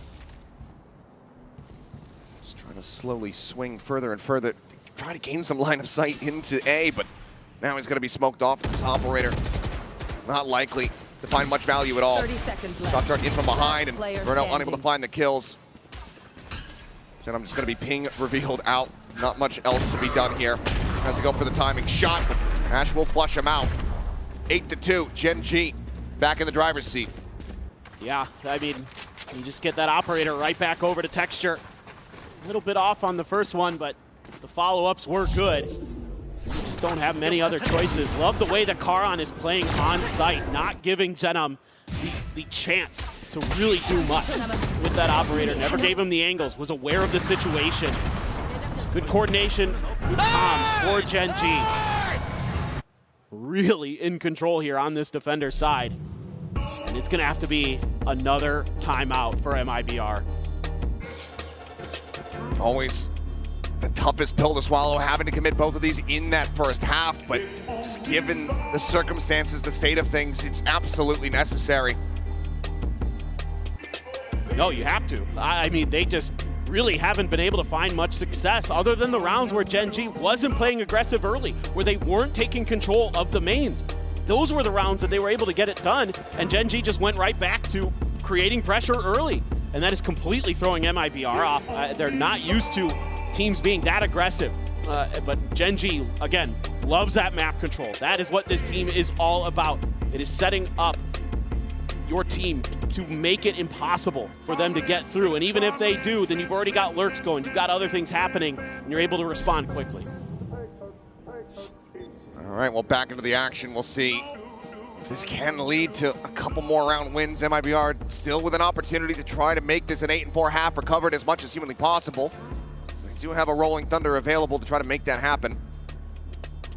But at this point, it feels like it's pretty much necessary. Granted, they're playing into a very defending-heavy composition with Foxy9 on that deadlock. Good paranoia, though. Let's get them to go ahead, back away from the forward angles. Barrier mesh set up to try to cut this off, and just even when the spam out are able to go ahead and clear out one of the sonic sensors.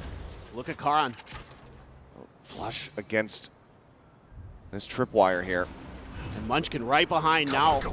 Even Texture starting to make a move. Sees the tripwire, but look how far back they're playing. They're expecting this Rolling Thunder to come through to try to entry onto the site. They don't want to give this up until the confirmation comes through that they're going to be planting onto A. Without any real issues moving forward, they're just not going to commit this ultimate, so they don't send it out. And now that flank around the back has been noted. Nosboss able to win the fight here on the forefront as Foxy9 does get taken down, but Munchkin around the back. They weren't ready for that second layer. He strikes, finds 2 kills. Cage triggered. Not seen with this Rolling Thunder, could be monstrous though for the post plant. He's got it set up and ready to go. Hearing Texture trying to sprint forward, trying to get ahead of it. And he will just get shut down. Timing though, Munchkin swings around the back. Ospas found. The time is getting away from them here as Cortezia hits a great shot out from Ali. It's all on Ash now, and he cannot get it done. Huge round from MIBR. They get themselves a third. Yeah, that is a dangerous round. And they do a great job of avoiding some of those traps that GenG wants to set up. But the TP there, I believe, heard by Xenom. And that shuts down Kara, and then Munchkin somehow finds 2 back there. Cortezia, though, really starting to come to life, hitting some snappy shots. Much needed here for MIBR. See if they can find the 4th. 1 more to go in the half. Neural Theft available, as well as from the shadows. Hunter's Fury, 1 charge away for Verno. Some very solid tools about to be available. Munchkin, though. Viper's Pit, finally available. Took a while, and see when that comes into play, if at all. And we'll just go ahead and try to lock down any access towards this A side. Texture playing forward, finding 1. The breach now eliminated. The re-push, and he is playing on a knife's edge. Karen at the same time going to be picked off. They now know that Market is at risk. Just for the re-peek. Finds Shenum. Texture just single-handedly trying to hold this down, but Ash does get involved. Finding 1, finding a 2nd, looking for the 3rd. Runs out of bullets. It's just Cortezia, no corpses to try to play off, to try to get a reveal. Now being hunted here. Just sending the ult, trying to get any kind of stray tag. None to be found there, but Munchkin is slowly approaching around the back. Holding the angle here for the exit. Cortezia can find this. Maybe he can make a run, but Munchkin will be able to get it done. 9-3, GenG way out in front of the half. This is better than I was expecting at all for this team. Not at all. Well, a lot of work to be done here from MIBR. We'll see if they can get the pistol when we come back after halftime.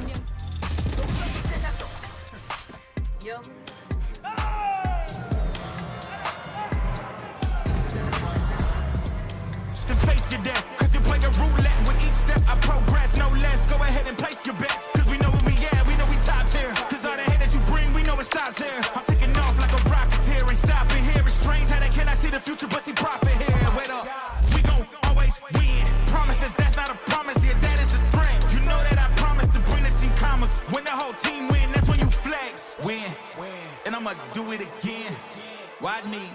win. Then watch me do it again.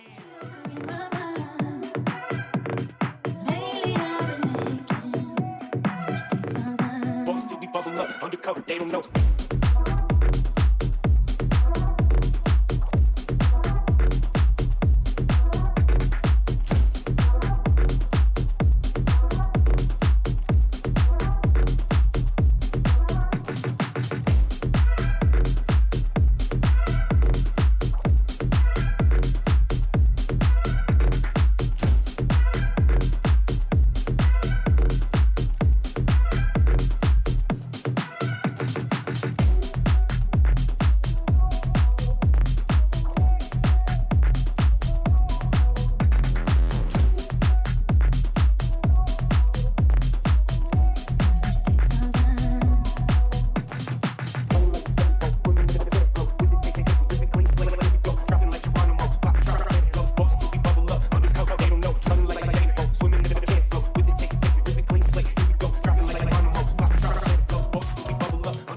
All right, we are back and about to go into the second half here on Sunset.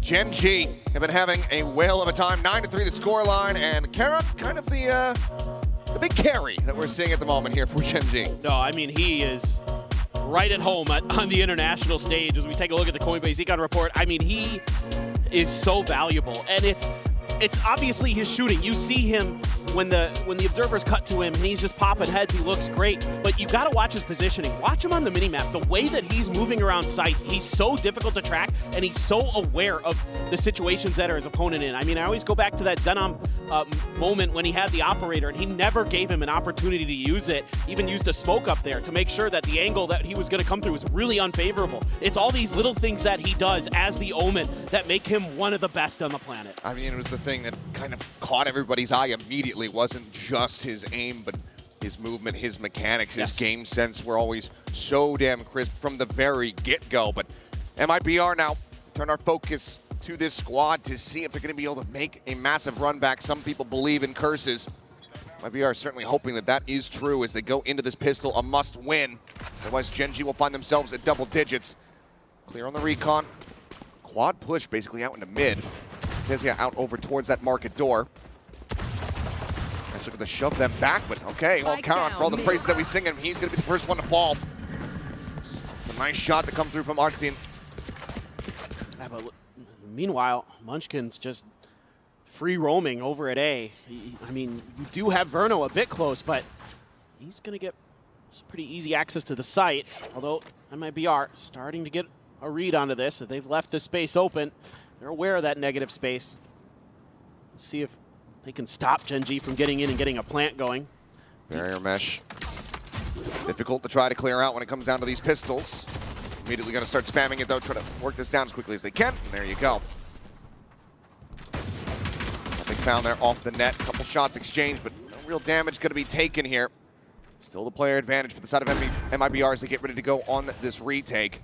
There's 3 sheriffs in the hands of GenG. They can connect. Trying to find a timing. There you go. Munchkin coming up big. Finds 2. Brings it now into a 3v3. Look at this reclear. Is Sheriff not going to be recoverable, though, for Foxy9 unless he can make his way all the way across. Paranoia does get sent. Shock Dart damage going to be found as Ash falls down to 11 HP, but still is good. Going to be good for 1, and now they know exactly where Verno's at. Revealed by the recon, the slide in. He's completely, utterly surrounded. Now netted, locked on the floor, but he gets the tap and brings it into the 1v1. Swings out, runs out of bullets. 2 bullets remaining, and what a shot! The time is not there, but my God, Verno, you are an absolute menace! Oh my goodness. He is on fire today. 14 kills. He's now tied with Karan in the kill department.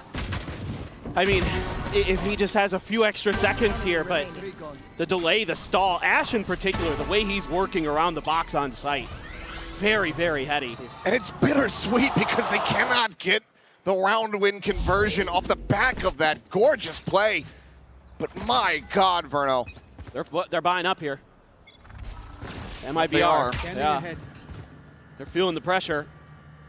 They're getting a little aggressive over towards A main, but GenG being very patient.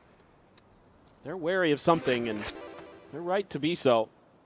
They're taking their time to make sure that there's no deep push-outs. I mean, you saw it on the pistol round that they sent 3 right out of top mid. So you got to be ready. Some kind of aggression. Cortezia holding a tight angle with this stinger. Couldn't find any shots to connect, though. Not going to do much at that distance. Just playing for the camera information. is on the floor. And Cam, got to catch him off guard. Scanning ahead. We've now confirmed that there's a force buy. So GenG going to maybe play around a bit differently here. So it's going to be a quick pivot across. 3 players towards this A site. Still being very methodical, our GenG. Really taking their time. Still looking. Very loose-lipped about their movements here. Texture's just stomping around. Trying to see if he can get any kind of reaction out of them. Paranoia goes across the site. It's not going to find either of these players at Alley. Shedham's able to find that kill, and that can't be a timing potentially picked up. Texture now going to be paranoid. Aspas does get a dink at range, puts Ash down to 70. Weapon not going to be scooped up. Foxy's able to find one now. Trades it out. Net connecting. Spike planted. Drone hunting around here from the back, but with the double phase, GenG are able to find Shedham, getting that Bulldog right back out of their hands. Texture dead here on the side. Ash across to the opposite side as Munchkin gets the spot out, but cannot get the shots to connect as Aspas is doing so much damage. Swaps to the classic, and he shuts down Foxy9. Rotates over, gets a weapon upgrade, back over for the defuse. MIBR, the force buy, finding value as they will get themselves another round win here in the second half. It is amazing how many headshots that Aspas is hitting with that stinger. Some great shutdowns as well, but they are so well drilled there. I mean, these hits that he's getting, Foxy doing his damnedest, but Aspas just too darn good. That was a risk that paid off big time for MIBR. It's their map pick. They've got to turn it around. Let's see if they can keep it going here on this defender side. A few sheriffs going to be bought up for GenG. Otherwise, not much to speak of. Net does get the grab there, but no way to play off the back of it, so just be removed. Munchkin, quick little peek in towards the B site. Tiny bit of damage suffered. Grabs the orb. Looks like he's trying to fake back, but camera's still set up here in main. It really feels like, it really feels like GenG is just trying to bait some responses out of MIBR. Munchkin's trying to get the download on what these defensive setups are going to look like, so he can kind of figure out as this half goes on how he can maneuver around it, where he can spot the weak sides. Because so far they haven't been able to find too much. MIBR has been holding their cards pretty close to the vest, so they're going to have a tough execute coming through here potentially. Cage triggered. Cage set up, a little bit of spray through. Is able to find some damage. Eats quite a bit of damage in response. Down to 14. His exit trying to escape. Shock Dart will chase him, but Aspas Cortezia able to find one piece. Aspas Inferno now. The dynamic duo getting involved. Is guard with the classic. Will get the shutdown mid-slide. Gets a headshot to try to make a go of it, but can't find much more damage there. 3 players surviving. MIBR up to 5. All right. Now Rifle's going to come into play for GenG. You have Foxy9's ult Annihilation available for Deadlock. Aspas starting to heat up. Slow start to the map. 7 kills now. He can keep picking it up. Definitely MIBR could come back into this. Bruno has been their shining star so far. They're going to need one of the best players in Valorant to really start stepping up. Here goes that 3-man push. Down mid again. This time though, don't like what they see. Recon there. Texture's just gonna send some shots into the smokes just to make sure there's not gonna be any more aggression. GenG's gonna, I thought they might consider trying to take some mid control, but instead they're still just watching to see what MIBR is gonna do. A recall on the cam there for Cortezia. Doesn't get cleared out. Seems suspicious though, seeing the wall, and gets a very solid read on Munchkin's position. Seems like it's MIBR, the ones that are getting the download now. Yeah, they're just corralled right now, our GenG. They're going to have to hit some pretty nasty shots to get out of this. Ospas over the top, drops down to the worst possible moment there as Texture trying to escape, slides back across the wall.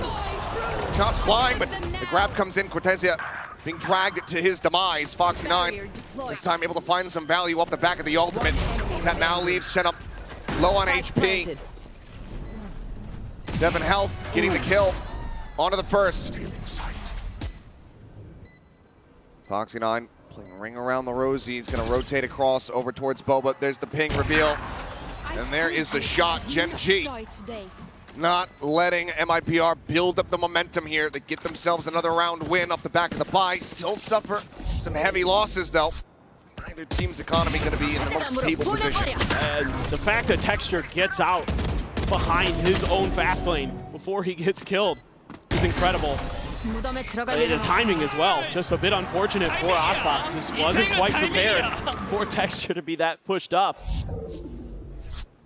Any other weapon, he's dead to rights. Yeah, and then that opens up the annihilation behind it. I mean, that's just the way everything kind of crumbled there.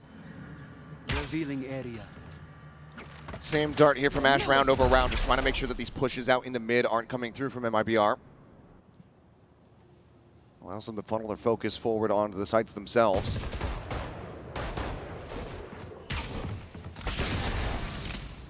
Just a Sheriff in hand here for the Cypher. Kind of an awkward tripwire setup. And going for the diagonal. Runs out of bullets, trying to straight back. Texture spawning out Verno.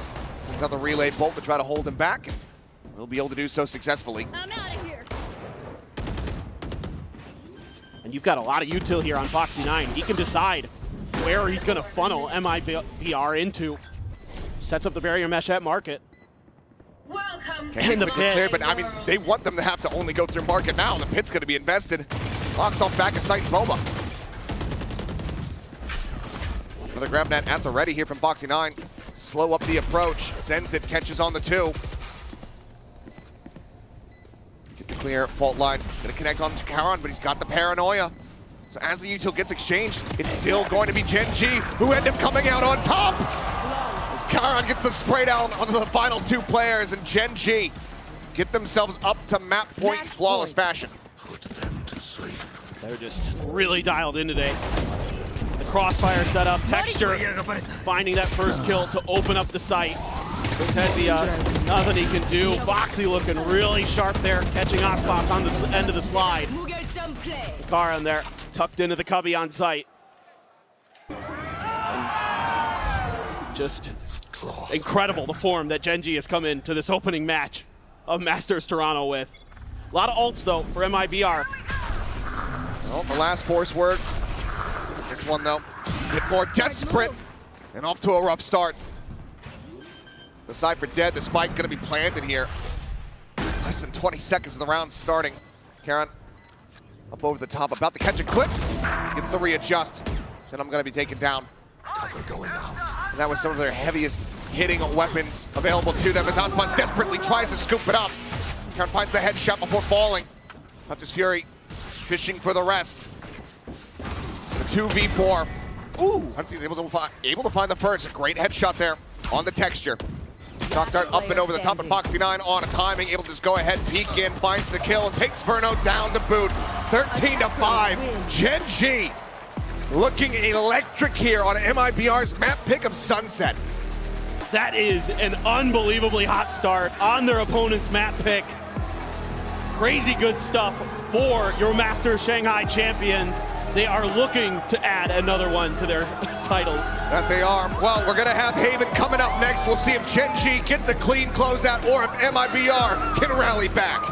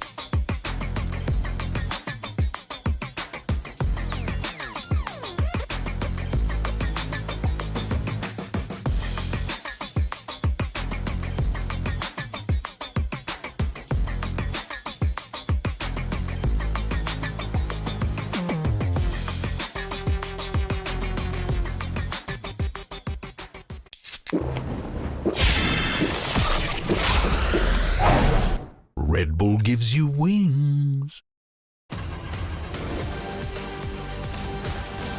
Ace. Let me show you how the folks does it. Oh man, I was just getting warmed up.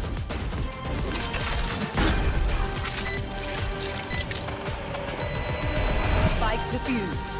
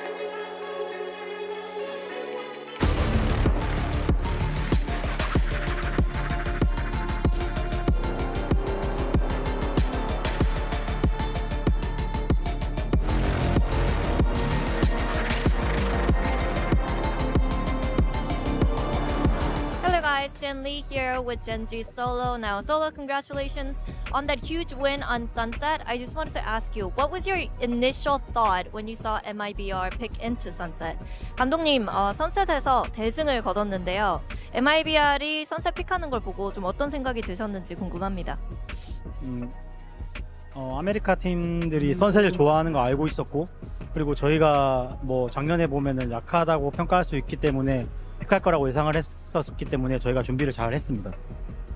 Well, yeah, I kind of saw that Sunset pick coming because NA teams, America's teams, they really like to play the map. And our Sunset last year was a little bit weaker than other maps. So I really was aware that they might pick into Sunset. So, you know, we prepped our Sunset and it's looking good. So we're good to go. Thank you, Solo. Good luck. That Sunset looked more than prepped. You can't ask for a better start for GenG here. I'm your host, Yingsun. I'm back with Ender and Mel. Maybe I cursed it by saying it's going to be extremely competitive, but almost flawless for GenG. I mean, they just crushed. I mean, overall dominance throughout. I mean, starting on the defensive side especially, I felt like just their control over the map with their Viper Wall, the sensors, MIBR just never found a way to really solve their attacking rounds. There was really no way, it felt like, for them to get into these rounds. And I feel like GenG, can we just talk about Solo's prescient vision of the veto? He predicted they would look at their Sunset performances from a year ago and expected them to pick it. That's just like some prescient, like, Lisan Al-Gaib, like, read into the veto. What Like, actually insane. But Solo our guy Eve, sorry. Carry oh on. my god. Don't start I had a again. vision. I had a vision. Oh my god, but it felt like really there was no way for them to get their footing. GenG had an answer at every turn, and I feel like in the server, if you're MIBR, you're confident enough to pick Sunset, you're probably playing pretty standard comps in practice. And so to show up to the match and you see double smokes, Viper, Controller, Viper, Omen, and Deadlock, that can be a little annoying to deal with. Yeah, on the side of MIBR, they had maybe a couple of moments of individual brilliance. Yeah, brilliance. individual brilliance. Thank you. That was the word I was looking for. So let's take a look at one of them in our HyperX reflex of the day. And it was, of course, Verno winning pretty much. And how is this the round that they win? This is an unwinnable round. Look, 1v3, but his shock darts are so good into the spam shot to get the kill, and then just baiting this corner. This shock also hits the Omen, takes Karen down to 1 HP. It was brilliant play. There also into the smoke, the air strafe in. He turns his gun out too, so he has like less time for the player in the smoke to react. Just really clutch stuff. At 0-6 as well. This is what you need from your players. Unfortunately, it wasn't quite enough because Mel, the side of GenG, Caron, Texture, they all showed up. You can see the experience on the side of that team. Yeah, I mean, we see Caron top fragging, but like you said, I really do feel like it was a team effort. When I'm watching the game, I wasn't feeling like someone was explicitly taking over and carrying them to the victory. It was actually the other way around. I feel like as a team unit, they really plugged every gap that was available. It felt like they knew every time MIBR could possibly be taking a timing. I know there's a round that comes to mind where Aspas is holding, and then they have like a perfect timing to hold as he's coming up. Just really awareness, great awareness from both sides from GenG. And looking at some of those individual players that were just popping off. I mean, Karen, for like the majority of all game really, but especially early on, was seeing so many of these rounds just getting multi-frags, 2-3 kills. And then once Texture got the op online, it was just game over for MIBR. He was so mobile with this on the Neon, quick repositions. Like half the players he's swinging aren't even looking at him, and he was so confident refighting these lines. Oh, this though, the fact that he managed to just triple dip, quadruple dip, is that a thing? Yeah, For an I offer guess. absolute for Texture, yes. Yeah. It honestly looked a little bit disrespectful. At a certain point, like, GenG are up big numbers in these rounds, but they're still re-swinging and refighting lines that, you know, if they maybe felt like it was going to be a closer game, they wouldn't. They'd shrink back. They'd play numbers. No, this team felt and knew they were better in the server today. He was right, though. Aspas almost caused no issues for GenG whatsoever. It felt like GenG, like the fights they were taking, they were really confident, but I never would categorize them as like bad engagements either. They were smart, good fights that were needed and necessary for the round to win. Although I will say, when I saw switch sides and I saw GenG on the attack pistol, 3 sheriffs? Oh my god, I love that from Texture. Eardrum warning. Whoops. Oh my god. I could watch this guy's highlights all day, honestly, but seeing them pull out 3 sheriffs on the attack pistol, it just kind of felt a little BM almost. Like I wonder if that was even really their pistol. I would love to know from them, honestly. Maybe we ask them after the game. But let's talk about the next one, Haven. And now this is on the side of GenG. They chose this map. They managed to win MIBR's map pick. How dire does it look right now for MIBR? It's tough, because I don't think MIBR adjusted to the comp that GenG was running on that map, and they play a similar thing over on Haven, where you're going to see the GenG Viper. This is something that if you're an America's team, you just don't have practice against.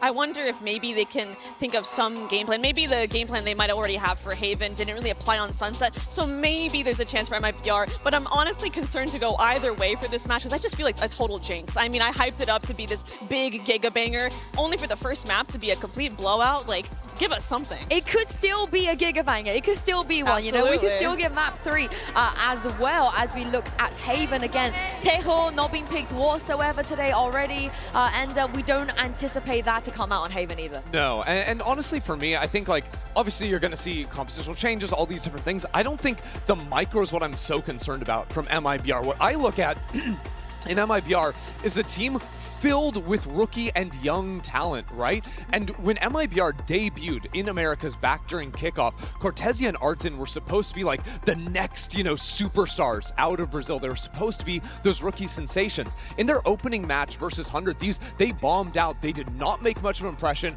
All of a sudden, everyone that had high stocks on MIBR, it's down into the gutter. But that team still went on, bounced back immediately in their second series, went on for a top 3 finish in America's. I need to see those players come back. Not tomorrow, not the day after that, but in this game now. They're not messing around. The insta-lock here, and Mel, Aspas back on the jet.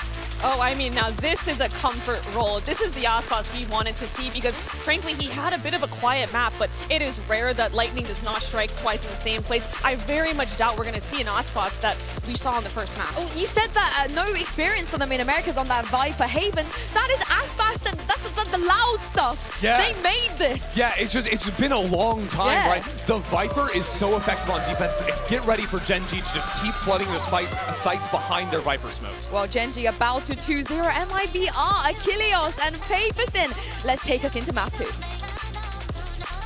Don't mind if we do. Let's go ahead and get map 2 underway. GenG, 1-0 start here.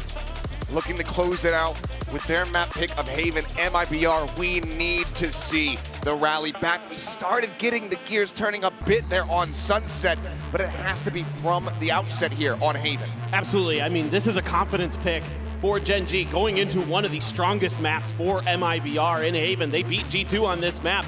It is going to be a very different composition that they're going to be running, going back to the very stock standard Haven composition that you see most teams run with the Jet, with the Sova, with the Breach. With GenG, they still are going to keep texture on that Neon. They're going to have Munchkin on that Viper. Some curveballs there, as you're going to see, you know, trying to work around that Viper wall for Munchkin. He had some hit and misses with it on Sunset. But you got to be really head on a swivel here for MIBR because they are going to be all over this map on this defender side. Action ready to start. Texture just spamming out some shots here, but finger reveal exchange. We'll go ahead and back away. Quickly though, sights set on B here for MIBR as Snakebite is going to be cycled forward here. Slow them up and make them reroute. It's going to push them in towards Foxy9, who's holding close. Just the classic Paranoia goes across, and he's going to be able to find not much there. It's Karan does come away with 2 kills. Munchkin now holding the door, tries to swing out a little bit wider, but it's getting taken down. 2v2, but Texture here a hell of a lot faster than they might have anticipated. Clears a recon and finds a headshot. 3 for 3 on pistols, GenG. Once again, off to a ripping start. And all it took was just a little bit of resistance at that B site for Aspas to pull off and then go right into the garage. That's been a great position for Foxy9. He doesn't get a kill here, but he's setting up for Karan. He tries to play off the Paranoia, but it's the full forces of MIBR. It's even trades all around. Munchkin takes an off angle, coming out of the link door. And then Texture on the back of sight. Like you said, unexpected with a Sheriff. Seems like he's just going to stick with that. A couple Guardians and a Bulldog otherwise. A bit of a lighter buy here for GenG comparatively. A bit more flexibility as far as how many they could afford to lose on the round. Looks like Texture going to be taking that first contact, and again, down. Reach out of the equation here. Tiny bits of damage taken from the classic shot. Swings in, looks for a little bit more, but it gets whippy, and he ends up stunning himself into the corner, and he cannot escape. Paranoia cross does come in from Karan. Everybody from MIBR now clustered up here on this B site and into the meat grinder. As they will just get mowed down. Cortezia quickly getting himself across into sync and get this plant, at least get the money. Maybe try to find a bit more damage, but no weapons. We're able to get scooped up there in all of the chaos, so it's still just the classic. The drone might have caught a glimpse. Free swings in, Munchkin strikes him down. All weapons going to be saved as GenG start things off 2-0. Yeah, I mean, 3-0 in the pistol rounds for GenG. They're just in cruise control today. Texture continues to just dominate in first kills. He was 5-0 on Sunset. Picks up another one here. He is really just shutting them down at the point of attack. I mean, this is everything you could want as GenG. You're getting Texture online. You're getting good, solid sight holding from Foxy9. You're getting good coordination, good crossfires. Everything you could ever want. And they look really well drilled here, really well prepared for Masters Toronto. Refuse, they actually give that over to Karan and try to get that from the shadows online a bit faster instead of Munchkin's pit. Munchkin's somebody who very much favors information, so I think he wants Karan to be able to have that so they can just TP in, scout a position, and get a read from there.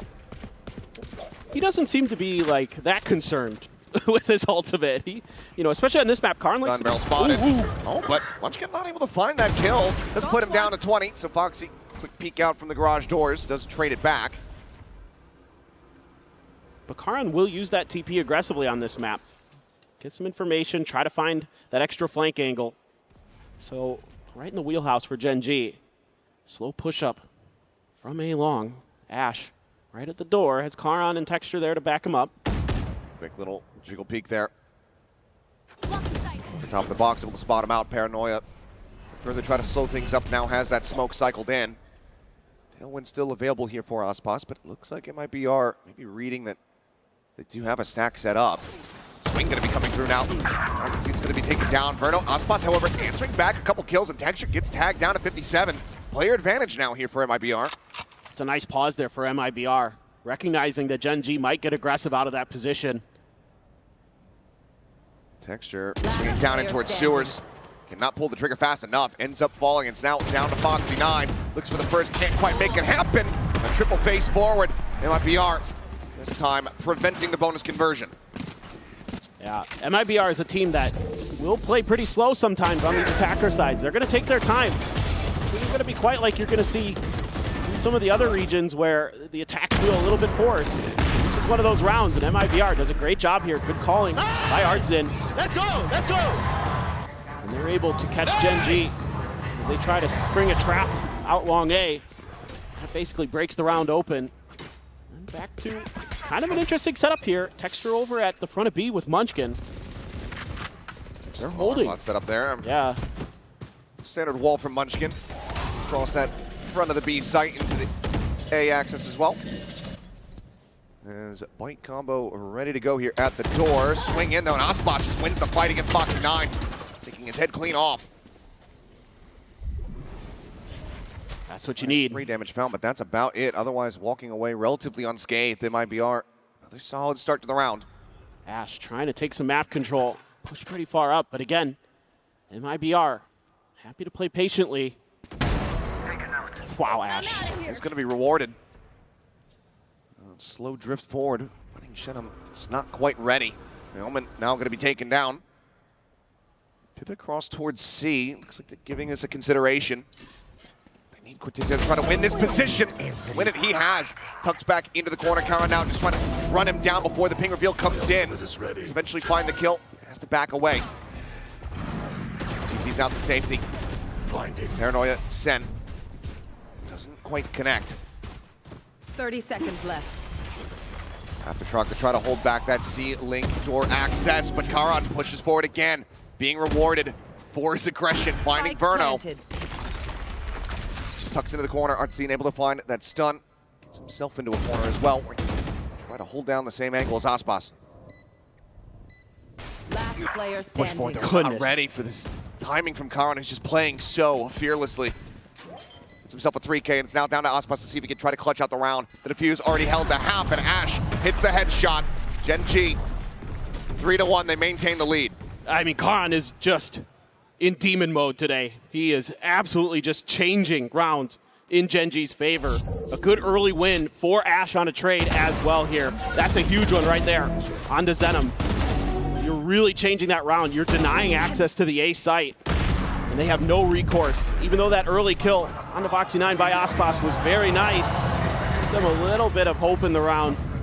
GenG is just in cruise control.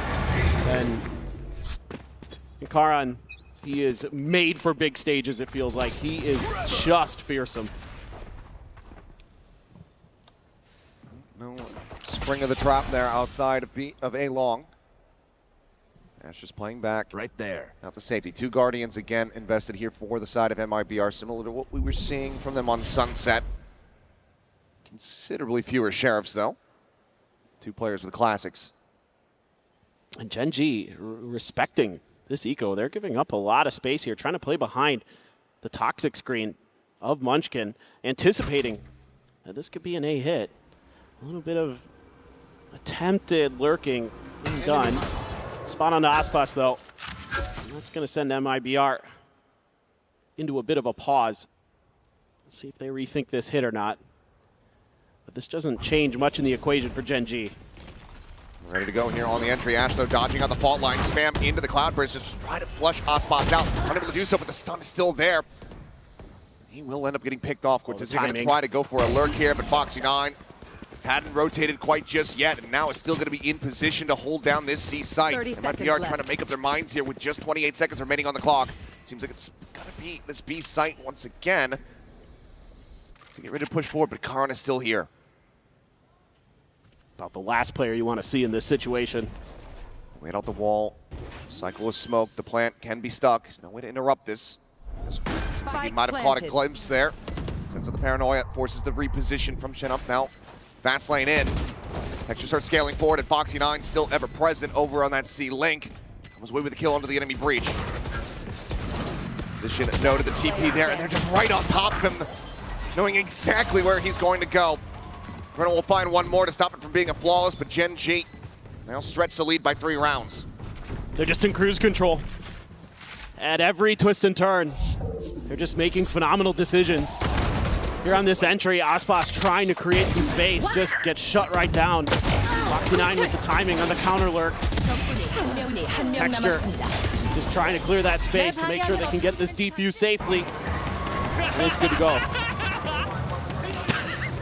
He's just always having fun. Always having a good time. There's a timeout call going to be used here by MIBR. Know that they need to have heavier impact starting on this attacking side. Yeah, and there's a lot to consider for MIBR in this round. You've got a couple big ults on the side of GenG. You've got the lockdown, you've got Texture's ult, and you're one away from a couple big ones yourself. You're one away from the Hunter's Fury, one away from the Rolling Thunder. So those are things you want to make sure that you're considering and making sure that, you know, you anticipate that GenG's going to try to contest you for some of those orbs, potentially. So making sure that you're safely able to get those, to set yourself for those executes, get to that post-plant scenario, make things a little bit trickier, because it's been tough to even get the spike down cleanly. I mean, GenG is just all over the map, and their mechanics are extremely on point to boot, so see if they can find some success here. Maybe this timeout will be the one that can start turning things around for MIBR. Yeah, it's going to be a critical timing. Lose this one. Economy again down in the dumps. Yep. See if they're going to be able to find those orbs, get those ults online, utilize them. So there's still time to run this back and get themselves into a favorable position at the half.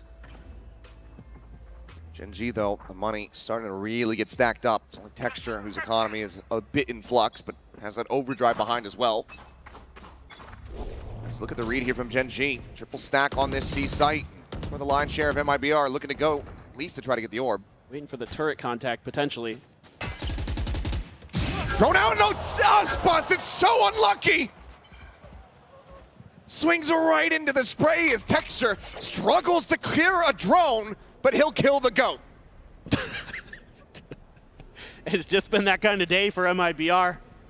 That's just brutal. No other way to put it. Munchkin gonna tuck himself into that same corner we saw Ashen earlier. See what kind of success he can find, but he's all alone, and you've got a 3-stack from MIBR. Cage popped, Munchkin looking to reposition. The push about to come through. They're suspecting him on the opposite side. He sprays down for 2. Can't quite get the 3rd, but the damage is still dealt. Munchkin just so clean with the reposition. It's unbelievable. The game sense he has. It's off the charts. Now the 2 remaining players for MIBR, worlds apart. Shenham does manage to find one, but the spike is still being ushered forward over towards his A site, where Ash now notes him, takes him down to 50. TP forward, both players now arriving. Barely a full HP bar between the 2 of them, and Ash just holds down M1. Finds the kill, the relay bolt connecting, Texture slides across. They make it a bit closer than it would have appeared, but it's still 5-1. And now you've got every ult available for GenG. Some counter ults available for MIBR. They couldn't really get any of those orbs. They couldn't get into a position to try to get these ultimates, and it starts with this. I'll show it again. Oh my goodness. That is just so damn unlucky. This is just... Like this, a smart play. Texture's kill, hero blind block. Still able to scrape it together a bit. Aspas with the knives, looking to see if he can try to find some solid impact. There's no one on this C site. Util, yes, but players, no. Anna's going out. GenG's playing retake the whole way. That they are, and the lockdown comes through nice and early. Hunter's Fury, though, is available. Now we'll go ahead and clear this out. Dueling Hunter's Furies now come through as we're just going to see ults invested across the damn board. Rolling Thunder comes through, peek back around to the flank. Spike still not yet planted, and we're not even a minute into the round. The push forward coming in, Osman slicing and dicing, able to find one. Foxy 9 going to be down on the floor. Ash tucking back, but they're looking to hound him down and make a pivot across over to that A side, but they have to get through this. Sova, and Ash is holding him down! He gets the 4K, and that's likely more than enough! The young gun, the rookie from GenG, absolutely tears them to pieces! It's just unbelievable. When it looks like maybe they're going to start breaking space open, they do a nice job setting Aspas up and for his first kill with the Blade Storm. One enemy remaining. But then the second one, Ash is just so fast. Unbelievable. And Fraud is furious. That is just brutal. Understandably so. It was again a big investment. Now you've got Vandal, Guardian, 3 Sheriffs. Try to pull off a Thrifty. Still a pit, still from the shadows available here for GenG. Yeah, they're just having such a tough time finding any success. You know, they've tried a lot of different looks, some fast hits, some other things like that, but GenG is just so on top of the game. Texture on top of the box. Scratches his eye. And then says, oh, hello. Peeks in, finds one. Shut up. Doing well to get the 1 tap. Put the Neon on the floor, swings through the wall though, and Ash catches him a bit off guard. Revealing area. That's the weaponry on the floor. Double push up, the start about to fly through. Ash will immediately know Verno's position. Okay, no. One enemy doesn't get cleared, but Munchkin just sprays through the smoke, finds that elimination. Karon will find the other. 7-1, GenG. Absolute domination. It has to start here for MIBR. It just has to. It can't keep going like this. I mean, you're losing Aspas so often. Texture continues to just dominate in first kills. And Ash has been unworldly here on Aven. 9 kills now, topping the charts, topping the server. This is the confidence behind that toxic screen to just peek through and take Zenom down. Now you've got the operator for Texture. And this is where things get oh so scary for any opponent. There's the first to fall. Spike down, C. Spike is well confirmed. And immediately they look to reposition, but we know how quickly Texture can pivot with that operator. And he's already starting to reroute. MIBR wanting to try to break through into Garage. So the cam will force a reposition from Foxy 9, but the tuck in at A lobby here from the side of Karon. We'll see if it comes to fruition. It absolutely does. Verno's not ready for it. Texture finds another outside of B. And MIBR, I think they're going to have to go for a forced save here if they can. Last player standing. As it is just Aspas now left alive, and not for very long. Around the back, Foxy 9 gets the back stab, and it's flawless. And you have to suspect that that second and final timeout is going to have to be called here. I agree. This is just so difficult. If you try to go to one side of the map, they're pushing you on another. They're always taking space, and it makes it so hard for MIBR to get any kind of map control. And if they try to take long A, GenG's happy to see that over, but they're going to put 3 stack there on that site to make sure that you can't get through. They have full confidence in Foxy 9 over on that B and C side to make good decisions, to just play for, you know, setups, get a quick kill and get out, play for retakes, those kind of things. And there's just so many layers to the way that GenG is approaching this game, and at every twist and turn, they've had MIBR's number. Unfortunately, it just hasn't even really been that close. No. 8-1. Already a devastating scoreline considering that GenG's here on this defense. Crowd, do you guys want to see MIBR bring this back? Do you want to see a map 3? Little bit of a weak response, I'm not gonna lie. Maybe there's a lot more Gen G fans here than I thought. If you want to see it, those players on stage are gonna need your energy. Because right now, they're looking pretty drained. And Munchkin is buying an Odin. Oh, come on, Munchkin. He doesn't do this I want to like you. Well, too bad. Oh my god. This is a change-up from his usual, which is spamming into window. Yes. He's a step ahead again. He's already thwarting some of their plans. And trying to set up for texture. Relay bolt will come through fast lane. He's gonna fake an exit. Tries to play off that recon ping, but it's gonna be Ash who's able to find one, and it's Aspas. The worst possible target. Spike down A. Texture on the repeat, finds the breach. And MIBR cannot catch a break. I mean, they just knew what that timeout was going to be about for MIBR. It was about A main control. They knew they had to start taking some of that space to prevent these quick lurks that GenG was taking. And GenG's just ahead of the curve. They're reading their opponents just brilliantly. And what are you meant to do? Good luck. Try Pete back into an operator. I mean, your only hope here is that Foxy9 makes a mistake, and you can win that battle. And now there's a smoke cycled forward. Yep. Karen reading it. And I'm dead. Texture finding a second. And on the little jiggles, Ash is able to find 30 Cortezia. seconds So left. pretty much full information gathered here is if you're going to be able to exit at all. And Texture, more and more these days, has looked like Mr. 3K. See if he goes on the hunt to try to make it a 4K this time around. It's Munchkin maybe to try to take the first 10 fight, though. seconds left. Verno desperately needing to hold on to this weapon. The team just does not have any money. The recon is going to be sent, and Munchkin will go ahead and find the headshot. But it's another flawless here for GenG. Now up 9-1. None of these timeouts, neither of them here on this map, leading to any big adjustments to any round wins. And GenG's just getting it done with their macro play. They haven't had to use many ults. They're just outguessing their opponents there. And Aspas just can't do anything. Just brilliant timing from Ash on the util. Follows it up, backing up Texture's operator. He really wanted that 4K. He did. He knows that that's a safe number. It is his safety. Well, TP into the back is very much red. Munchkin, Johnny on the spot. His Texture finds the body shot, pops the overdrive, takes down Aspas here in range.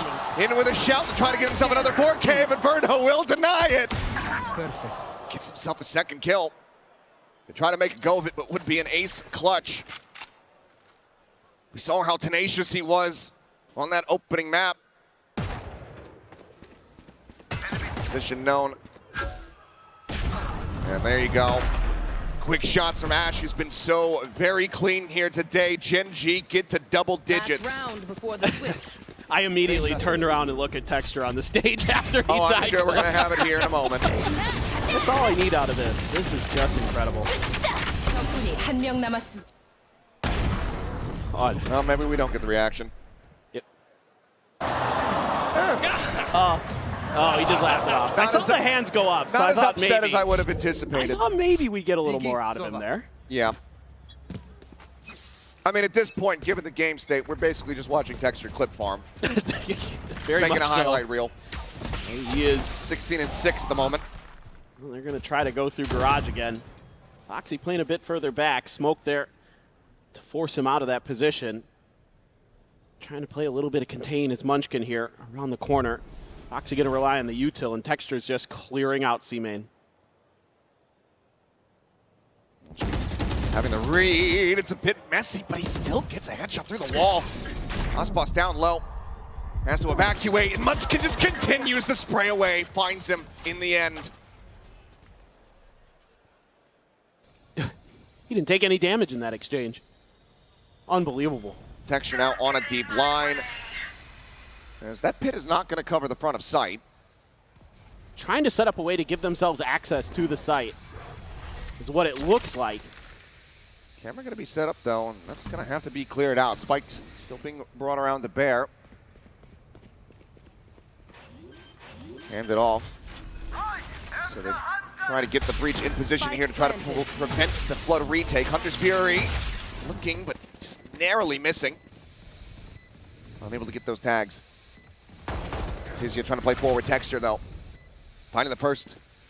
Shenum does fall. The push coming in. Instantaneous with a headshot. Now the ping reveal about to come through. All that neural depth, but it doesn't matter. They just flood in before they can gain the information. Verno trying to fight back, but just can't align that crosshair. 11x round wins now. GenG are looking to bring this to a far faster conclusion than we could have ever anticipated. I'm flabbergasted. Completely flabbergasted. Unreal scenes here from GenG. Well, that's the half done and dusted MIBR. Can they make the miracle run back? We'll find out after halftime.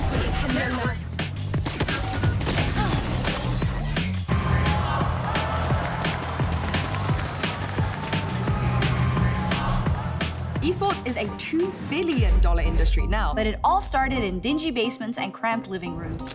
From how the pros train to how the money flows, this G2 and MasterCard series breaks it all down. 12 episodes, packed with insight and lessons for anyone looking to understand the world of competitive gaming. Ready to learn the game behind the game? Stay tuned for what's next. You won't want to miss it.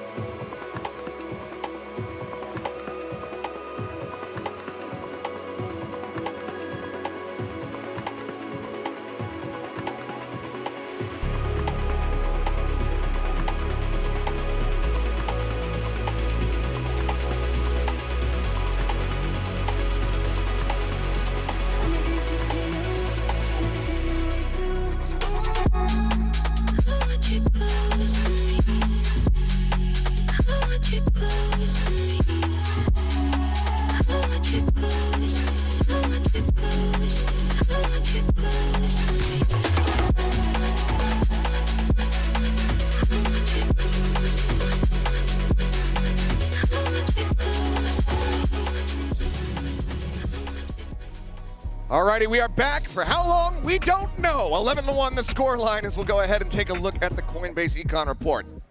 Look at this. Karan with 100. Absolutely having a tremendous effort. Texture was 75, Ash 89. I mean, the Econ through the roof as you would expect when you're up 11-1 for GenG. And you can see Texture gets into that op and he gets that little bump there at the end. He's just kind of hanging on to it and his teammates are grabbing it back, putting it back into his hands. So they're just so efficient. It's all about the map control. It's all about the way they play. And they just shut MIBR out of that half. And everybody going positive right now as far as their KDs are concerned.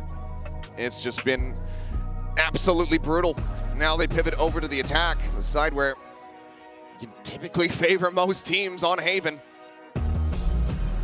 MIBR have a gargantuan task ahead of them. We have not been able to find a pistol round win quite yet. This needs to be the one. And this is a team that's very happy to work the map a bit. Try to play off that toxic screen that's always going to cut through sewers in towards B. Clear the turret there by Ospas. So a little bit of info denial there. They're going to leave the alarm bot to make sure if there's any aggressive lurks from the side of MIBR, they're accounted for GenG. Tap of the orb. No response just yet from MIBR. 4 players nearby, as well as the fault line already ready to go. That got cleared fast. Yeah. GenG doesn't like that. There's just too much going on over there. Obviously the fault line to follow.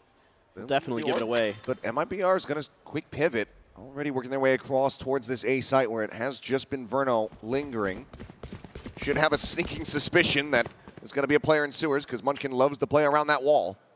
Well, that's something you have to be aware of. But Munchkin somehow finds ways sometimes to just catch you completely off guard. Some noise made here by Texture. We'll just look to back away Yes, okay, Munchkin, well, certainly his presence now going to be confirmed. Sets up the poison orb. Hasn't heard anything over from this position, though, but he instantaneously turns to the headshot. No! Gets himself a second. Looks for the third, but Ozpos will finally shut him down, but my God. How has Munchkin just done that? He should have been dead to right. Ozpos trying to fight back for something else, but he can find nothing. 2v4. The attempt of the retake. GenG looking to go 4-4 on pistols and get up to match point.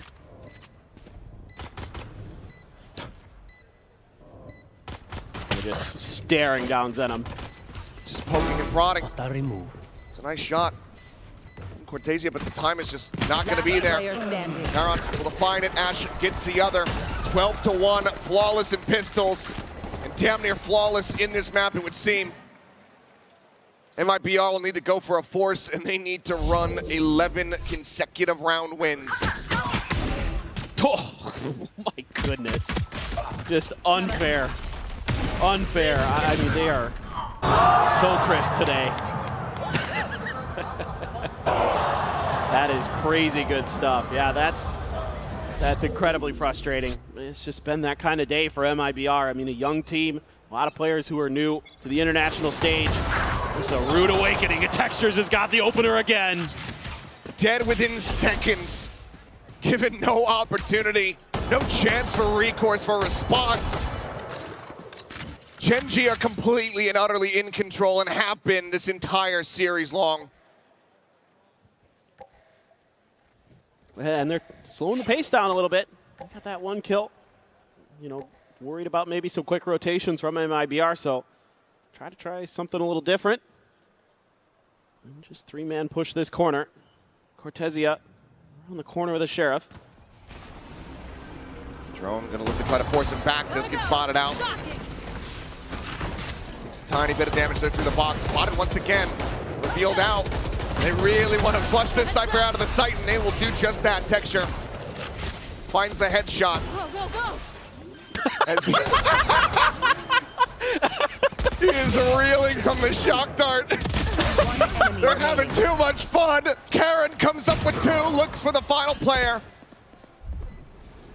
who will be able to get a kill. Maybe a chance for Ash. The headshot connects. Foxy swooping in will bring this to an end. Will put them out of their misery. 13-1. A statement game from GenG. Back on the international stage for the first time this year. And they absolutely destroy MIBR. And they want to show the world why they were Masters champions last year. And they are in impressive form, to say the least.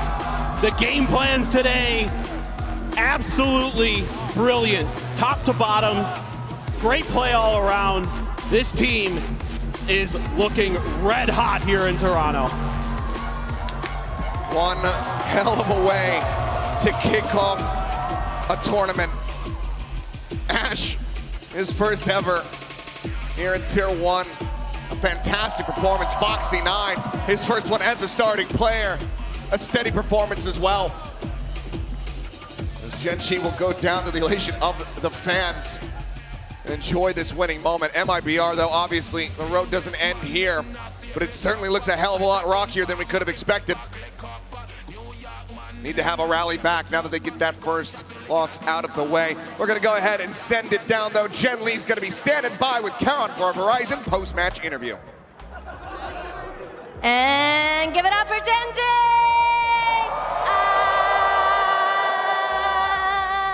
Okay.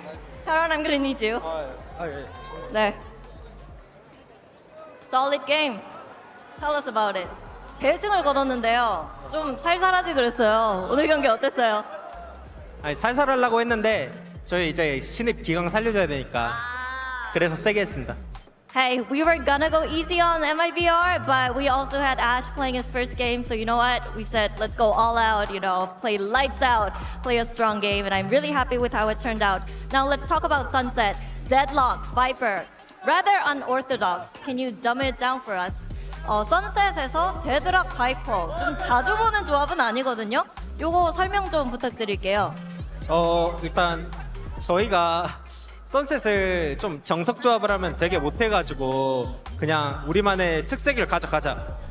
그래서 그냥 바이퍼 리딩 잘하는 상범이 형이 그냥 바이퍼를 쓰겠다고 했고요. 그리고 이제 조합을 뭘 생각하다가 상범이 형이 그냥 뭐 되도록 하면은 괜찮을 것 같은데 해서 이렇게 조합이 탄생하게 됐습니다.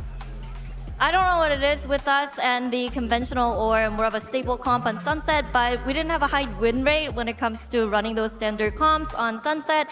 So we tried to be more creative, and Munchkin, he wanted to play the Viper since he had really good reads on the opponents. I mean, he's our IGL as well. So when we were thinking of other agents to kind of pair with the Viper or slot in our comps, we just thought, hey, Deadlock looks good. So yeah, that's the decision process behind the Sunset comp. Now, speaking of Ash, first Masters game. How do you think he did? 애쉬 선수의 마스터스 첫 경기였거든요. 좀 잘한 것 같나요? 일단 사실 현철이가 경기에서는 이제 되게 떨 것 같았는데 생각보다 이제 그냥 저희 스크림 하던 대로 그냥 박살을 내놓더라고요. 그래가지고 그 긴장을 좀 덜 한 것 같다? 그 좀 알을 깬 것 같다라는 느낌이 좀 들었어요. 그래서 되게 잘해줘서 너무 고마워요. Honestly, I thought he was going to be really nervous, you know, have that first day stage jitters. But when he was playing up on the stage today, he was slaying, and he was, you know, performing really well like he does on the scrim. So yeah, I just feel like he really leveled up. Now, Haron, I'm just going to ask you one more question. People are saying fans are excited because it looks like you guys are back in Shanghai form. Do you feel that way as well, or do you feel like it's too early days? 팬들이 벌써부터 상하이 폼 돌아온 것 같다. 기대가 높습니다. 확실히 좀 그때 폼이랑 비슷하다고 느끼나요? 그때보다 더 잘하는 것 같아요, 제가 지금. 그래가지고 폼은 뭐 그냥 계속 잘 한다면은 상하이 때보다 더 잘할 것 같아요. Personally, I think I'm playing even better than how I did in Masters Shanghai. So if we keep the things going, you know, keep the momentum rolling, I think we're going to have a really, really good form and possibly do really well in Masters Toronto as well. Now, thank you very much, Karan. I'm going to let you go. 감사드리고요. 축하드립니다. I'm letting him go. Why? Pourquoi? Because, parce que, it's time for the draw show, where we are going to find out what the next couple of days are going to look like. Now, of course, we have Victoria from Riot Competitive Operations to help us out with the draw show. So, Victoria, can you explain the rules of the draw show for us? Yeah, of course. Super straightforward and simple. We have our 1-0 teams. They will only play other 1-0 teams. 0-1 teams only play other 0-1 teams. Regional matchups are allowed, so it's fair game. I'll draw the first team of each match, then their opponents, and then we'll move to 0-1 teams. That's All it. right. Shall we? Yeah, of course. 1-0 first? 1-0 first. That was a good pop. Okay, first 1-0 team. All right, we have Paper X. Paper X! Whew. And the first opponent for the other 1-0 match.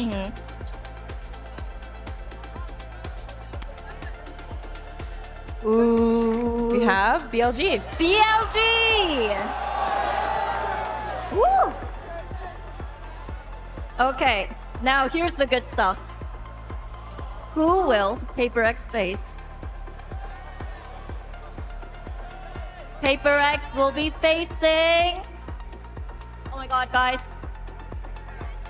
GenG. We got the Pacific matchup. Oh, no, this breaks my heart.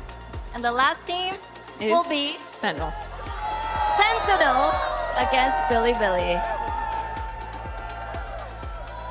All right. Now, just to clarify, this is what these matchups are going to look like, but not the schedule, right? To an extent. So for 1-0 teams, they play tomorrow. GenG played last today, so they will play last tomorrow. So your first match will be BLG Sentinels. Second match will be Paper X GenG. Okay. Yeah. Right. Good to go. Easy peasy. Right. Let's move on to 0-1. First team. TL. Team Liquid. Nats, perhaps? And the next team from ON1 group will be... So for the other match, we will have Team Heretics. Oh, the EMEA! Okay. All right. So Team Liquid's opponent. Ooh. Ooh. MIBR. MIBR. Okay, you guys like that? For safe measure. And of course, Wolves. Wolves. We'll be facing Team Heretics. All right. And they'll play the day after tomorrow. Order on those is to be determined. Okay, so do you like how the draw shows turned out? I mean, as always, I feel like our teams just keep getting better and better. So this is going to be exciting. We do have the Paper X GenG matchup, but they're 1-0, so they don't knock each other out. But some of those 0-1 matches are going to be very, very exciting too. I mean, you did a real good job, you know, avoiding the EMEA regional matchup. So yeah, I feel like everyone's happy about that. Are you guys happy with the draw? Okay. We will be announcing the match schedule soon, so you know, make sure you keep yourselves updated. Check our socials for the news. And thank you, Victoria, for helping us out with the draw show. We have some banger matchups coming up, but for now, we're gonna say goodbye. We'll see you tomorrow. Bye-bye. We will see you tomorrow, but for now, we're gonna quickly react to the draw show. I was thanking, you know, everything in my life, praying on my knees that we don't get Liquid versus Heretics as the elimination. And my goodness, I could breathe at least for a little bit. What did you guys think of it? I mean, GenG versus Paper X. Like, come on, that's crazy. The classic. I mean, like, too early. It's too early. Like Victoria was saying, though, the fact that they are both like upper bracket, right, at 1-0 means they're not actually eliminating each other, which is nice to avoid that, of course. But that to me, I think, is the best matchup on paper still. Yeah, and not a lot of turnaround time, Mel, for the teams that played today. For MIBR, especially, how do they bounce back? It's pretty quick. I mean, at least MIBR get that one-day break, but yeah, I think a lot of it weighs in that bounce back, and I love the send bundle signs behind us, but yeah, a lot of it, I feel like a lot of pressure on the teams that are playing tomorrow. They just won today, the teams that are that played today, like GenG, and so immediately going into it, I mean, I'm sure they'll be fine. They had a pretty good standout showing today, but definitely low time.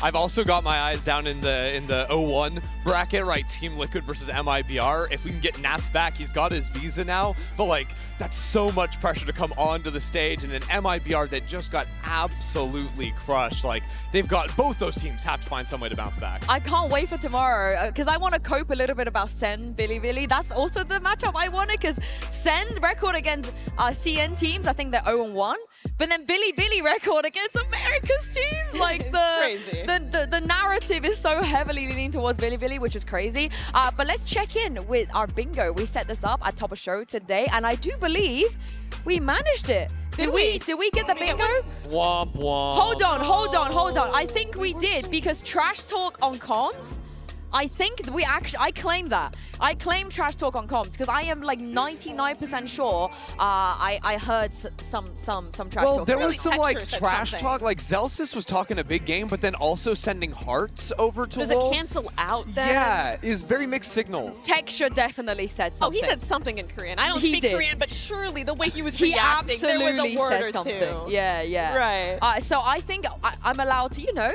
it's our game on the desk. Yeah, okay. I will also say I'll make the rules. You know what? I think MIBR also got a match win. So let's check that. We're making things up, right? Okay. Wow, Christy. It's imaginary land over Honestly, too soon. Like, way too soon. But they could get a match win, because they will be back here in a couple of days. However, tomorrow we will be bringing you guys, I believe, the upper bracket, sorry, the 1-0 games. Yes. We will be bringing you the 1-0 games. Make sure, like Jen said, keep your eyes peeled for the schedule. But for now, thank you very much. Do you know what? Oh. Someone, this is, you deserve this. Give me that as well. They deserve this. There are people stacked on top of other people to show us that sign. Okay. Does this work? Wait, we gotta swap. Other way around. Here we go. There we go. Thanks for watching. See you tomorrow.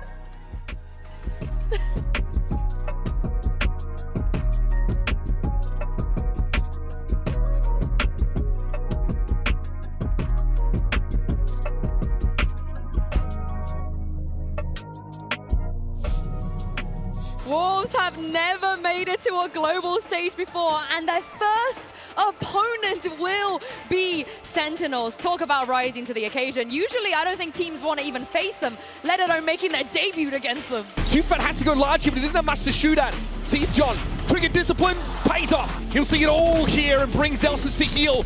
The shot through the smoke might be too much in the hand of a Suphat from the rafters can finish the job. That's 4 for the fade and 4 for Wolves. Bang is going to have to at least get one here. All the timing. Over to what a fault line. Perfect setup and Bang brings the house down. Backside has to go off. Fault line doesn't quite him. Lysol trying to find the timing, but it's missed it. What a whiff. Sentinels want to see if they're going to peek out on Sees the shoulder. Zelsis. It's all on YU 1 versus 2. Like Zelsis should be watching this line, and YU swings it off. It's then after a paltry 4 defense side rounds. Come alive in Toronto. Okay, Juicy tap down a little bit. No, 56. Showstopper goes between his legs apparently. And as Spring tries to get active enough, and Lysol down to 1. Just Lysol left. And it's a disastrous attack side on Lotus for Wolves. Is he going to try to send it in? It's Bang teleport on the cross to break the crosshairs. Awkward for Johnny, tries to crouch, but Juicy's waiting there, finds his second. Zelsa steps up, only for 1 for Wolves is raised. Oh, and it's just wasting time. Juicy can't win a crucial duel. Oh, 1 by 1 wide, they set up and they're fed to the wood chipper. There's no point forcing the issue any further. Lysol caught out, both guns stripped away from Wolves. Spring and Lysol doubled up, spray through smoke is wild, it's wayward. John has very little to look at, somehow finds Spring, and he doubles down! The mastermind clutching up the game as Sentinels walk away with the 2-0. The MIBR going up against GenG. Texture v Ospas once again. This is going to be a banger. Not going to be giving over any information, and that means that Cortesia does get taken down. Ospas now once again dropped low on HP, but still finding the headshot back to back. 4-0 start, GenG. As the util gets exchanged, it's still going to be GenG who end up coming out on top. 13-5. GenG looking electric here on MIBR's map pick of Sunset, where they're looking to hound him down and make a pivot across over to that A side, but they have to get through this Soma, and Ash is holding him down. He gets the 4K, and that's likely more than enough. 13-1. A statement game from GenG.